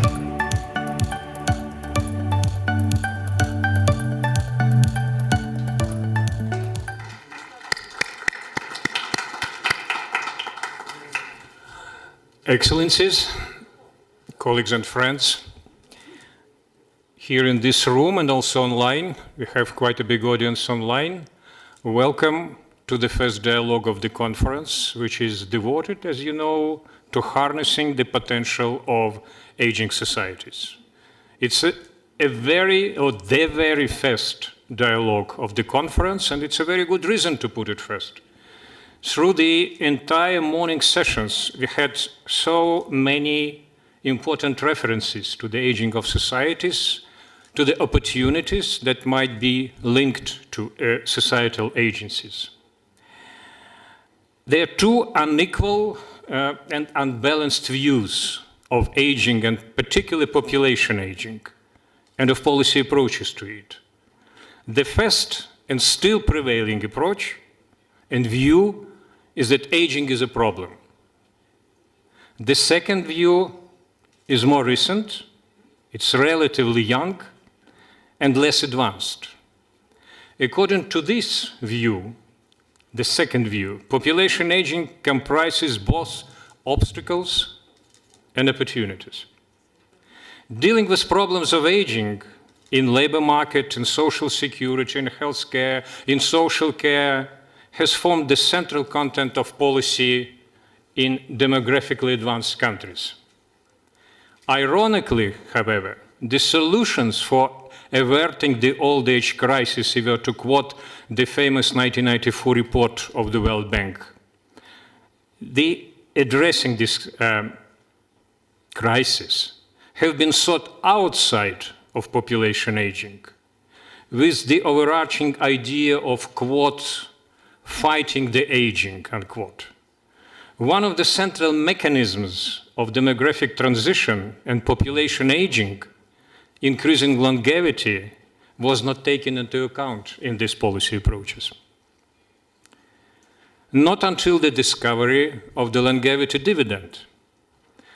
More demographically and economically advanced countries have already accumulated experience in harnessing the potential of aging societies, of longevity dividend.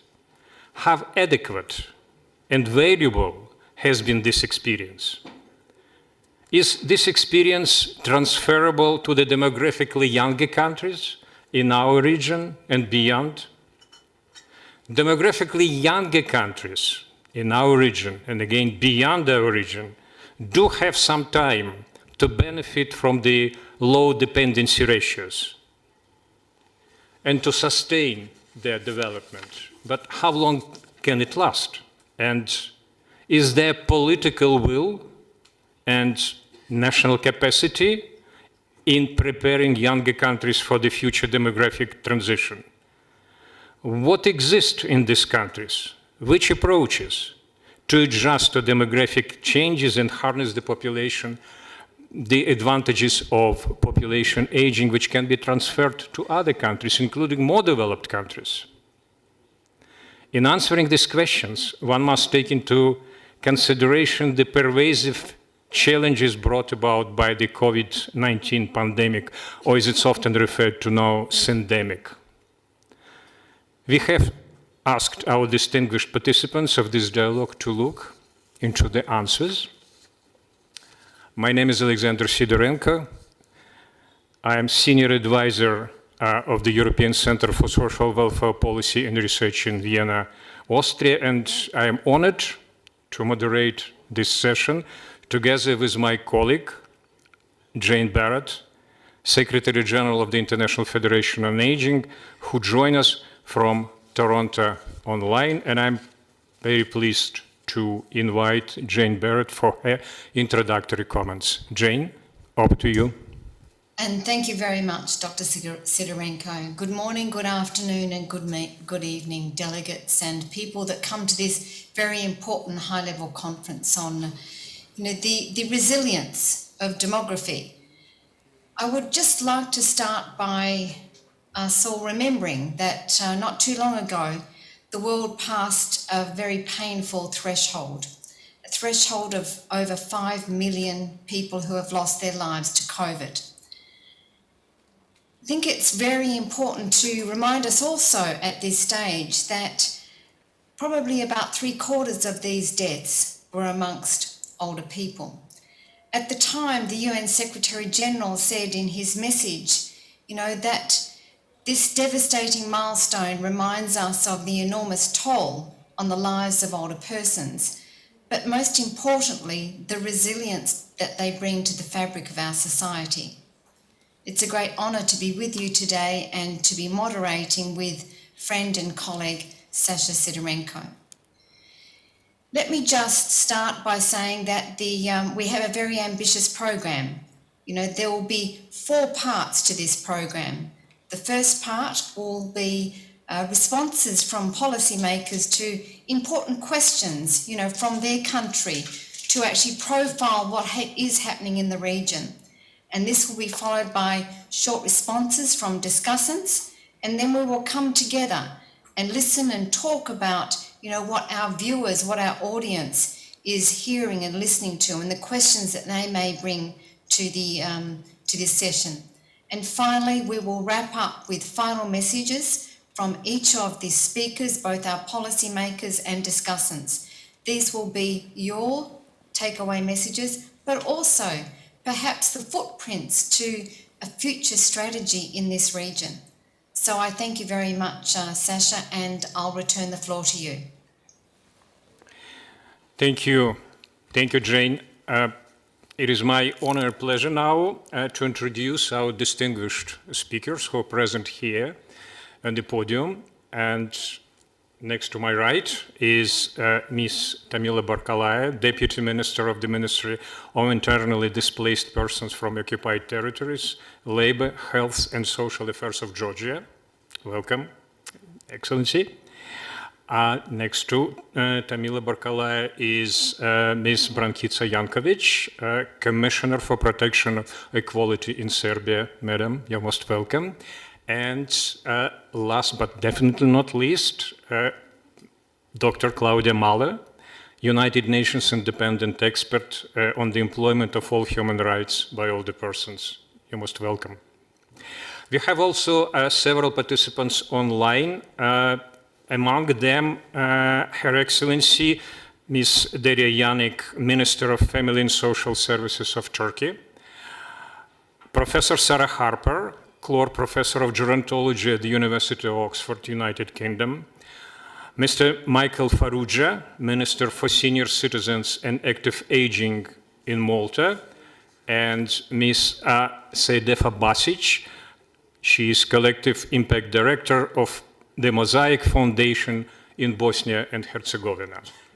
We asked our distinguished participants, all three who are present here on the podium and also online, to focus their presentations on the concrete and specific content of their countries. At the same time, we encourage them to frame their consideration by three more general framework questions. What are the main strategic priorities for utilizing the opportunities of aging in your country? How are these priorities addressed in national policy and programs? And finally, are there any promising initiatives at the local level that are being upscaled to the national level? And conversely, how are the national level policies, for instance, the policies on active and healthy aging, being implemented at local levels? Our first speaker is Ms. Tamila Barkalaya of Georgia, Deputy Minister of Internationally Displaced Persons, I repeat myself, from Occupied Territories, Labor, Health and Social Affairs of Georgia. And I would like to ask Ms. Barkalaya to think about and to answer the question, starting with social protection is the main concern for all the people, and we had it a few minutes ago on the video, and the central dimension of the public policy in many countries of the region. So, Ms. Barkalaya, how are the issues of social protection are addressed in Georgia? The floor is yours, please. Thank you, Dr. Sigorenko. Ladies and gentlemen, honorable guests, it is a pleasure and a big honor for me to be here with you today and on this panel. And I would like to use this opportunity and thank UNFPA and Government of Bulgaria for giving us this opportunity to be inspired by all the previous sessions and giving policymakers the opportunity to hear a variety of best practices from multiple countries that we can learn from.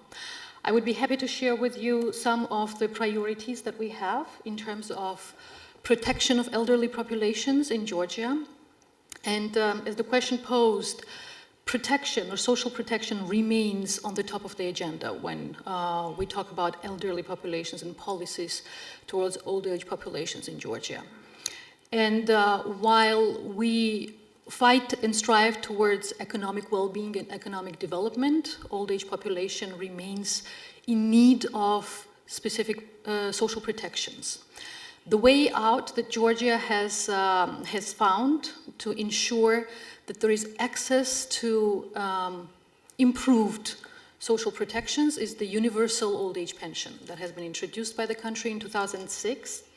And it's a flat rate, non-contributory social remittance for pension age population, for old age population, that has been one of the biggest factors of decreasing poverty among elderly at the time, and it still remains one of most important social remittances that contributes to preventing poverty of elderly populations in the country.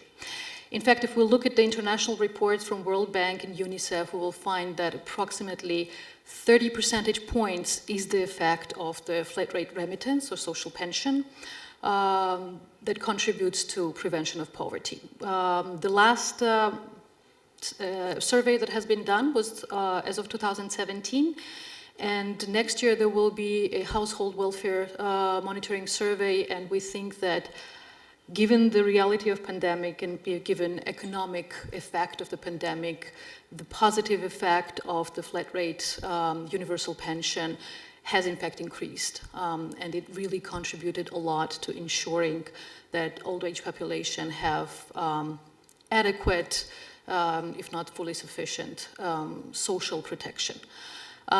In addition to the flat rate pension, and to ensure that the amount of pension is adequate, and to ensure the continuous adequacy of this pension, flat rate pension scheme, Georgia has introduced in 2021 an automatic indexation mechanism, which directly links the amount of pension to the GDP growth and to inflation rate. This ensures at least annual increase of the pensions for the population and ensures a better protection or adequate purchasing power, basically, of the remittance they receive. Only in 2016, Georgia has established a contributory mechanism and established a pension fund and supplementary pension scheme. And the mechanism of contribution includes contributions from employers and employees, as well as 2% contribution from the state budget. So it's basically 6% of monthly income that is accumulated in the pension fund, out of which employers and employees contribute 2% each, and there is a government or state subsidy of 2% to ensure the sustainability or accumulation of the sufficient funds. And this is a mandatory system for citizens at the time of introduction. It was a mandatory system for citizens under 40, and it was non-obligatory for citizens and optional for citizens over 40. However, many citizens of over 40 are participating to ensure that in addition to the social pension or universal pension, they are able to accumulate better income for their old age. Of course, social remittances are a big part of agenda of our social services.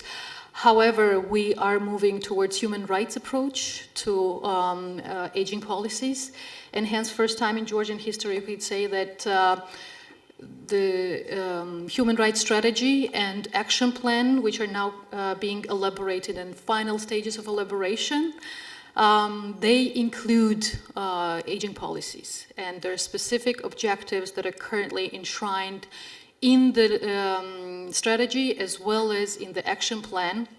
And while some of the objectives do focus on social protections, including improved access to social services, including improved access to healthcare services and pharmaceuticals, there is a bigger focus, and focus is shifting towards lifelong learning, towards social activation, towards economic inclusion, with particular focus on digital literacy. And this is something that is we consider as very important objective for Georgia for the years to come. And in addition to the strategic processes or strategy elaboration process that is ongoing in Georgia, we are currently at the beginning of this year, 2021, the government of Georgia initiated a big reform of the social welfare system. Which will result in elaboration of the social code of Georgia, which basically will combine the social protection legislation and ensure that commitments, the political commitments for social protection and social welfare are in place, and ensure that protection against social risks for our citizens at all stages of their life are adequately ensured by the systems. In fact, we have huge support from our European partners. There are numerous European member states and UN agencies that are supporting us in this initiative. And we started a 2-year process of first holistically assessing current welfare system and identifying gaps, and many of the recommendations that have already been issued towards improvement of social welfare system, including for the elderly populations, are being considered in this evaluation. And then as a result of evaluation, in the working process, we are discussing the gaps and how these gaps can be filled through legislation and can become part of the social protection legislation of Georgia. We consider aging policies as integral part of social protection legislation, and we will ensure that aging policies are reflected, or political will that is in place today will be sustainable through enshrining it in legislation, social protection legislation of the country. This is very shortly about very intense initiative that is ongoing currently in Georgia, and very big dialogue that we have with within government and with our international local partners. Thank you. Thank you. Thank you, Minister. Thank you for this very impressive account of activities of the Georgian government to address the issues of social protection, particularly in the country which was devastated by the 2008 war. So this experience might be distributed to other countries as well. Many thanks. Now I would like to invite the first online speaker, and we are traveling now to beautiful Malta. Our next speaker is Mr. Michael Farrugia. He is Minister for Senior Citizens and Active Aging of the Republic of Malta. Malta has been a special, I would say, a leading state for international aging for decades. It was the government of Malta that brought the issues of aging to the agenda of the United Nations back to 1968. Before that, that issue wasn't addressed by the United Nations. There was one notable exception of 1948. And it is the government of Malta that since 1988 has been hosted the United Nations International Institute on Aging. And it is Malta that among the first European countries adopted active aging as their national state strategy. Mr. Farrugia, the floor is yours. Thank you very much. You are very much right with the history with regards to Malta and the United Nations, but I have even to go back, maybe even before those times, with regards to the introduction of pensions in Malta. As a Minister for Family and Social Solidarity, I have to add that in 2015, we came up with a reform in the pension systems. And since then, we have seen a dramatic increase in the minimum contributory pension. And over the last 4 years, there has been an increase in all pensions. And that's top and above the increases as a result of the cost of living adjustments which are given to all the people in Malta. Apart from that, the income from pensions since 2016 now it is tax-free. So pensioners, they don't pay any tax on income from pensions.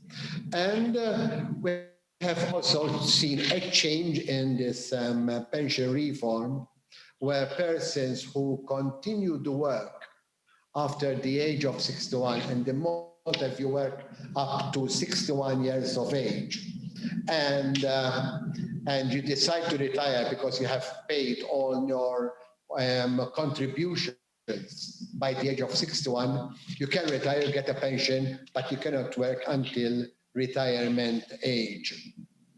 But we made a change to that, and to promote active aging, we gave the opportunity for people after the age of 61 to carry on working up to pension age, but with a difference. If they defer their pension, they get a yearly increase, percentage increase year on year, up to a maximum of 23% on the final pension if they retire at the age of 65. As of next year, my government has committed in the recent budget,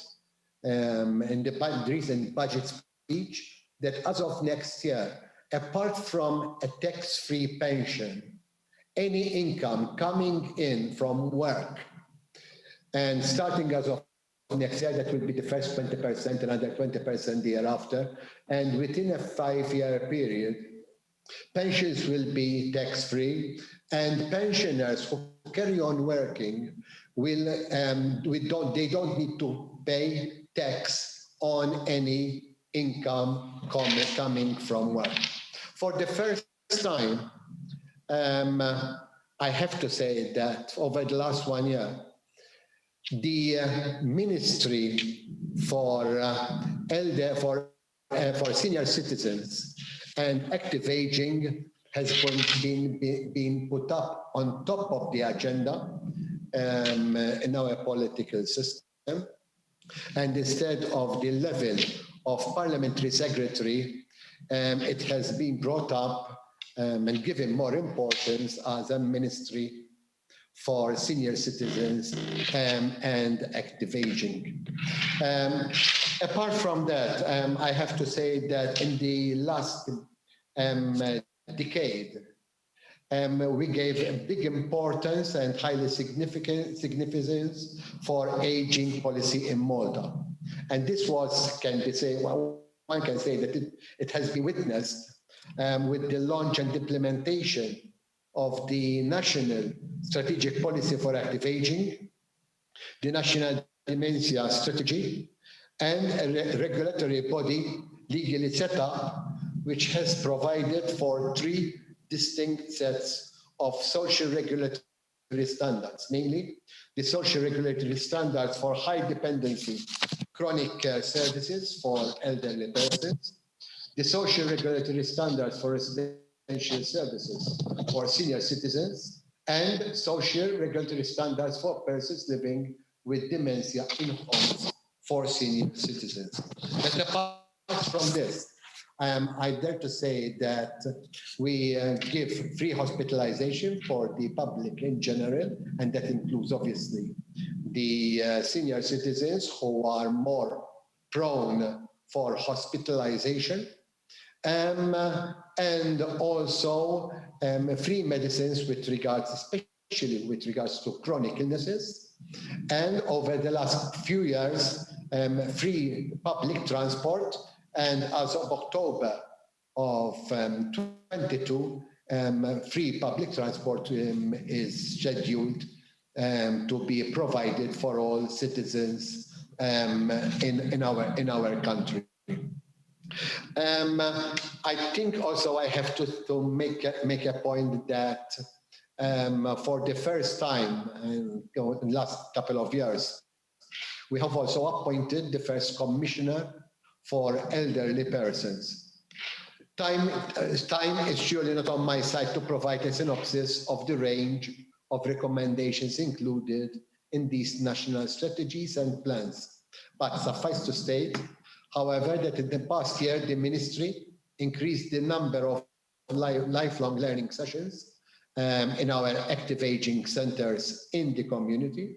We have launched also a University of Fort Age to cater for the learning needs and interests of older persons living in residential long-term care, and oversee the improvement of existing community care services and the introduction of new amenities, such as counseling and dementia care centers that provide assistance to informal carers and family relatives, and enable older persons to age in place as long as possible.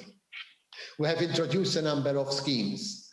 One of them is the Carer at Home scheme, whereby government covers more than half the cost of 24-hour care of elderly persons in their own home in the community, and the community geriatrician service, whereby elderly persons are visited by a geriatrician working with the public service at home for a medical consultation. And the dementia intervention team, a holistic assessment of caregivers and care recipient situation where the person living with dementia is residing to complete a tailor-made care plan. In the last 1 year, actually in the last 4 or 5 months, we have started day-night care centers for persons with dementia as a respite for their families. If I'm not mistaken, these are the first 2 day-night care centers for persons with dementia, where persons with dementia can stay in these centers for 3 half days per week, and that will give their respite, opportunity for respite for their families. We have introduced dementia-friendly communities in the villages where these 2 day-night centers have been set up, and also increase the number of facilities and opportunities for persons with dementia to, as much as possible, carry on staying in the community. And in the coming weeks, we're going to launch a project with WHO called iSupport, which is a support online system for carers and informal carers of persons with dementia. Minister, I would like to thank you for this very impressive description and apologize for interrupting you. The very fact that you leading the ministry which is devoted to aging is definitely the sign of the importance which your country and your government directs to these issues. Thank you very much, Your Excellency. Okay, thank you very much.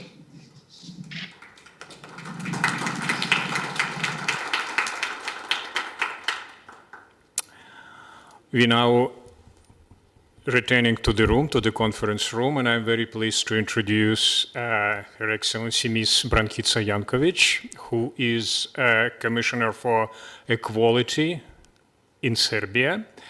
And the question to Commissioner, discrimination against older persons is pervasive. We know about this. Older persons encounter it at work, in the family, in institutions. And one of the most recent examples is age discriminated triages during the admission of older patients to the hospital during the pandemic. How is discrimination of older persons addressed in Serbia? Commissioner?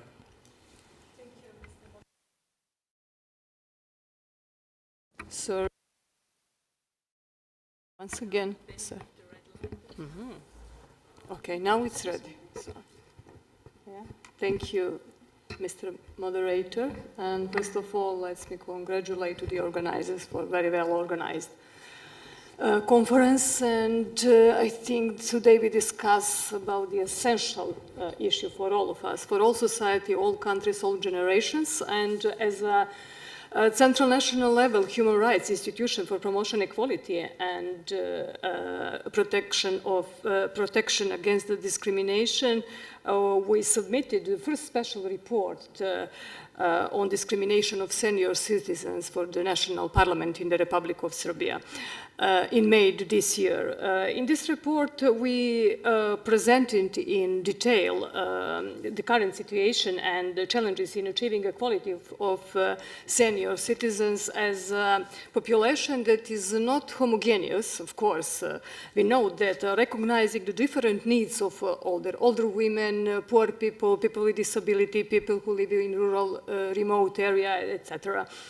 And we gave recommendations and pointed out the possibilities in terms of using the large potential of senior citizens, social inclusion, and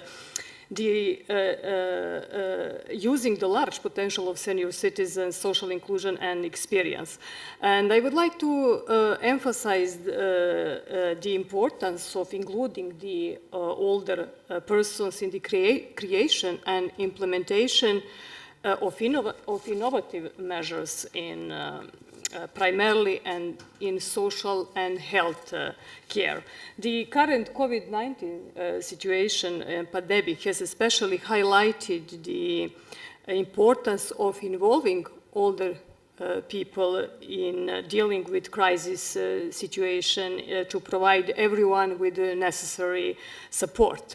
You remember from the beginning of our session in a film about the negative presentation in media about elderly citizens, older persons to be presented as a burden for pension, disability and healthcare systems, because there are many more of them compared to others, and they are expensive. It's a simple conclusion. Whether ageism will become the most present form of discrimination in the 21st century depends on us, on our approach to an attitude towards aging and on the older persons. The fact is that the capacity of senior citizens can contribute to progress in many areas, but also in the preservation of some economic activities, of course, which would use new information technologies and knowledge of the middle-aged generation and of youngest generation can gain new quality of our life. Serbia, I'm very proud that Serbia is the first country to make such a report with full awareness and readiness to focus on protection of the human rights of older persons and to be a leader in this field in the region. I'm proud that in September this year we hosted a regional presentation of the UN Global Report on Age-Based Discrimination and launched the National Dialogue on Aging and Ageism together with the UNFPA office in regional office in Sarajevo and Belgrade. And from Belgrade we sent we then, after dialogue, sent a call for action to stop discrimination against the older person to all actors from the local, our moderators just remind us, from the local to national level, to the media, to civil sectors, individuals, and all stakeholders. As a great potential in the report, we pointed out the realization of the principles of lifelong learning because it is the way to great social inclusion to older people. Having in mind modern communication channels and the speed of technical and technological changes, the lack of skills for the use of information technologies results in the isolation of older persons and even the impossibility of exercising the certain human rights and services like e-banking, e-medical support, e-government, etc. And according to survey, our survey, although people over the age of 65 showed great interest to learning to use ICT, almost half of the respondents do not use the internet, and more than 90% of those who use it do not use e-services. Such trainings must be carried out in the appropriate adapted way, as the elderly themselves have stated, so that they do not feel humiliated.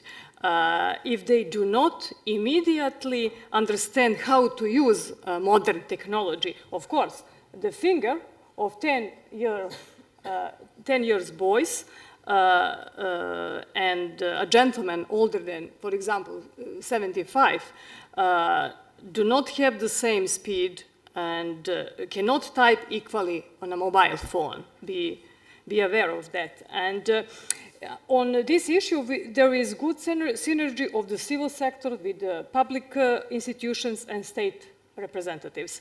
In the report, we gave some example of multi-generation housing communities, rural host in remote areas, etc. And I will give only 3 examples for this opportunity.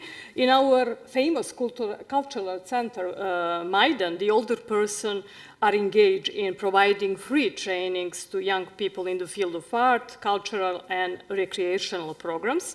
With the volunteer center in Serbia, senior citizens provide volunteer support to their fellow citizens in their daily functioning. And we also have a very good example in area of education and science, connecting researchers of social opportunities classified in 3 categories. Veterans, there are retirees who worked in the field of social protection, seniors who are currently working, and juniors, they are students of social sciences. All 3 groups meet regularly in the club with this very symbolic name, Evergreen. Everybody understands what does it really mean, and where they connect and exchange knowledge and experience for the benefit of all generations every Saturday morning. And that example of using old crafts in a creative way are not uncommon, which is a great potential for economic development. With the one project, workshops were organized with the older persons on the topic of making collections of different textile patterns, knitting, weaving, embroidery, etc. And also, there is a growing interest in living in ethno-villages or households that nurture a healthy environment and traditional values. This special role is played by older women whose capacities were not sufficiently appreciated before. They pass on knowledge to be youngers about the ways of preparing winter food, cake, spice, and other dishes which require time and experience and which have an unforgettable taste, of course. And regardless of modern living conditions, speed development in all areas of our of technology in our lives, we all have a need for emotion. I think it's important to say, caused by familiar smells, tastes, roots, which were mostly preserved by older women and which will be lost without their engagement, and should be careful about that and save our older women. And I'm proud because we have a gender balance here in our panel. Thank you. I thank you, Commissioner of Serbia, for this very interesting sharing of experience at both the local level, national level, and also regionally. Now we, dear colleagues, returning to online, and our next speaker will be from Turkey. In order to harness the potential of aging society, public policy must ensure that people at any age can lead active, healthy, and dignified life. How these parameters are tackled in the public policy of Turkey? It is my pleasure to Yannick, Minister of Family and Social Services of Turkey. She joined.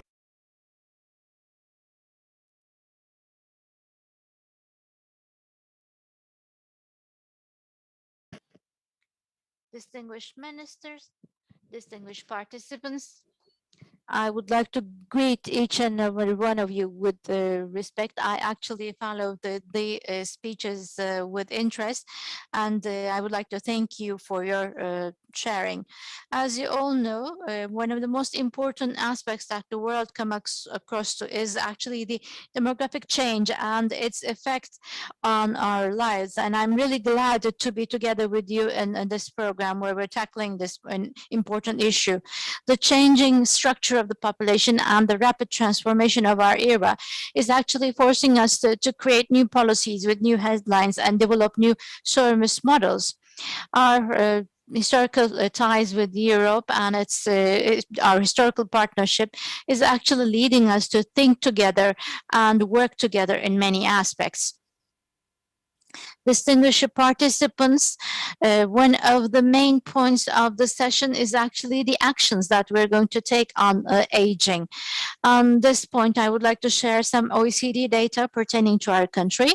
According to this, the over 65 age group in 1990 was 4.38%, whereas in 2020, this has risen to 9.5%.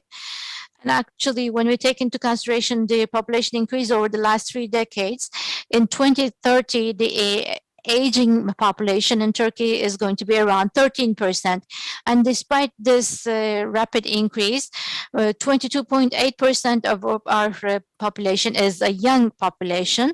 And this is actually way above the OECD average, which is 17.7%. In terms of fertility, we have a similar picture in front of us. And from 1990 to 2020, this has decreased from 3.1 to 1.76%. And currently, OECD has the average of 1.66. Sorry, our average is higher, but yet again, it is still decreasing. Therefore, we are face to face with the reality that the population in Turkey is aging. Distinguished participants, the increase of the elderly population is actually forcing us to increase our capacity and productivity in care services. And this is a requirement for the efficient and effective implementation of social service networks. As the Ministry of Labor and Social Services, the Ministry of Family and Social Services, we are conducting a specific process for the services in this area. 2019 was declared the year for the elderly by the President of the Republic, and the same year we had the first summit on this issue, and we declared our vision paper on aging. And as a result of this, we started acting in many different headings, and we refined our current activities in this area. In relation to the services that we provide for the elderly, our main approach is family focused without changing the social atmosphere for the individuals. And we always have the family and the family unity in the focus and the core of our policies. We identify our strategies accordingly and identify the social service formats accordingly with this understanding. We wanted the elderly to be remaining in the same environment and have an active aging process within this environment. In order to list some of these services in relation to important supports, one is the home care services, which we provide to citizens over 60 years of age who are in need of such service. And under this particular support, we also take into consideration some disability situations that might be arising together with aging. And as of 2021 October, we have 170,000 individuals over 60 and 149,000 citizens over 65 who have received this service. Those people who are living alone in their family or individuals who are staying with their family or relatives, we take into consideration the needs of the elderly population to make their lives more comfortable. And in areas where they cannot actually meet their own needs, we do support them in their lives. Another service model is actually the daily elderly life centers. And these are areas for the elderly where they can spend time over the days. And we have 31 such centers. The program for elderly support, which we still continue as of 2016, identifies the elderly who are in need of such services, and we provide care services and assistance to such individuals. Under this project in 16 provinces, we have 40 different projects where we deliver care, psychosocial support, and cultural services to 47,000 households with 66,000 elderly. Distinguished participants, our main vision is for the elderly to stay together with their families. And when this is not possible, we also have services where the elderly can stay in such centers. As of this, October 2021, we have 164 such centers, which has a capacity of 17,032 individuals. As of 2002, we have increased the number of facilities and also the people who benefit from our services in these centers. Today, if citizens want to receive such services over 60 years of age, without looking for any other criteria or without any queuing up, they are being placed in such places for the elderly. In the whole world was affected negatively by the COVID-19 process, and we unfortunately had, like all over the world, the most important effect on the elderly. But of course, so we were focusing on protecting our elderly by way of the measures, and we were able to provide effective protection by the intensive measures taken in these centers. And of course, the deaths resulting from COVID-19, around 34 to 80% of the deaths were occurring because of COVID-19. But in Turkey, the deaths in such facilities due to COVID was less than 4%. In this difficult period, we actually prioritize the protection of the elderly, which is still amongst our priorities. In relation to the policies targeting the elderly, another important agenda was increasing fertility and also contributing to the increase of the young population. We started the birth assistance as of May 2015, and since the beginning of this assistance until August 2021, 6,750,000 mothers have been supported for 6,961,245 children, which amounts to 2.9 billion Turkish lira. Again, we have a separate assistance where there are multiple births, and these are important service models which we support for supporting fertility. Another important aspect is actually the decrease of the population at working age. In relation to such dangers, we are working to increase participation to social policies. The social assistance is provided together with employment services, and instead of passive assistance, so we should transform them into employment support models. Together with this, we have developed a system with our own engineers, and we have developed a project, a very contemporary project in the effective use of such social assistance, which we call Integrated Social Assistance Information System. And this is actually following all the processes for the social assistance. And this is actually a joint database together with the Red Crescent, municipalities, public institutions, and also foundations for social assistance. We actually integrated all these units in the system, and the assistance that is provided is actually integrated through one electronic system so that we can have effective, accountable, and really efficient social assistance, and with transparent online applications.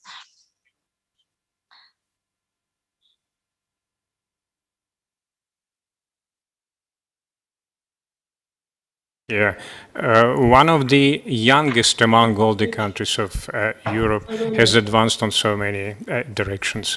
Your Excellency, many thanks for your intervention.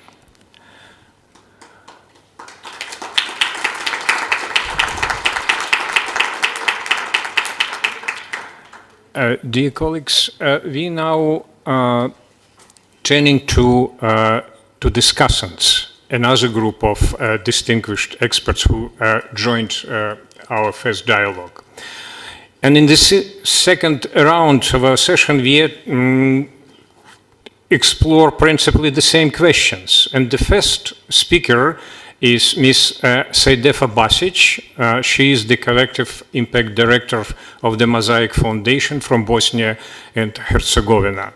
The question to Ms. Basic: what is your view and experience regarding the interplay of government policy and local initiatives of non-government organizations, such as one of yours, in promoting the intergenerational cohesion.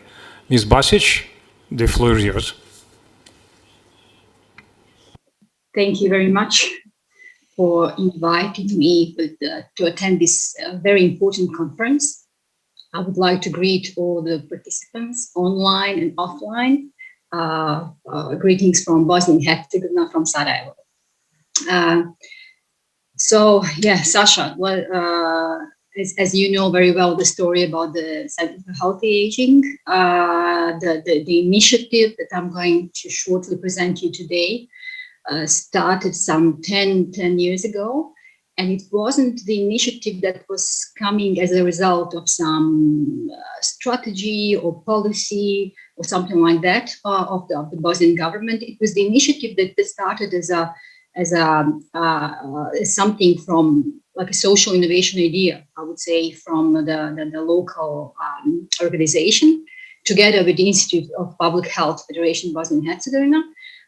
And we proved that this initiative is worth seeing, listening. The results were there to show. The media was very, very interested about the results of concept of Center for Healthy Aging, and then the local governments took the idea and spread it all over Bosnia and Herzegovina. At the moment, we have more than 17 centers for healthy aging in Bosnia and Herzegovina. The idea spread over the borders of the country to Serbia, to Georgia. And this happened thanks to the UN Population Fund in Bosnia, who recognized this initiative as valuable.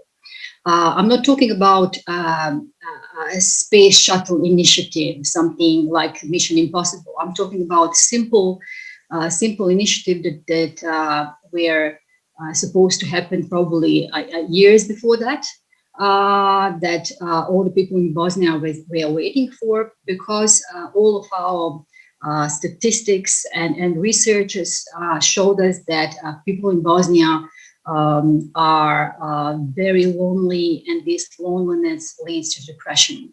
So mental health centers were showing some really nasty results about mental health when it comes to older people. Centers for Healthy Aging was the first initiative, as I said. I was working there for many years. Now I'm a collective input director for Mosaic Foundation, but I didn't go away from Centers for Healthy Aging. This is still something that I'm very proud of, and I'm sticking to this initiative, trying to spread it as much as possible. And I'm thankful to the Mosaic Foundation that they gave me opportunity to connect through intergenerational solidarity, the Center for Healthy Aging in older people and youth that I'm working right now with. During the Corona period, there was a great initiative called Intergenerational Solidarity, that was connecting older people with the youth. The accent was on digitalization, but a lot of sharing experiences. The other initiative that came naturally from this was social innovation in the area of the home care. This is an initiative that we are doing right now with 10 countries in Europe. Through the Interreg DCare Lab project. We are focusing on young entrepreneurs to develop home care, either products or services for Bosnians and Herzegovina older population. And they're doing that very successfully in collaboration with Centers for Healthy Aging, where older people are telling them what are the needs, what do they want to see in the future, how do they see that they aging period, and the young people are listening and trying to respond to this. So as I said, this initiative came from the local organization, I would say tiny local organization, but the local government was really happy to see the results, and they completely took over this concept. And now when it comes to Centers for Healthy Aging, they're completely run by, paid by the local government. The place of Center for Healthy aging are completely either built or renovated by the local governments. Very soon we can expect them to be part of the public institutions in Bosnia and Herzegovina. 4 years ago, during the Aging Conference in Portugal, I was talking about this concept, and Macedonia's Minister of Social Care was very happy to come to Bosnia and see it. She wanted to have this replicated in her country, and several other countries like Georgia joined. So I'm really grateful to the UN Population Fund for supporting this initiative, spreading the word around the world. And what I can see that Bosnia is known as a good host, so we will be happy to see others coming and sharing experiences with us. Because from Serbia and Croatia, we also were there to steal some of the great ideas and share our experience.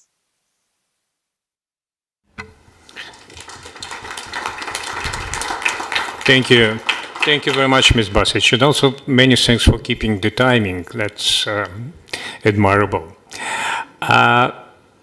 Throughout the first day of our conference, we had quite a few references to the population.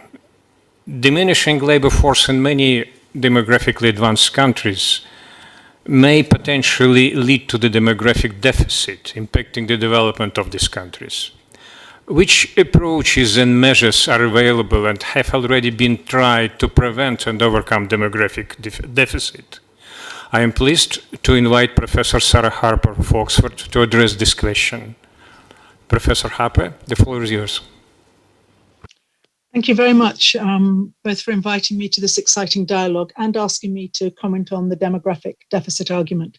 Now, as we've heard, there's an assumption that demographic decline leads to a decline in economic activity, and demographic aging leads to economic burden due to the increased requirement for pensions and healthcare.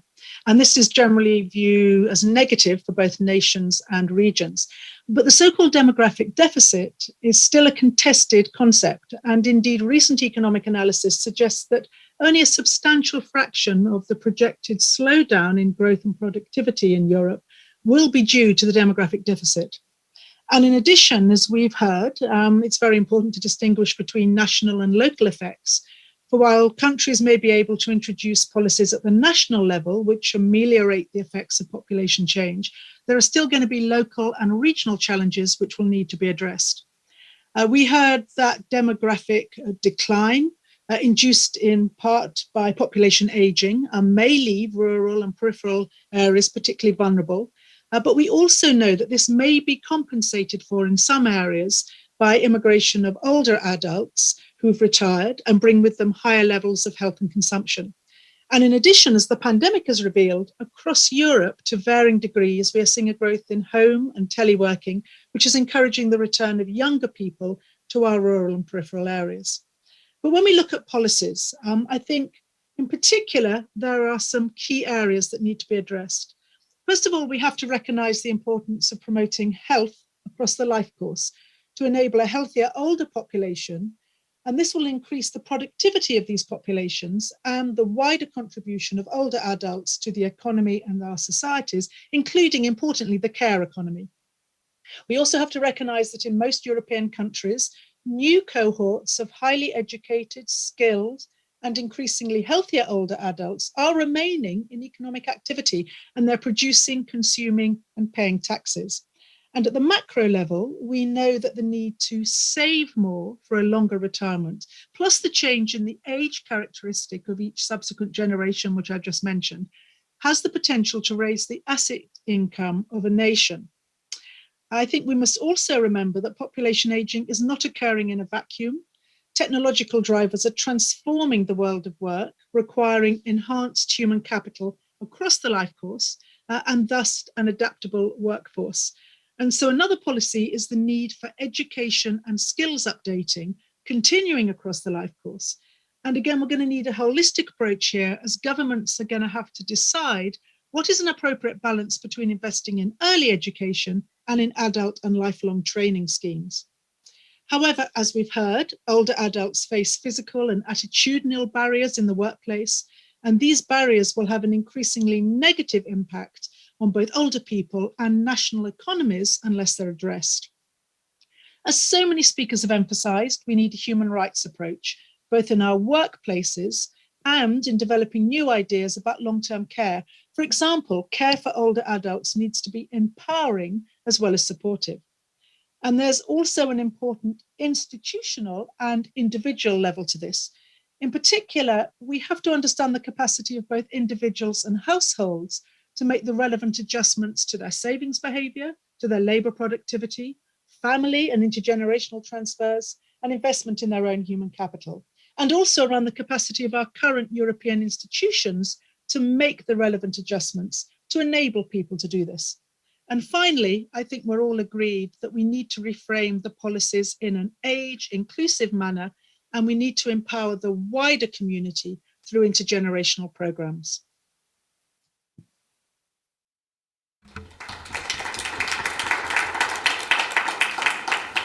Thank you. Thank you, Professor Harper. It's wonderful to have in such a brief and time-wise account of linking the population aging with one of the, I still use this term, threats of depopulation and demographic deficit to the major issues of the bigger socioeconomic environment on one side, and at the same time to the individual aging. Thank you very much. And another popular reference within our conference has been, of course, human rights and ageism. And it, of course, the most pertinent to ask our representative of the United Nations, our independent expert on the enjoyment of all human rights, Claudia Mahler, to elaborate on this issue. Claudia.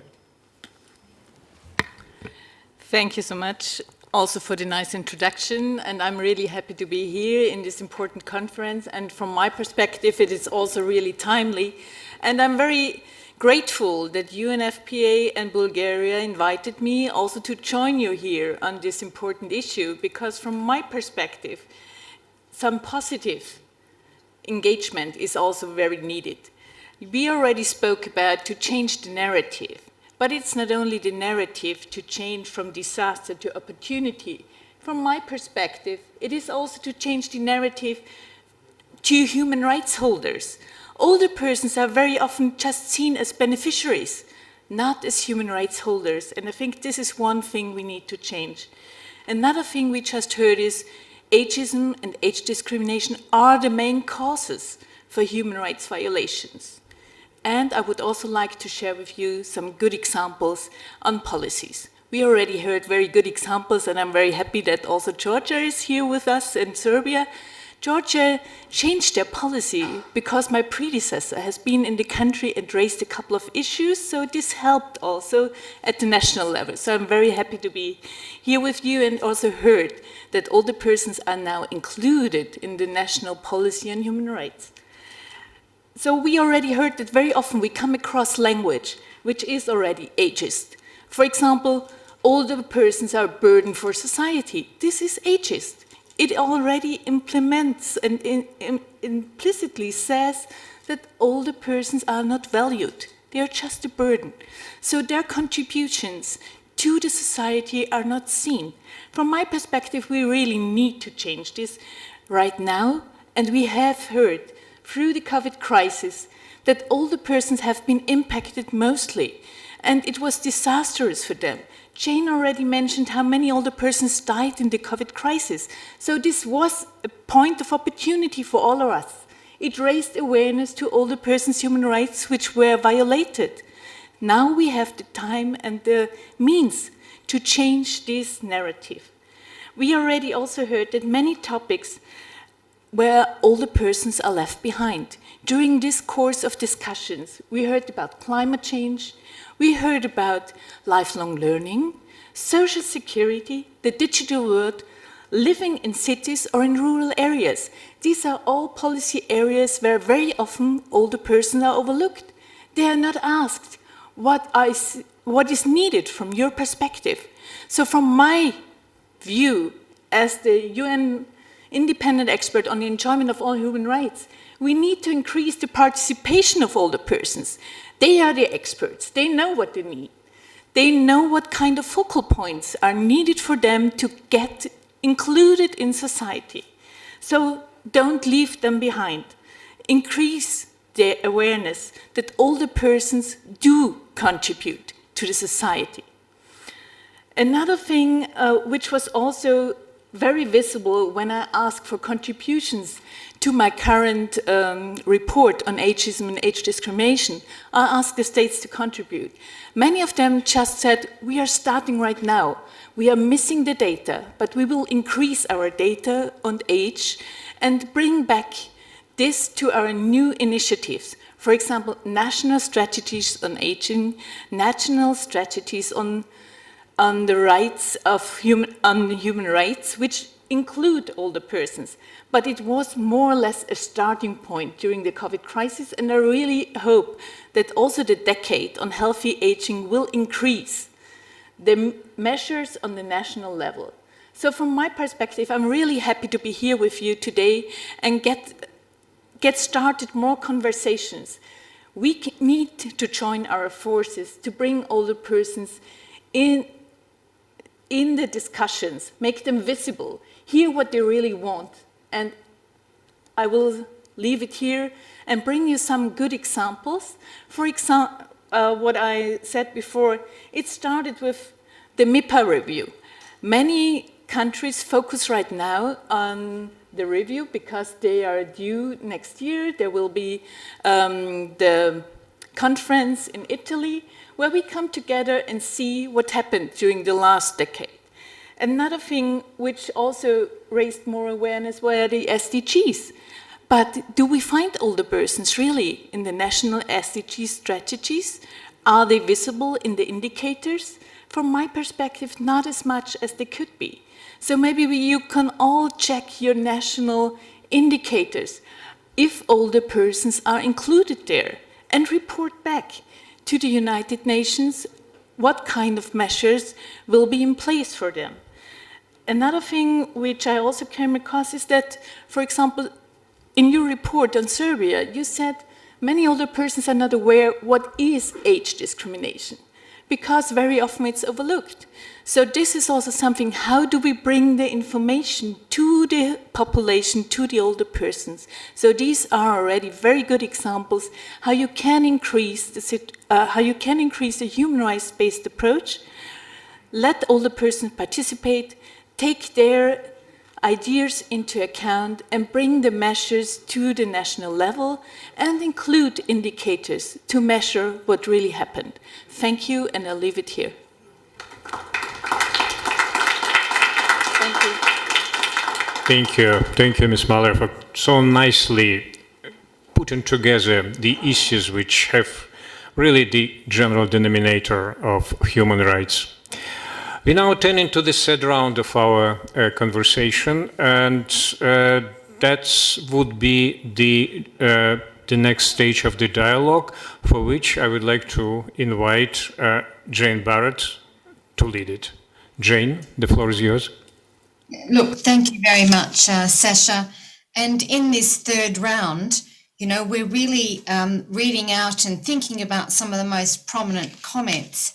I would just like to ask for Sasha's guidance in terms of the timing, Sasha. How long do we have? It talks about audience participation of 1 minute, but I don't have any sort of sense of the timing. So perhaps the organisers can give me a sense of the timing, please. Jane, formally speaking, we have just 12 minutes. And if the audience is patient enough, perhaps we can extend it for a couple of minutes. But I think that the participants do have 1 minute for the takeaway messages. Jane? All right. Well, look, thank you very much, Sasha. So first and foremost, thank you very much to all distinguished speakers for a very thoughtful and productive exchange. And I will summarise my comments at the end. But, you know, the idea for this round of the conversation is to come to each of the distinguished speakers and followed by the discussants to ask for your takeaway message. So perhaps if I can start with our first distinguished speaker, and that was Her Excellency Deputy Minister from Georgia. Madam, the floor is yours to give us your takeaway message. Are you with us? Yes, thank you. Thank you. Certainly thank you for this very interesting dialogue that we had and very interesting recommendations and interesting opinions that we've heard from various speakers. For me, the most important part of the entire dialogue is to really focus on a human rights-based approach and encourage participation, because elderly people know better what is best for them. And they have answers to many of our questions that we are trying to answer through the policies.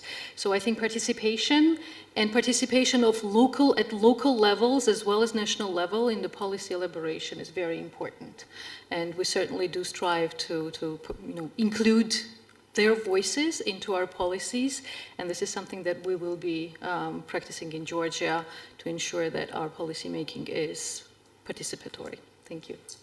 And thank you very much. But could I just highlight, though, in your presentation, you did talk about a human rights approach, but you also threaded that through in terms of digital literacy and lifelong learning and the important work of Georgia in terms of social protection. So I found it very enlightening and very encouraging, you know, that you're actually focusing on and really appreciating that the biggest factor to reduce poverty is social security and the flat rate universal pension. So thank you very much indeed for your comments. I now move forward to His Excellency Mr. Michael Farrugia from Malta. Would you please, the floor is yours for your takeaway message, sir. Hi. Unfortunately, Mr. Farrugia had to leave as he had another commitment, but I can conclude on his behalf if I may. So let me introduce myself. I am the Director of Policy Development and Program Implementation. So I also, as the previous speaker, thank you all for your contributions. It has been very enlightening to understand even what's going on in other countries. We also encourage participation, and I always like to focus on community services, on going down to the grassroots. In our case, our size, the size of our island helps with the community services, because we're a very small island, so maybe it's easier for us to speak about community services, but really going there and doing the outreach and reaching out and understanding what the needs are is a way forward to get coupling that with digitalization and services and online services and tailored services. So that is maybe my take-home message, my conclusion. And thank you very much to you and Mr. Farrugia. You know, what we must highlight, though, is the introduction of the Commission for Elderly Persons in Malta. You know, lifelong learning, University of the Third Age, and really the very important regulatory structures, the social regulatory standards for high dependency, pension and dementia. So thank you once again for the historic, you know, input into this developing field. Thank you very much. Thank you. Good day. We now move on to our third speaker, and I may lose my, forgive me for just a minute. Yes, I have. The Commissioner for Equality in Serbia, Ms. Brankica Jankovic. My apologies for my mispronunciation. The floor is yours, Madame. Don't apologize. It's a perfect pronunciation. Thank you for all participants who sharing experience, and I strongly agree with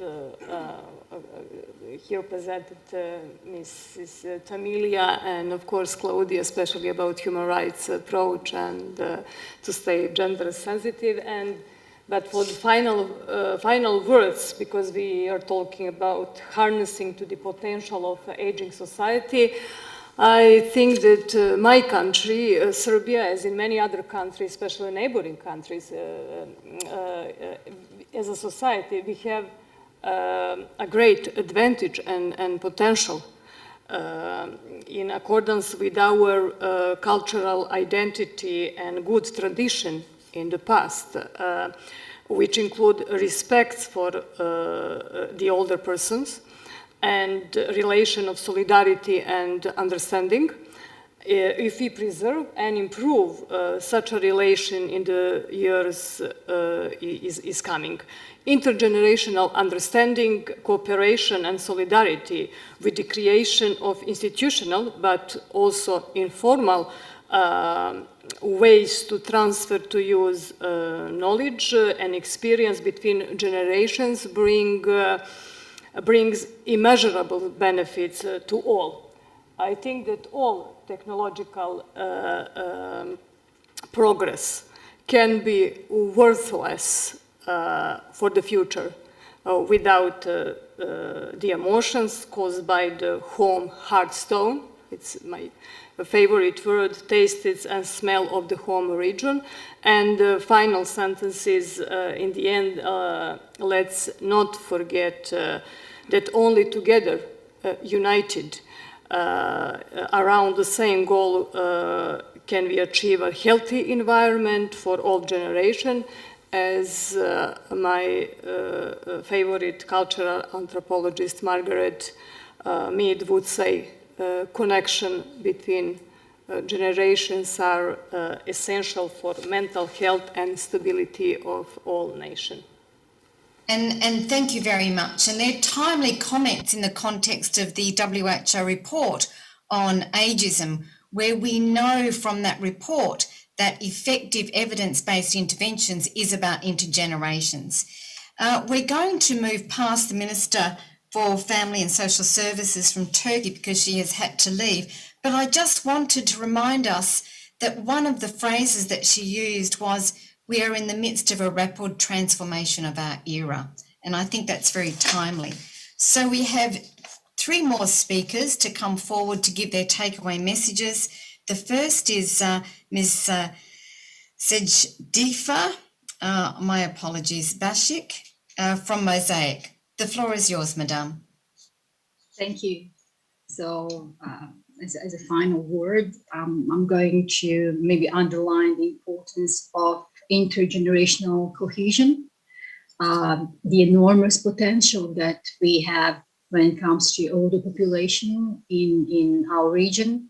I want to say that our governments should take the opportunity and this potential, put it in the right directions. I want to underline the importance of focusing on ageism, and I want to underline the importance of social innovations in the area of home care. So that's it from the side of Bosnia and Herzegovina. And thank you for those comments and that takeaway message. What also struck me was, the partnerships that you believe are so important across borders and within partnerships and sectors. So thank you. Professor Sarah Harper, the floor is yours. Thank you, Jane. I'm actually just going to emphasize what others are saying. The same themes are coming out. I would say population aging is not occurring in a vacuum.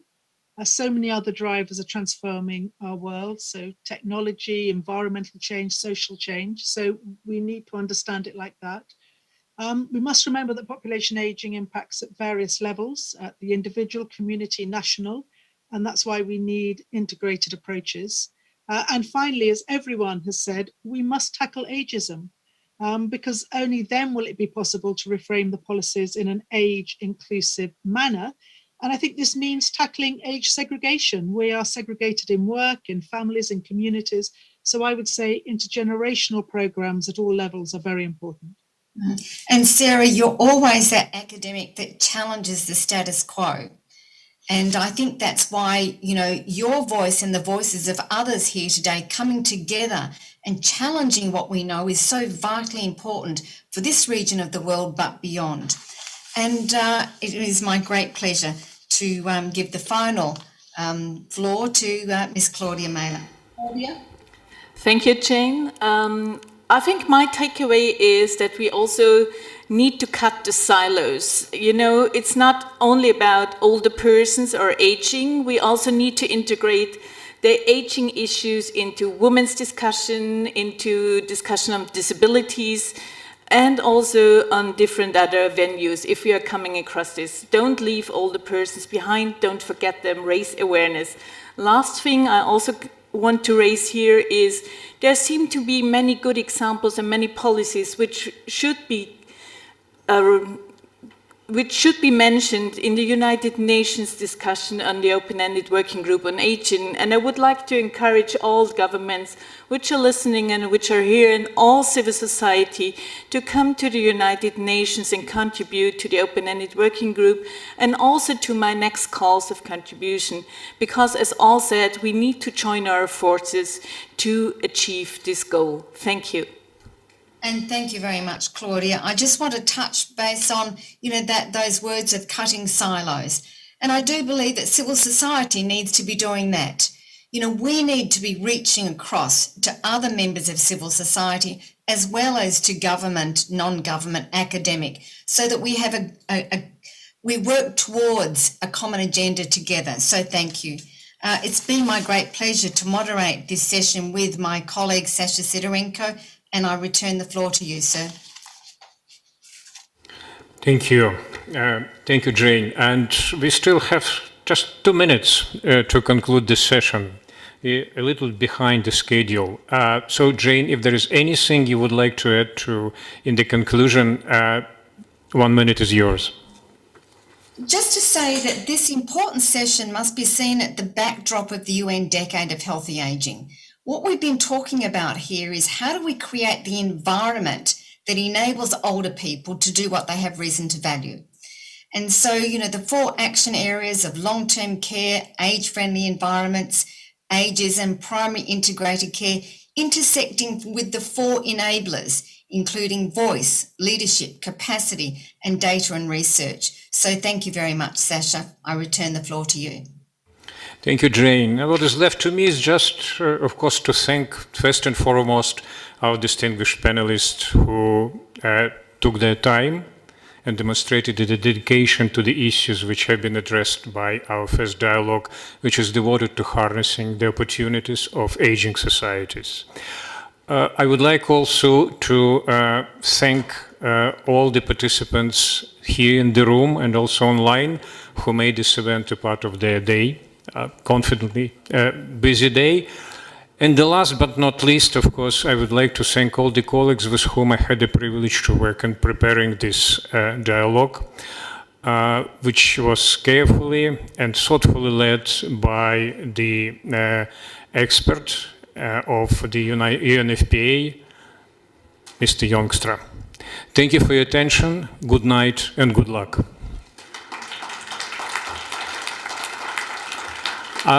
Just 1 minute, dear colleagues. We have an announcement to be made.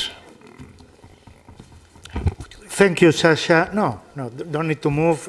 Thank you, Sasha. And let me add my voice in congratulating everyone, whether in the room or watching us online.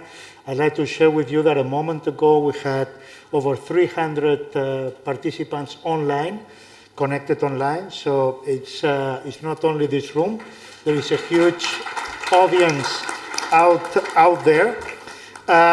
We are coming to the end of day 1, a day that has been really intense, lively, insightful, and very rich in terms of the discussions. And we have to get ready for tomorrow, having hopefully equally interesting and insightful day. In this respect, let me share with you that today, there is going to be a reception at 7 p.m. at the Vienna restaurant on the 3rd floor of the hotel, offered by His Excellency, the President of Bulgaria. So we'd like to invite all of you to please join for this reception. Again, 7 o'clock at the Vienna restaurant. About tomorrow, there is a need to conduct an antigen test for those attending the sessions physically. The laboratory will be open starting at 6:30 a.m. The session will start at 9 o'clock. we would encourage those who will be taking part in the gender dialogue to please conduct the test before 8 o'clock, to have enough time to collect the results on time for the starting of the session. And maybe one more announcement before we close this session is about the Expo. Invite all of you to please visit the Expo. There are over 35 booths with plenty of very interesting experiences, innovative experiences that different partners are offering for the benefit of gaining further insight into initiatives in the area of demographic resilience that may be of interest for you, for all of you. There is one booth in particular that is about the Sophia Alliance, where you will find more materials about this policy and practice community that will be established following this conference that will give continuity to the work that we are starting these 2 days for this decade for demographic resilience that we will be launching tomorrow. Having said that, thank you very much again. Have all a good night and hope to see you very soon in 1 hour at the cocktail. Thank you. Congratulations. Thank you. Very, very good. Thank you so much.